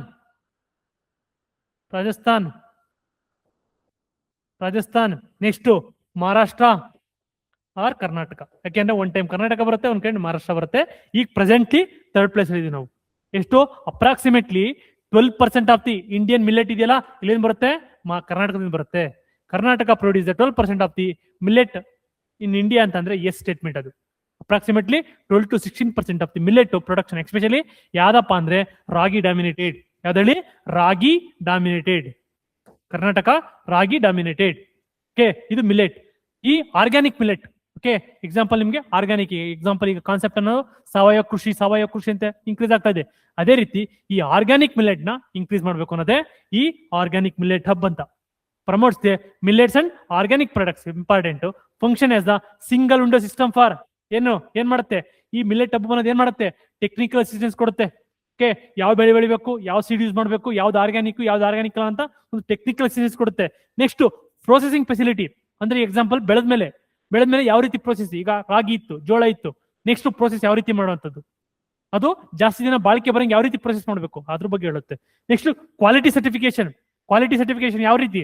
ಎಕ್ಸಾಂಪಲ್ ಇದು ಆರ್ಗ್ಯಾನಿಕ್ ಇಂದಾನೆ ಬೆಳೆದಿರ್ತಕ್ಕಂಥದ್ದು, ಇದು ಆರ್ಗ್ಯಾನಿಕ್, ಇದು ಅಲ್ಲ, ಇದು ಅನ್ನೊಂದು ಹೇಳ್ತದೆ. ಅದು ಈ millet hub. Market linkage, simple ಆಗಿ market linkage targets the farmers, rural with and agri entrepreneur ಮತ್ತೆ ರೂರಲ್ ಸ್ಟಾರ್ಟ್ಅಪ್ ಗಳನ್ನ ಪ್ರಮೋಟ್ ಮಾಡುತ್ತೆ. ಯಾವುದು? Millet hub. ಅದಕ್ಕೋಸ್ಕರ ಈ ಮಿಲೆಟ್ ಹಬ್ ಅನ್ನೋದು ಕೂಡ ಇಂಪಾರ್ಟೆಂಟ್ ಆಗುತ್ತೆ. ಈಗ ಎರಡಾಯ್ತು, ಒಂದು ಸಿಎಂ ಕೃಷಿ ವಿಸ್ತಾರ ಯೋಜನಾ, ಪೋಸ್ಟ್ ಹಾರ್ವೆಸ್ಟ್, ಅದೆಲ್ಲದಕ್ಕೂ ಇದು separate for millet hub. Millet ಏನು important? 2023 millet international year of millet. ಇದು ಯಾವ್ದು ಇಯರ್? ಈ ಇಯರ್ ಯಾವುದು? ಈ ಸಲ ಯಾವ್ದು ಕೇಳಿದ್ದಾರೆ? ಈ ಸಲ ಏನ್ ಗೊತ್ತಾ? 2026 is a ಇಂಟರ್ನ್ಯಾಷನಲ್ ಕ್ಲಾಸಲ್ಲಿ ಆಲ್ರೆಡಿ ಹೇಳಿದೀನಿ. ಇಂಟರ್ನ್ಯಾಷನಲ್ ಇಯರ್ ಆಫ್ ಒಂದು ವುಮೆನ್ ಫಾರ್ಮರ್ ಬರುತ್ತೆ, ಇವತ್ತು ಬರುತ್ತೆ ವುಮೆನ್ ಫಾರ್ಮರ್. ಓಕೆ, ಇನ್ನೊಂದು ಏನ್ ಬರುತ್ತೆ, volunteers of STG, volunteer of STG ಕೇಳ್ಬೋದು ನಿಮ್ಗೆ. 2026 is the international year of ಯಾರ್ಯಾರಿಗೆ ಅಂತ ಕೇಳ್ತಾರೆ. ಒಂದು ವುಮೆನ್ ಫಾರ್ಮರ್ಗೆ, ಇನ್ನೊಂದು ವಾಲಂಟಿಯರ್ಸ್ ಆಫ್ STG ಇದೆಲ್ಲ ಸಸ್ಟೈನಬಲ್ ಡೆವಲಪ್ಮೆಂಟ್ ಗೋಲು, ಅದ್ರ ವಾಲಂಟಿಯರ್ಸ್ಗಳಿಗೆ. ಇನ್ನೊಂದು ಯಾವುದು, ಇನ್ನೊಂದು pastoralist and rangelands. International year of ರೇಂಜ್ ಲ್ಯಾಂಡ್ಸ್ಗೆ ಯಾರು ಈ 2026 ಅನ್ನೋದು ಇಂಟರ್ನ್ಯಾಷನಲ್ ಇಯರ್. ಇದು ಯಾರು ಮಾಡುವಂಥದ್ದು, UNGA ಮಾಡುವಂಥದ್ದು. ನೆಕ್ಸ್ಟ್ ಇನ್ನೊಂದು ಇದಾಯ್ತು. ನೆಕ್ಸ್ಟ್ ಏನು NABL ಅಕ್ರಿಡೇಷನ್. ಏನು NABL ಅಂದ್ರೆ ಎಕ್ಸಾಂಪಲ್ ಕ್ವಾಲಿಟಿ ಅಕ್ರಿಡೇಷನ್, ಸಿಂಪಲ್ ಆಗಿ ನ್ಯಾಷನಲ್ ಅಕ್ರಿಡೇಷನ್ ಬೋರ್ಡ್ ಅಂತ ಬರುತ್ತೆ. ಅದರಿಂದ ನಾವು ಏನ್ ಮಾಡ್ತೀವಿ, ಆಲ್ ಅಗ್ರಿಕಲ್ಚರ್ ಡಿಪಾರ್ಟ್ಮೆಂಟ್ ಲ್ಯಾಬ್ ಇದೆಯಲ್ಲ, gets the NABL accreditation for scientific testing of soil, water, seeds and fertiliser. ನಾವೇನ್ ಮಾಡ್ತೀವಿ, ಈ ಲ್ಯಾಬ್ ಮುಖಾಂತರ ಇದನ್ನ ಮಾಡಿ ನೆಕ್ಸ್ಟ್ ಇಂಟ್ರೊಡ್ಯೂಸ್ ಮಾಡಿಸ್ತೀವಿ. ಪಲ್ಸ್ ಪ್ರಮೋಷನ್ ಏನಂತ ಅಂದ್ರೆ ನ್ಯೂ ವೆರೈಟೀಸ್ ಆಫ್ ಪಲ್ಸ್ ಇದಾವಲ್ವಾ, ನ್ಯೂ ವೆರೈಟೀಸ್ ಆಫ್ ಪಲ್ಸ್ ನಾವೇನ್ ಮಾಡ್ತೀವಿ, ಪ್ರಮೋಟ್ ಮಾಡ್ತೀವಿ. ಪಲ್ಸ್ ಅಂತ ಬಂದಾಗ ನಿಮ್ಗೆ ಗೊತ್ತಾಗಬೇಕು. India is the world largest pulse producer. India is the largest world pulse consumer. India is the largest world pulse importer. ಮೂರು ಕೂಡ ನಾವೇ ಫಸ್ಟ್. ಪ್ರೊಡ್ಯೂಸರ್ ನಾವೇನೆ, ಓಕೆನಾ, ಕನ್ಸ್ಯೂಮರ್ ನಾವೇನೆ, ಇಂಪೋರ್ಟರ್ ಕೂಡ ನಾವೇನೆ. ಪಲ್ಸ್ ಇಂಪೋರ್ಟರ್ ಇಂಡಿಯಾದಲ್ಲಿ ಬಂತು. ಇಂಡಿಯಾದಲ್ಲಿ ಬಂತು ಅಂದ್ರೆ ಮಧ್ಯಪ್ರದೇಶ ಇದೆ ನೋಡಿ. ಮಧ್ಯಪ್ರದೇಶ ಇಂಡಿಯಾದಲ್ಲಿ ಇಂಡಿಯಾಸ್ ಲಾರ್ಜೆಸ್ಟ್ ಪಲ್ಸ್ ಪ್ರೊಡ್ಯೂಸರ್ ಯಾರಪ್ಪ ಅಂತ ಕೇಳಿದ್ರೆ ಮಧ್ಯಪ್ರದೇಶ. ಕರ್ನಾಟಕ ಎಷ್ಟನೇ place, 5th place. Karnataka pulse ಅಲ್ಲಿ 5th place. Karnataka first place ಯಾವುದು ಅಂತ ಕೇಳಿದ್ರೆ ಮಧ್ಯಪ್ರದೇಶ್. ಫಸ್ಟ್ ಮಧ್ಯಪ್ರದೇಶ್, 5th ಬಂತು ಅಂದ್ರೆ Karnataka is the 5th largest producer of pulses. Next world ಅಲ್ಲಿ India is the first largest consumer, largest importer, largest producer. Next Vasudhamrutha programme. ಏನು Vasudhamrutha programme ಅಂದ್ರೆ important ಏನಪ್ಪಾ ಅಂದ್ರೆ eco friendly and sustainable agriculture. Eco friendly ಏನು, 2 ತರ ಬರುತ್ತೆ. ಎಕೋ ಫ್ರೆಂಡ್ಲಿ ಅಂದ್ರೆ important ಏನು, ಎಕೋ ಫ್ರೆಂಡ್ಲಿ ಅಂದ್ರೆ ಏನು, ಎನ್ವಿರಾನ್ಮೆಂಟಲ್ಗೆ ಇದರಿಂದ ಆಗುವಂತ ಅಫೆಕ್ಟ್ ಕಡಿಮೆ ಆಗ್ಬೇಕು. ಓಕೆ, ಎನ್ವಿರಾನ್ಮೆಂಟಲ್ ಏನಬೇಕು, ಅಫೆಕ್ಟ್ ಕಡಿಮೆ ಆಗ್ಬೇಕು ಒಂದು. ಓಕೆ, ಇನ್ನೊಂದೇನಾಗಬೇಕು, ಎನ್ವಿರಾನ್ಮೆಂಟಲ್ ಫ್ರೆಂಡ್ಲಿ. ಯಾವ ರೀತಿ ಮಾಡ್ತೀವಿ ಹಾಗಾದ್ರೆ ಎನ್ವಿರಾನ್ಮೆಂಟಲ್ ಫ್ರೆಂಡ್ಲಿ ಅಂದ್ರೆ ಒಂದು ಯೂಸ್ ಆಫ್ ಆರ್ಗ್ಯಾನಿಕ್ ಫಾರ್ಮಿಂಗ್, ಒಂದು ಆರ್ಗ್ಯಾನಿಕ್ ಫಾರ್ಮಿಂಗ್. ಇನ್ನೊಂದು ಬರುತ್ತೆ, ಇನ್ನೊಂದು ಫಾರ್ಮ್ ZBNF ಫಾರ್ಮಿಂಗ್ ಅಂತ ಬರ್ತದೆ, ಝೀರೋ ಬಜೆಟ್ ನ್ಯಾಚುರಲ್ ಫಾರ್ಮಿಂಗ್ ಅಂತ. ಓಕೆ, ಇವೆರಡರ ಮುಖಾಂತರ ಏನ್ ಮಾಡೋದು, eco friendly and sustainable agriculture. Same ಎರಡು ಕೂಡ ಹೆಚ್ಚು ಕಮ್ಮಿ ಒಂದು ಮೀನಿಂಗ್. ಸಸ್ಟೈನಬಲ್ ಅಂದ್ರೆ ಅದು ಸಸ್ಟೈನ್ ಆಗಬೇಕು. ಈ ವರ್ಷ ಆರ್ಗಾನಿಕ್ ಮಾಡ್ಬಿಟ್ಟು ಓಕೆ ಲಾಸ್ ಆಗ್ಬಿಟ್ಟು ಬಿಟ್ಬಿಡೋದಲ್ಲ, ಅದನ್ನೇ ಕಂಟಿನ್ಯೂಸ್ ಸಸ್ಟೈನಬಲ್ ಆಗಿ ಇರೋಂಗೆ ಮಾಡುವಂಥದ್ದೇ ಈ ಸಸ್ಟೈನ್. ಯಾವುದು, Vasudhamrutha. Very important. Vasudhamrutha scheme ಯಾವಾಗ ಇಂಟ್ರೊಡ್ಯೂಸ್ ಮಾಡಿದ್ದು, ಈ ಬಜೆಟ್ ಅಲ್ಲಿ ಇಂಟ್ರೊಡ್ಯೂಸ್ ಮಾಡಿರ್ತಕ್ಕಂಥ ಬಜೆಟ್ ಪ್ರೋಗ್ರಾಮ್ ಇದು Vasudhamrutha. Improves the organic carbon. ಯಾಕೆ ನೋಡಿ, ಈ ಆರ್ಗ್ಯಾನಿಕ್ ಫಾರ್ಮಿಂಗ್ ಮಾಡಿದ್ರೆ ಏನಾಗುತ್ತೆ, ಸಾಯಿಲ್ ಟೆಕ್ಸ್ಚರ್. ಓಕೆ, ನೀವು ಡೀಟೇಲ್ ಸ್ಟಡಿ ಮಾಡ್ಬೇಕಿದ್ನ, ಸಾಯಿಲ್ ಟೆಕ್ಸ್ಚರ್. ಓಕೆ, ನೆಕ್ಸ್ಟ್ ಅದ್ರ pH. Okay, next aeration, soil aeration. ಇವೆಲ್ಲ ಏನಾಗುತ್ತೆ, ಆರ್ಗ್ಯಾನಿಕ್ ಫಾರ್ಮಿಂಗ್ ಮಾಡೋದ್ರಿಂದ ಗುಡ್ ಕಂಡೀಷನ್ ಇರುತ್ತೆ. ಇನ್ ಕೇಸ್ ನೀವು ಫರ್ಟಿಲೈಸರ್ ಯೂಸ್ ಮಾಡ್ತಂದ್ರೆ ಈ ಸಾಯಿಲ್ ಟೆಕ್ಸ್ಚರ್ ಆಗ್ಲಿ, ಸಾಯಿಲ್ ಏರಿಯೇಷನ್ ಆಗ್ಲಿ, ಇದೇನಾಗುತ್ತೆ ಸ್ವಲ್ಪ ಡಿಫೆಕ್ಟ್ ಆಗೋದು, ಏನೋ ಪ್ರಾಬ್ಲಮ್ ಸ್ಟಾರ್ಟ್ ಆಗುತ್ತೆ. ಅದರಿಂದ ಏನಾಗುತ್ತೆ, ಸಾಯಿಲ್ ಹೆಲ್ತ್ ಹಾಳಾಗೋ ಚಾನ್ಸ್ ಇರುತ್ತೆ, ಈಲ್ಡ್ ಕೂಡ ಕಡಿಮೆ ಬರುತ್ತೆ. ಅದಕ್ಕೋಸ್ಕರ ಏನ್ ಮಾಡ್ತಿದ್ದೀರಿ, ವಸುಧಾಮೃತ ಪ್ರೋಗ್ರಾಮ್ ಏನಿದು, improves the organic carbon. Okay, organic carbon ಅಂದ್ರೆ ಯಾವುದು, ಎಕ್ಸಾಂಪಲ್ ಈಗ ಏನ್ ಹೇಳ್ತಾರೆ, ಲಿಟರ್ ಅಂದ್ರೆ ಏನು, ಈ ಮರದಿಂದ ಬಿದ್ದಂತ ವಸ್ತು ಇರ್ತಾವಲ್ಲ, ವೇಸ್ಟ್, ಅವೆಲ್ಲ ಏನಾಗುತ್ತೆ, ಆರ್ಗ್ಯಾನಿಕ್ ಕಾರ್ಬನ್ ನ ಇನ್ಕ್ರೀಸ್ ಮಾಡಿಸ್ತದೆ. ಬಟ್ ಆ ತರ ಮಾಡಬೇಕು ಅಂತ. ಇನ್ನೊಂದು soil health, physical, chemical and biological soil health ನ ಇಂಪ್ರೂವ್ ಮಾಡುತ್ತದೆ. ಯಾವುದು, ಆರ್ಗ್ಯಾನಿಕ್ ಮತ್ತೆ ಎಸ್ಪೆಷಲಿ ಎಕೋ ಫ್ರೆಂಡ್ಲಿ ಮತ್ತೆ ಸಸ್ಟೈನಬಲ್ ಅಗ್ರಿಕಲ್ಚರ್ ಏನ್ ಮಾಡುತ್ತೆ, ಈ ಆರ್ಗ್ಯಾನಿಕ್ ಕಾರ್ಬನ್ಸ್ ಸಾಯಿಲ್ ಹೆಲ್ತ್ ನ ಇನ್ಕ್ರೀಸ್ ಮಾಡುತ್ತೆ. ಇಂಪ್ಲಿಮೆಂಟೆಡ್ ಫಾರ್ ನೆಕ್ಸ್ಟ್ 3 years ಅಂತೆ. ಇದು ಕೂಡ ವಸುಧಾಮೃತನು ಕೂಡ ನೆಕ್ಸ್ಟ್ 3 yearsಗೆ ಇಂಪ್ಲಿಮೆಂಟ್ ಮಾಡಬೇಕು. ಕೇಳ್ಬೋದು ನಿಮಗೆ, ಏನಿದು ವಸುಧಾಮೃತ ಸ್ಕೀಮ್ ಅಂತ. ಒಂದು ಕೇಳ್ಬೋದು ನಿಮಗೆ, ಪೋಸ್ಟ್ ಹಾರ್ವೆಸ್ಟ್ ಲಾಸಸ್ ನ ಕಮ್ಮಿ ಮಾಡುತ್ತೆ ಅಂತ ಕೇಳ್ಬೋದು. ಇನ್ನೊಂದು ಏನುತ್ತೆ, ಮೆಕನೈಸೇಷನ್ ಆಫ್ ಅಗ್ರಿಕಲ್ಚರ್ ಅಂತ ಸ್ಟೇಟ್ಮೆಂಟ್ 2 ಕೇಳ್ಬೋದು.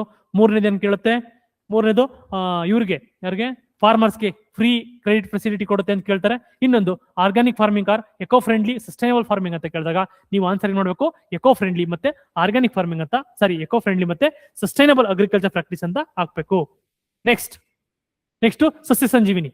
ಸಸ್ಯ ಸಂಜೀವಿನಿ ಏನಪ್ಪ ಇದು? ಸಸ್ಯ ಸಂಜೀವಿನಿ ಅಂದ್ರೆ ಸಿಂಪಲ್, ಏನಿಲ್ಲ, ಅರ್ಲಿ ಡಿಟೆಕ್ಷನ್. ನಾವೇನ್ ಮಾಡ್ತೀವಿ, ಏನಾಗುತ್ತೆ, ಈ ಹಾರ್ವೆಸ್ಟ್ ಆಗೋ ಟೈಮಲ್ಲಿ ಏನಾಗುತ್ತೆ, ಈ ಪೆಸ್ಟ್ಗಳೆಲ್ಲ ಬಂದು ಅಟ್ಯಾಕ್ ಆಗ್ತವೆ, ಪೆಸ್ಟ್ ಎಲ್ಲ ಬಂದು ಅಟ್ಯಾಕ್ ಆಗ್ತವೆ.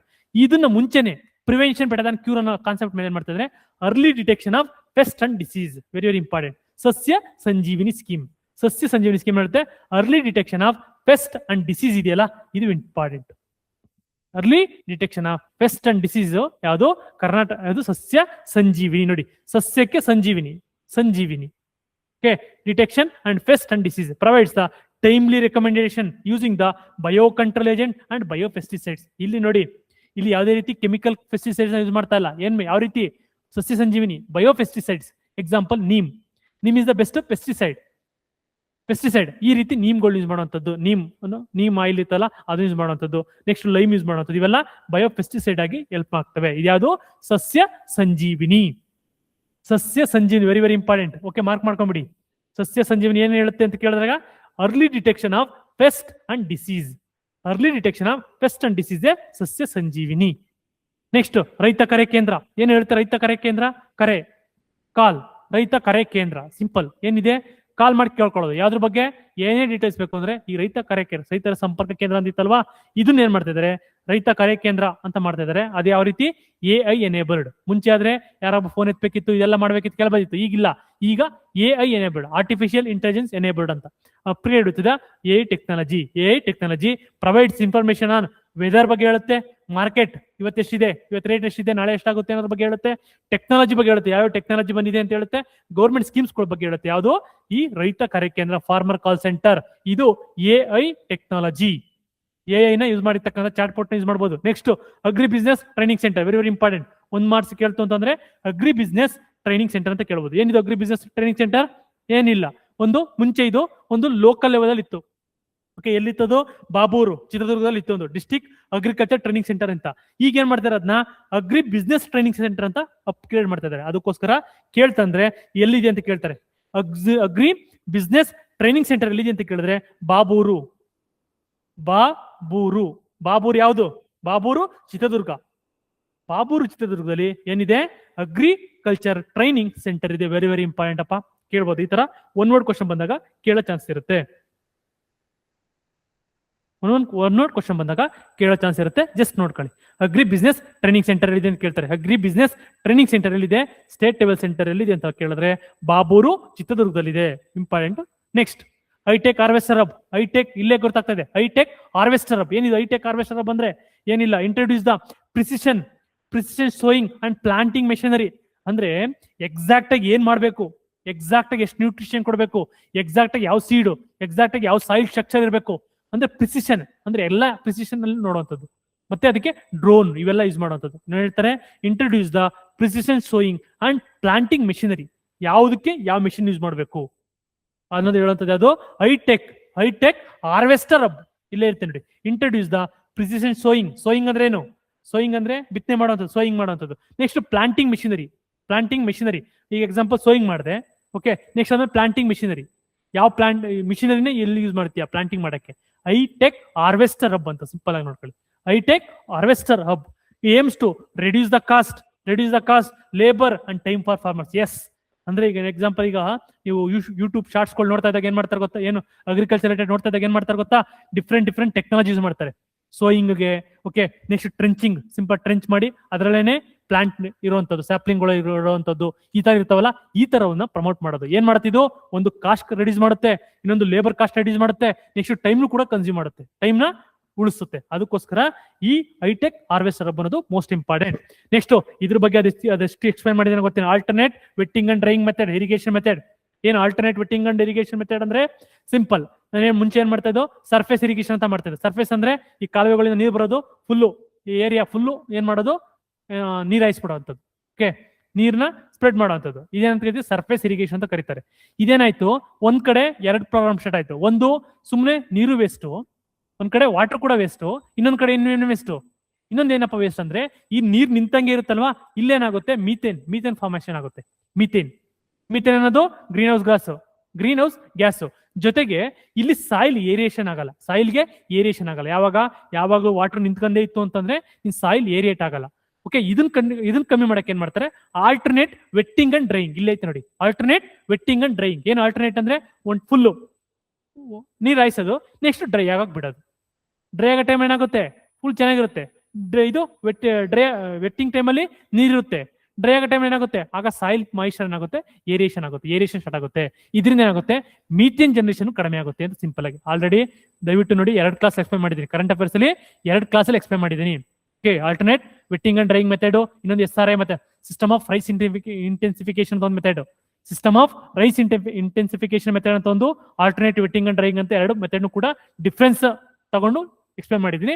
ಜಸ್ಟ್ ಅದನ್ನ ಒಂದ್ಸಲ ನೋಡಿ. ನೆಕ್ಸ್ಟ್ ನೋಡಿ, promoted paddy cultivation, especially paddy. ನಿಮ್ಗೆ ನೀರ್ standing highest water intensive crop ಯಾವುದು, ಶುಗರ್ ಕೇನ್ ಮತ್ತೆ ಪ್ಯಾಡಿ, ಹೌದಲ್ವಾ? ಎಸ್ಪೆಷಲಿ ನಿಮ್ಗೆ ಪ್ಯಾಡಿ ಬಂತು ಅಂದ್ರೆ ನೀರ್ ನಿಂತಿರ್ಲೇಬೇಕು, ನೀರು ಒಂದು ಸ್ಟ್ಯಾಂಡ್ ಇರಲೇಬೇಕು. ಓಕೆ, ಬಟ್ ಇದನ್ನ ಕಮ್ಮಿ ಮಾಡೋದು ಯಾವ್ದಿರುತ್ತೆ, ಈ ರೀತಿ ಯೂಸ್ ಮಾಡೋಣ. ಈ ರೀತಿ ಯೂಸ್ ಮಾಡಿದಾಗಲೂ ಕೂಡ ನಿಮ್ಗೆ ಏನು ಈಲ್ಡ್ ಜಾಸ್ತಿ ಬರುತ್ತೆ ಅನ್ನೋ ಒಂದು ಕಾನ್ಸೆಪ್ಟ್ ಯಾವುದು, ಈ alternate wetting and drying irrigation promoted the paddy cultivation. Especially paddy ಕಲ್ಟಿವೇಶನ್ಗೆ ಇದೊಂದು ರೀತಿ ಇರಿಗೇಷನ್ ಟೆಕ್ನಿಕ್ ಅಷ್ಟೇ. Irrigation technique, what is difference between SRI and system of rice intensification? System of rice intensification SRI method and AWD method ಹೇಳಿದ್ದೀನಿ, ಅದು ಒಂದು rice ಮಾಡುವಂಥದ್ದು, ಇದು ಒಂದು ರೀತಿ ಇರಿಗೇಷನ್ ಟೆಕ್ನಿಕ್ ಅಂತ ಡೀಟೇಲ್ ಆಗಿ ಎಕ್ಸ್ಪ್ಲೈನ್ ಮಾಡಿದ್ದೀನಿ. ಜಸ್ಟ್ ಹೋಗಿ ನೋಡಿ. ಏನು, improves the water use efficiency, yes, supports the climate resilient agriculture. ಯಾವ ರೀತಿ climate resilient agriculture methane production ಕಡಿಮೆ ಮಾಡುತ್ತೆ, ಮೀಥೇನ್ ಪ್ರೊಡಕ್ಷನ್ ಕಡಿಮೆ ಮಾಡುತ್ತೆ. ಯಾವುದು, system of alternate wetting and drying method.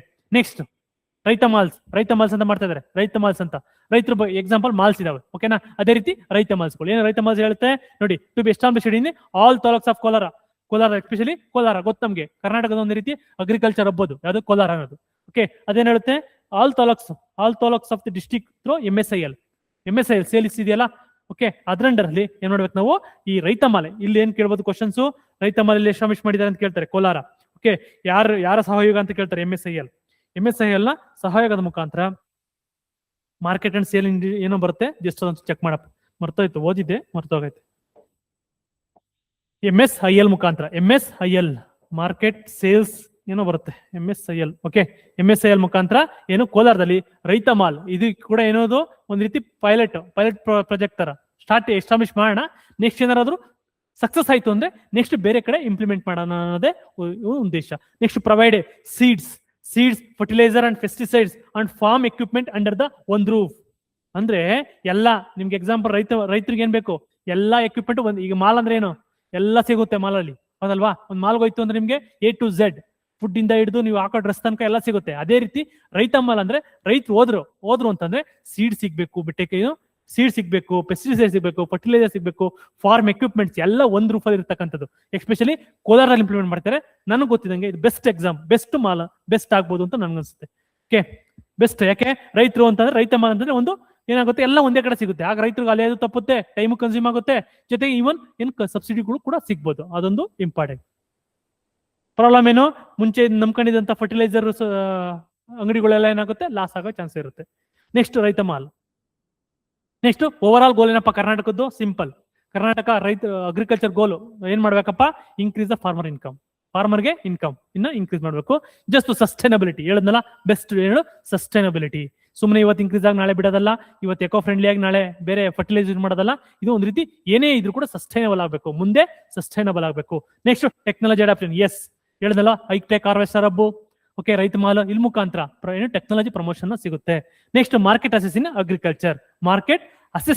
Agriculture. ಹೌದು, ಯಾವ ರೀತಿ ಮಾರ್ಕೆಟ್ ಅಸೆಸ್ ಹೇಳದ್ನಲ್ಲ, post harvest, market linkage, supply chain ಅಂತ ಹೇಳದ್ನಲ್ಲ, ಆ ರೀತಿ ನಾವೇನ್ ನೋಡ್ಬೋದು ಕರ್ನಾಟಕದ ಅಗ್ರಿಕಲ್ಚರ್ ನ ಏನು ಡೆವಲಪ್ ಮಾಡ್ಬೋದು. ಇದು ಒಂದು ರೀತಿ over all development of Karnataka agriculture. ಏನು ಡೌಟ್ಸ್ ಇದೆಯಾ? Any doubts? Next horticulture and sericulture, ಇದೊಂದು ಕ್ಲೋಸ್ ಮಾಡ್ಬಿಟ್ಟು ಎಂಡ್ ಮಾಡೋಣ. Next horticulture and sericulture. ಗೊತ್ತಾ ಹಾರ್ಟಿಕಲ್ಚರ್ ಅಂದ್ರೆ ಏನು? ಹಾರ್ಟಿಕಲ್ಚರ್ ಅಂದ್ರೆ vegetables and fruits. Next sericulture ಅಂದ್ರೆ ರೇಷ್ಮೆ ಬೆಳೆಯುವಂಥದ್ದು. ನೆಕ್ಸ್ಟ್ ಇಲ್ಲೇನಪ್ಪ ಅಷ್ಟೇ ಇಂಪಾರ್ಟೆಂಟ್ ಇಲ್ಲ. ಹಾರ್ಟಿಕಲ್ಚರ್ ಅಂತ ಬಂದಾಗ ನಿಮಗೆ ಅರೆಕನೆಟ್, ಅಡಿಕೆ ಗೊತ್ತಲ್ಲ, ಅಡಿಕೆ ಮತ್ತೆ ಕೋಕೋನಟ್ ಡಿಸೀಸ್ ಜಾಸ್ತಿ ಇದೆ.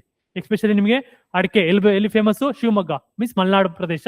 ಕೋಕೋನಟ್ ಅಂತ ಬಂದ್ರೆ ನಿಮಗೆ, ಎಲ್ಲಿ, ತುಮಕೂರು, ತುಮಕೂರು. ರೀಸೆಂಟ್ ಆಗಿ ಟಿಪ್ಟೂರ್ನ GI ಟ್ಯಾಗ್, ಟಿಪ್ಟೂರು ಕೋಕೋನಟ್ಗೆ ಏನ್ ಸಿಕ್ಕಿದೆ, GI ಟ್ಯಾಗ್ ಸಿಕ್ಕಿದೆ. ಆಲ್ರೆಡಿ ಎಕ್ಸ್ಪ್ಲೇನ್ ಮಾಡಿದೀನಿ. ಟಿಪ್ 2 ಕೋಕೋನಟ್ಗೆ ಜಿಐ ಟ್ಯಾಗ್ ಸಿಕ್ಕಿದೆ. ಏನಿದು ಅರಕನಟ್ ಮತ್ತೆ ಕೋಕೋನಟ್ ಡಿಸೀಸ್ ಕಂಟ್ರೋಲ್, ಏನು ಕಮ್ಯುನಿಟಿ ಬೇಸ್ಡ್ ಪೆಸ್ಟ್ ಮತ್ತೆ disease control programmes implemented with support of, ನೋಡಿ ಯಾರ ಜೊತೆ, universities, horticulture universities and KVKs ಏನು ಕೃಷಿ ವಿಜ್ಞಾನ ಕೇಂದ್ರ ಇದೆಯಲ್ವಾ, ಇವ್ರ ಮುಖಾಂತರ ನೋಡಿ very important, implemented with support of, ಇವ್ರು ಸಪೋರ್ಟ್ ತಗೊಳ್ಳೋದು. ಇವೆಲ್ಲ ಯಾಕೆ ರಿಸರ್ಚ್ ಬಾಡೀಸ್ಗಳು, ಇವೆಲ್ಲ ಒಂದ್ ರೀತಿ ರಿಸರ್ಚ್ ಸ್ಟಡಿ ಬಾಡೀಸ್ಗಳು, ಅಕಾಡೆಮಿಕ್ ಅಲ್ವಾ, ಇವ್ರು ಸಪೋರ್ಟ್ ತಗೊಂಡು ಇವಕ್ಕೆ ಆದಷ್ಟು ಬೇಗ ಏನ್ ಮಾಡ್ಬೇಕು ನಾವು, ಇದನ್ನ ಎಂಡ್ ಮಾಡಬೇಕು. ಎಕ್ಸಾಂಪಲ್ ಅರಕನಟ್ಗೆ ಯಾವ್ಯಾವ ಬರ್ತವೆ ಡಿಸೀಸ್ ಅಂತ ಕೇಳ್ಬೋದು. ಯಾವ್ಯಾವ, ಒಂದು ಲೀಫ್ ಸ್ಪಾಟ್ ಅಂತ ಬರುತ್ತೆ, ಯೆಲ್ಲೋ ಲೀಫ್ ಅಂತ ಬರುತ್ತೆ, ಇನ್ನೊಂದು wilt disease, very very important wilt disease. Next ಕೋಕೋನಟ್ಗೆ black headed caterpillar and white fly infestation ಅಂತ ಬರುತ್ತೆ. ಇವಕ್ಕೆ ಏನ್ ಮಾಡ್ಬೇಕು ನಾವು, ಕಮ್ಯುನಿಟಿ ಅಂತ ಅಂದ್ರೆ ಯಾವ ರೀತಿ, ಅಗ್ರಿಕಲ್ಚರ್ ಯೂನಿವರ್ಸಿಟೀಸ್, KVKs ಮತ್ತೆ ಇನ್ನೊಂದು ಯಾವ್ದು ಹಾರ್ಟಿಕಲ್ಚರ್ ಯೂನಿವರ್ಸಿಟಿ ಜೊತೆ ಸೇರ್ಕೊಂಡು ಏನ್ ಮಾಡ್ಬೇಕು, ಇವಕ್ಕೆ ಆದಷ್ಟು ಬೇಗ ಏನ್ ಮಾಡ್ಬೇಕು, ಇದೆಲ್ಲ ಡಿಸೀಸ್ಗೆ ಮುಕ್ತಿ ಕೊಡಬೇಕು ಅನ್ನೋದೇ ಅರಕನಟ್ ಮತ್ತೆ coconut disease control. Next horticulture ಏನು, ಹಾರ್ಟಿಕಲ್ಚರ್ ಅಂದ್ರೆ ಹೇಳಿದ್ನಲ್ಲ already, most of the post harvest loss ಆಗೋದಲ್ಲಿ ಹಾರ್ಟಿಕಲ್ಚರ್ ಅಲ್ಲಿ. ಅದಕ್ಕೋಸ್ಕರ ಏನ್ ಮಾಡ್ತಾರೆ, ಕೋಲ್ಡ್ ಸ್ಟೋರೇಜ್ ಫೆಸಿಲಿಟಿ. ಎಲ್ಲಿ cold storage facility for horticulture produce. 2 modern cold storage facilities will be established at Honnalli Taluk, Davangere and Toravi Vijaypura. Very very important. ನೋಡ್ಕೊಳ್ಳಿ, 2 cold storage facility for horticulture produce ಎಲ್ಲಪ್ಪ ಅಂತ ಕೇಳಿದ್ರೆ 2 modern cold storage Honnalli, Davanagere ಇರ್ತಕ್ಕಂಥ ಹೊನ್ನಳ್ಳಿಲಿ, ಜೊತೆಗೆ ಇನ್ನೊಂದು ತೊರವಿ ಎಲ್ಲಿ ಬರುತ್ತೆ, ವಿಜಯಪುರದಲ್ಲಿ. ಎಷ್ಟು ನೋಡಿ, ಮೆಟ್ರಿಕ್ ಟನ್ ಅಂತ ಈಚ್ ಅಂತೆ, ಅಂದ್ರೆ 12,000 metric ton, metric ton of ಏನು, ಎಲ್ಲಿ ಈಚ್. ಓಕೆ, ಎಲ್ಲಿ ಆಬ್ಜೆಕ್ಟಿವ್ ಏನು, shelf life of horticulture. Yes, ಏನು ಶೆಲ್ಫ್ ಲೈಫ್ ನ ಇನ್ಕ್ರೀಸ್ ಮಾಡುವಂಥದ್ದು, ಅಂದ್ರೆ ಇವತ್ತು 3 ದಿನ ಬದುಕುವಂಥದ್ದು 10 ದಿನ 15 ದಿನ ಬದುಕಂಗೆ ಮಾಡುವಂಥದ್ದು ಶೆಲ್ಫ್ ಹೆಲ್ಪ್. ನೆಕ್ಸ್ಟ್ ಬಂತು ಅಂದ್ರೆ reduce the post service losses, remunerative price and cold chain infrastructure. Important ಕೇಳ್ತು ಅಂದ್ರೆ, ಈ 2 ಕೋಲ್ಡ್ ಸ್ಟೋರೇಜ್ ಫೆಸಿಲಿಟಿನ ಹಾರ್ಟಿಕಲ್ಚರ್ಗೆ ಎಲ್ಲಪ್ಪ ಓಪನ್ ಮಾಡಿದ್ದಾರೆ ಅಂತ ಕೇಳಿದ್ರೆ, ಎಲ್ಲಿ ಅಂತ. ಓಕೆ, ಮಾಮೂಲಿ ಓಪನ್ ಮಾಡಿದ್ರೆ ಏನು ಆಗ್ತಾ ಇರಲ್ಲ ನೋಡಿ. ಓಕೆ, ಇದೇ ತರ 100 ಸ್ಕೂಲ್ಗಳು 100 ಕಾಲೇಜ್ಗಳನ್ನ ಅಪ್ಗ್ರೇಡ್ ಎಲ್ಲ ಮಾಡಿದ್ದಾರೆ, ಅವೆಲ್ಲ ಹಾಕಿಲ್ಲ. ಸಿಂಪಲ್ ಯಾಕಪ್ಪ ಹೇಳ್ತಿದ್ದೀನಿ ಅಂದ್ರೆ, ಅದು ನೋಡಿ ಸ್ಟೋರೇಜ್ ಕೆಪಾಸಿಟಿ ನೋಡಿ 12,000 ಮೆಟ್ರಿಕ್ ಟನ್ ಸುಮ್ಮನೆ ಅಲ್ಲ. ಓಕೆ, ಅದಕ್ಕೋಸ್ಕರ ಎಸ್ಪೆಷಲಿ 2 ಕೋಲ್ಡ್ ಹಾರ್ಟಿಕಲ್ಚರ್ ಪ್ರೊಡ್ಯೂಸ್ಗೋಸ್ಕರ ಮಾಡಿರೋದ್ರಿಂದ, ಸಪ್ರೇಟ್ ಆಗಿ ಮಾಡಿರೋದ್ರಿಂದ ಹೊನ್ನಳ್ಳಿ ಮತ್ತೆ ತೊರವಿಲ್ ಹಾಕಿರೋದು, ಅದಕ್ಕೋಸ್ಕರ ಇದು ಪ್ರೋಗ್ರಾಮ್ ಇಂಪಾರ್ಟೆಂಟ್ ಆಗುತ್ತೆ.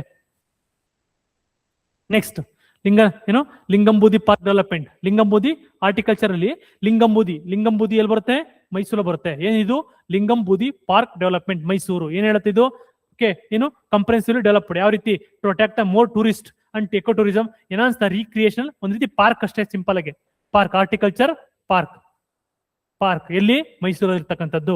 ಒಂದು ಅಟ್ರಾಕ್ಟ್ ದ ಮೋರ್ ಟೂರಿಸ್ಟ್, ಒಂದು ರೀತಿ ಟೂರಿಸ್ಟ್ ಎಕೋ ಟೂರಿಸಂ ಪ್ಲೇಸ್ ಕೂಡ ಆಗ್ಬೇಕು. ಜೊತೆಗೆ ಏನೋ ಒಂದು ಎನ್ಹಾನ್ಸ್ ದಿ ರೀಕ್ರಿಯೇಷನಲ್ ಫೆಸಿಲಿಟೀಸ್. ಓಕೆ, ಇದು ಯಾವುದು, ಲಿಂಗಂಬೂದಿ ಪಾರ್ಕ್ ಡೆವಲಪ್ಮೆಂಟ್ ಎಲ್ಲಿ ಬರುತ್ತೆ, ಮೈಸೂರಲ್ಲಿ ಬರುತ್ತೆ. ಇದೊಂದು ನೋಡ್ಕೊಳ್ಳಿ ಅಷ್ಟೇ ಸಾಕು. Next promotion of soilless cultivation, ಗೊತ್ತಲ್ಲ, ಹೈಡ್ರೋಪೋನಿಕ್ಸ್ ಗೊತ್ತಲ್ವಾ, ವಿತೌಟ್ ವಾಟರ್ ವಾಟರ್ ಇಲ್ದಂಗೆ ಬೆಳೆಯುವಂಥದ್ದು, ಹೌದಲ್ವಾ, ಹೈಡ್ರೋಪೋನಿಕ್ಸ್. ನೆಕ್ಸ್ಟ್ ಕೋಕೋಪಿಟ್, ಆಲ್ರೆಡಿ ನೋಡಿರ್ತೀರ ಹೈಡ್ರೋಪೋನಿಕ್ಸ್. ನೆಕ್ಸ್ಟ್ ಬನ್ನಿ, ಇನ್ನೊಂದು ಕೋಕೋಪಿಟ್ ಬೇಸ್ಡ್ ಕಲ್ಟಿವೇಶನ್. ಅಂದ್ರೆ ಸಿಂಪಲ್ ಆಗಿ ಕೋಕೋನಟ್ ಕಾಯಿರ್ ಇದೆಯಲ್ವಾ, ಕೋಕೋನಟ್ ನಾರ್ ಇದೆಯಲ್ವಾ, ಕಾಯಿರ್.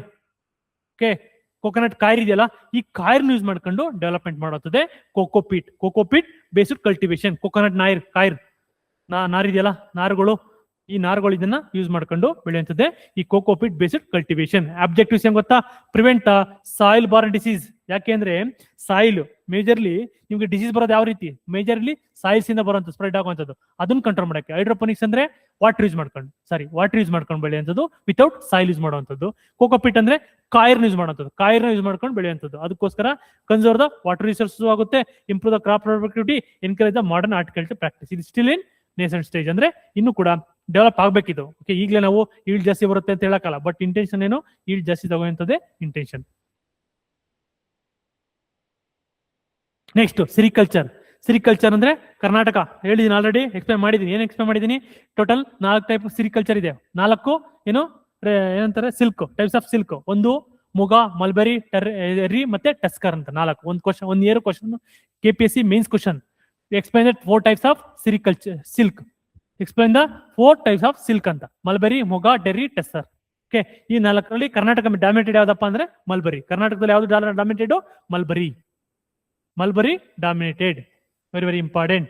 ಓಕೆ, ನೋಡಿ Karnataka produce the 46% India size. Very very important. And approximately 40%, 46% of the Karnataka India silk ಎಲ್ಲಿಂದ ಬರ್ತಾ ಇದೆ, ಕರ್ನಾಟಕದಿಂದ ಬರ್ತಾ ಇದೆ. ಇದೊಂದು ಕೂಡ important. Next sericulture. Okay, already ಕ್ಲಾಸಲ್ಲಿ ಹೇಳಿದ್ದೀನಿ. ಓಕೆ, ಕ್ಲಾಸಲ್ಲಿ ಇದು ಕರೆಂಟ್ ಅಫೇರ್ಸ್ ಕ್ಲಾಸ್ ಮಾಡಿದಾಗ ಹೇಳಿದೆ. ಏನಂತ ಹೇಳಿದೆ, ಜಸ್ಟ್ ಮಿಸ್ಟೇಕ್ ಆಗಿ ಕೊಳ್ಳೇಗಾಲ ಅಂತ ಹೇಳಿದೆ. ಅಲ್ಲಿ ಪ್ರೊಟೆಸ್ಟ್ ಮಾಡ್ತಾ ಇದ್ದಾರೆ. ಮೀನ್ಸ್ ಇವನ್ ಮಿನಿಸ್ಟರ್ ಕೂಡ ಅಲ್ಲಿ ಕೊಳ್ಳೇಗಾಲದಲ್ಲಿ ನಿಮಗೆ ಸಿಲ್ಕ್ ಪಾರ್ಕ್ ಮಾಡ್ಬೇಕು ಅಂತಿದ್ದಾರೆ. But establishment of silk park in new silk park ಎಲ್ಲಂತೆ ನಿಮ್ಗೆ ನಾನು ಹೇಳಿದ್ದೀನಿ. Silk market, hitech silk market in Ramanagara ಮತ್ತೆ ಶಿಡ್ಲಘಟ್ಟದಲ್ಲಿ ಮಾಡಿದ್ರು. ಅದೇ ತರ ಸಿಲ್ಕ್ ಪಾರ್ಕ್ ಎಲ್ಲಿ ನೋಡಿ, ರಾಮನಗರ, ಶಿಡ್ಲಘಟ್ಟ, ಕಾಮನ್ನು, ಹಾವೇರಿ, ತಂಡಾವಪುರ ಮತ್ತೆ ಕಲಬುರಗಿಲಿ ಮಾಡ್ಬೇಕು ಅಂತಿದ್ದಾರೆ. ವೆರಿ ವೆರಿ ಇಂಪಾರ್ಟೆಂಟ್, ಮಾರ್ಕ್ ಮಾಡ್ಕೊಂಬಿಡಿ. Total 5 silk park. ಓಕೆ, ಸ್ವಲ್ಪ ಎಕ್ಸಾಮ್ ಬರೋಷ್ಟೊತ್ತಿಗೆ ನಿಮ್ಗೆ ಕೊಳ್ಳೇಗಾಲದಲ್ಲಿ ಕೂಡ ಮಾಡ್ಬೋದು. ಬಟ್ ಕೊಳ್ಳೇಗಾಲನ ಮಾರ್ಕಿಂದ ತೆಗ್ದ್ಬಿಡಿ. ಓಕೆ, ಮಾರ್ಕಿಂದ ತೆಗ್ದಿರಿ. ಈ 5 ಸಿಲ್ಕ್ ಪಾರ್ಕ್ ರಾಮನಗರ, ಶಿಡ್ಲಘಟ್ಟ, ಹಾವೇರಿ, ಕಲಬುರಗಿ ಮತ್ತೆ ಇನ್ನೊಂದು ಯಾವುದು, ತಾಂಡವಪುರ. ನೆಕ್ಸ್ಟ್ ಚೌಕಿ ರೇರಿಂಗ್ ಅಂದ್ರೆ ಏನಿಲ್ಲ. ಈಗ ಇದೆಯಲ್ಲ ಸಿಲ್ಕ್ ಅಲ್ಲಿ ಮೋಸ್ಟ್ ಕ್ರಿಟಿಕಲ್ ಸ್ಟೇಜ್ ಯಾವ್ದು ಗೊತ್ತಾ? ಮೋಸ್ಟ್ ಕ್ರಿಟಿಕಲ್ ಸ್ಟೇಜ್ ಯಾವ್ದಪ್ಪ ಅಂತಂದ್ರೆ ಆ ಸ್ಟಾರ್ಟಿಂಗ್ ಅಲ್ಲಿ ಆ ಸಿಲ್ಕ್ ಆದ್ಮೇಲೆ ಅದನ್ನ ರಿಮೂವ್ ಮಾಡ್ತೀನಿ ನೋಡಿ. ಆ ಸಿಲ್ಕ್ ಮತ್ತೆ ಕ್ಯಾಟ್ರಪ್ ಇರ್ತದಲ್ಲ, ಆ ಪ್ರಾಣಿ ಏನಿರ್ತದೆ, ಒಂದು ಚಿಟ್ಟೆ ಇರುತ್ತಲ್ಲ, ಅದನ್ನ ರಿಮೂವ್ ಮಾಡ್ತಿಲ್ಲ. ಆ ಸ್ಪೇಸ್ ಇದೆಯಲ್ಲ ಮೋಸ್ಟ್ ಇಂಪಾರ್ಟೆಂಟ್ ಮತ್ತು ಮೋಸ್ಟ್ ಕ್ರಿಟಿಕಲ್.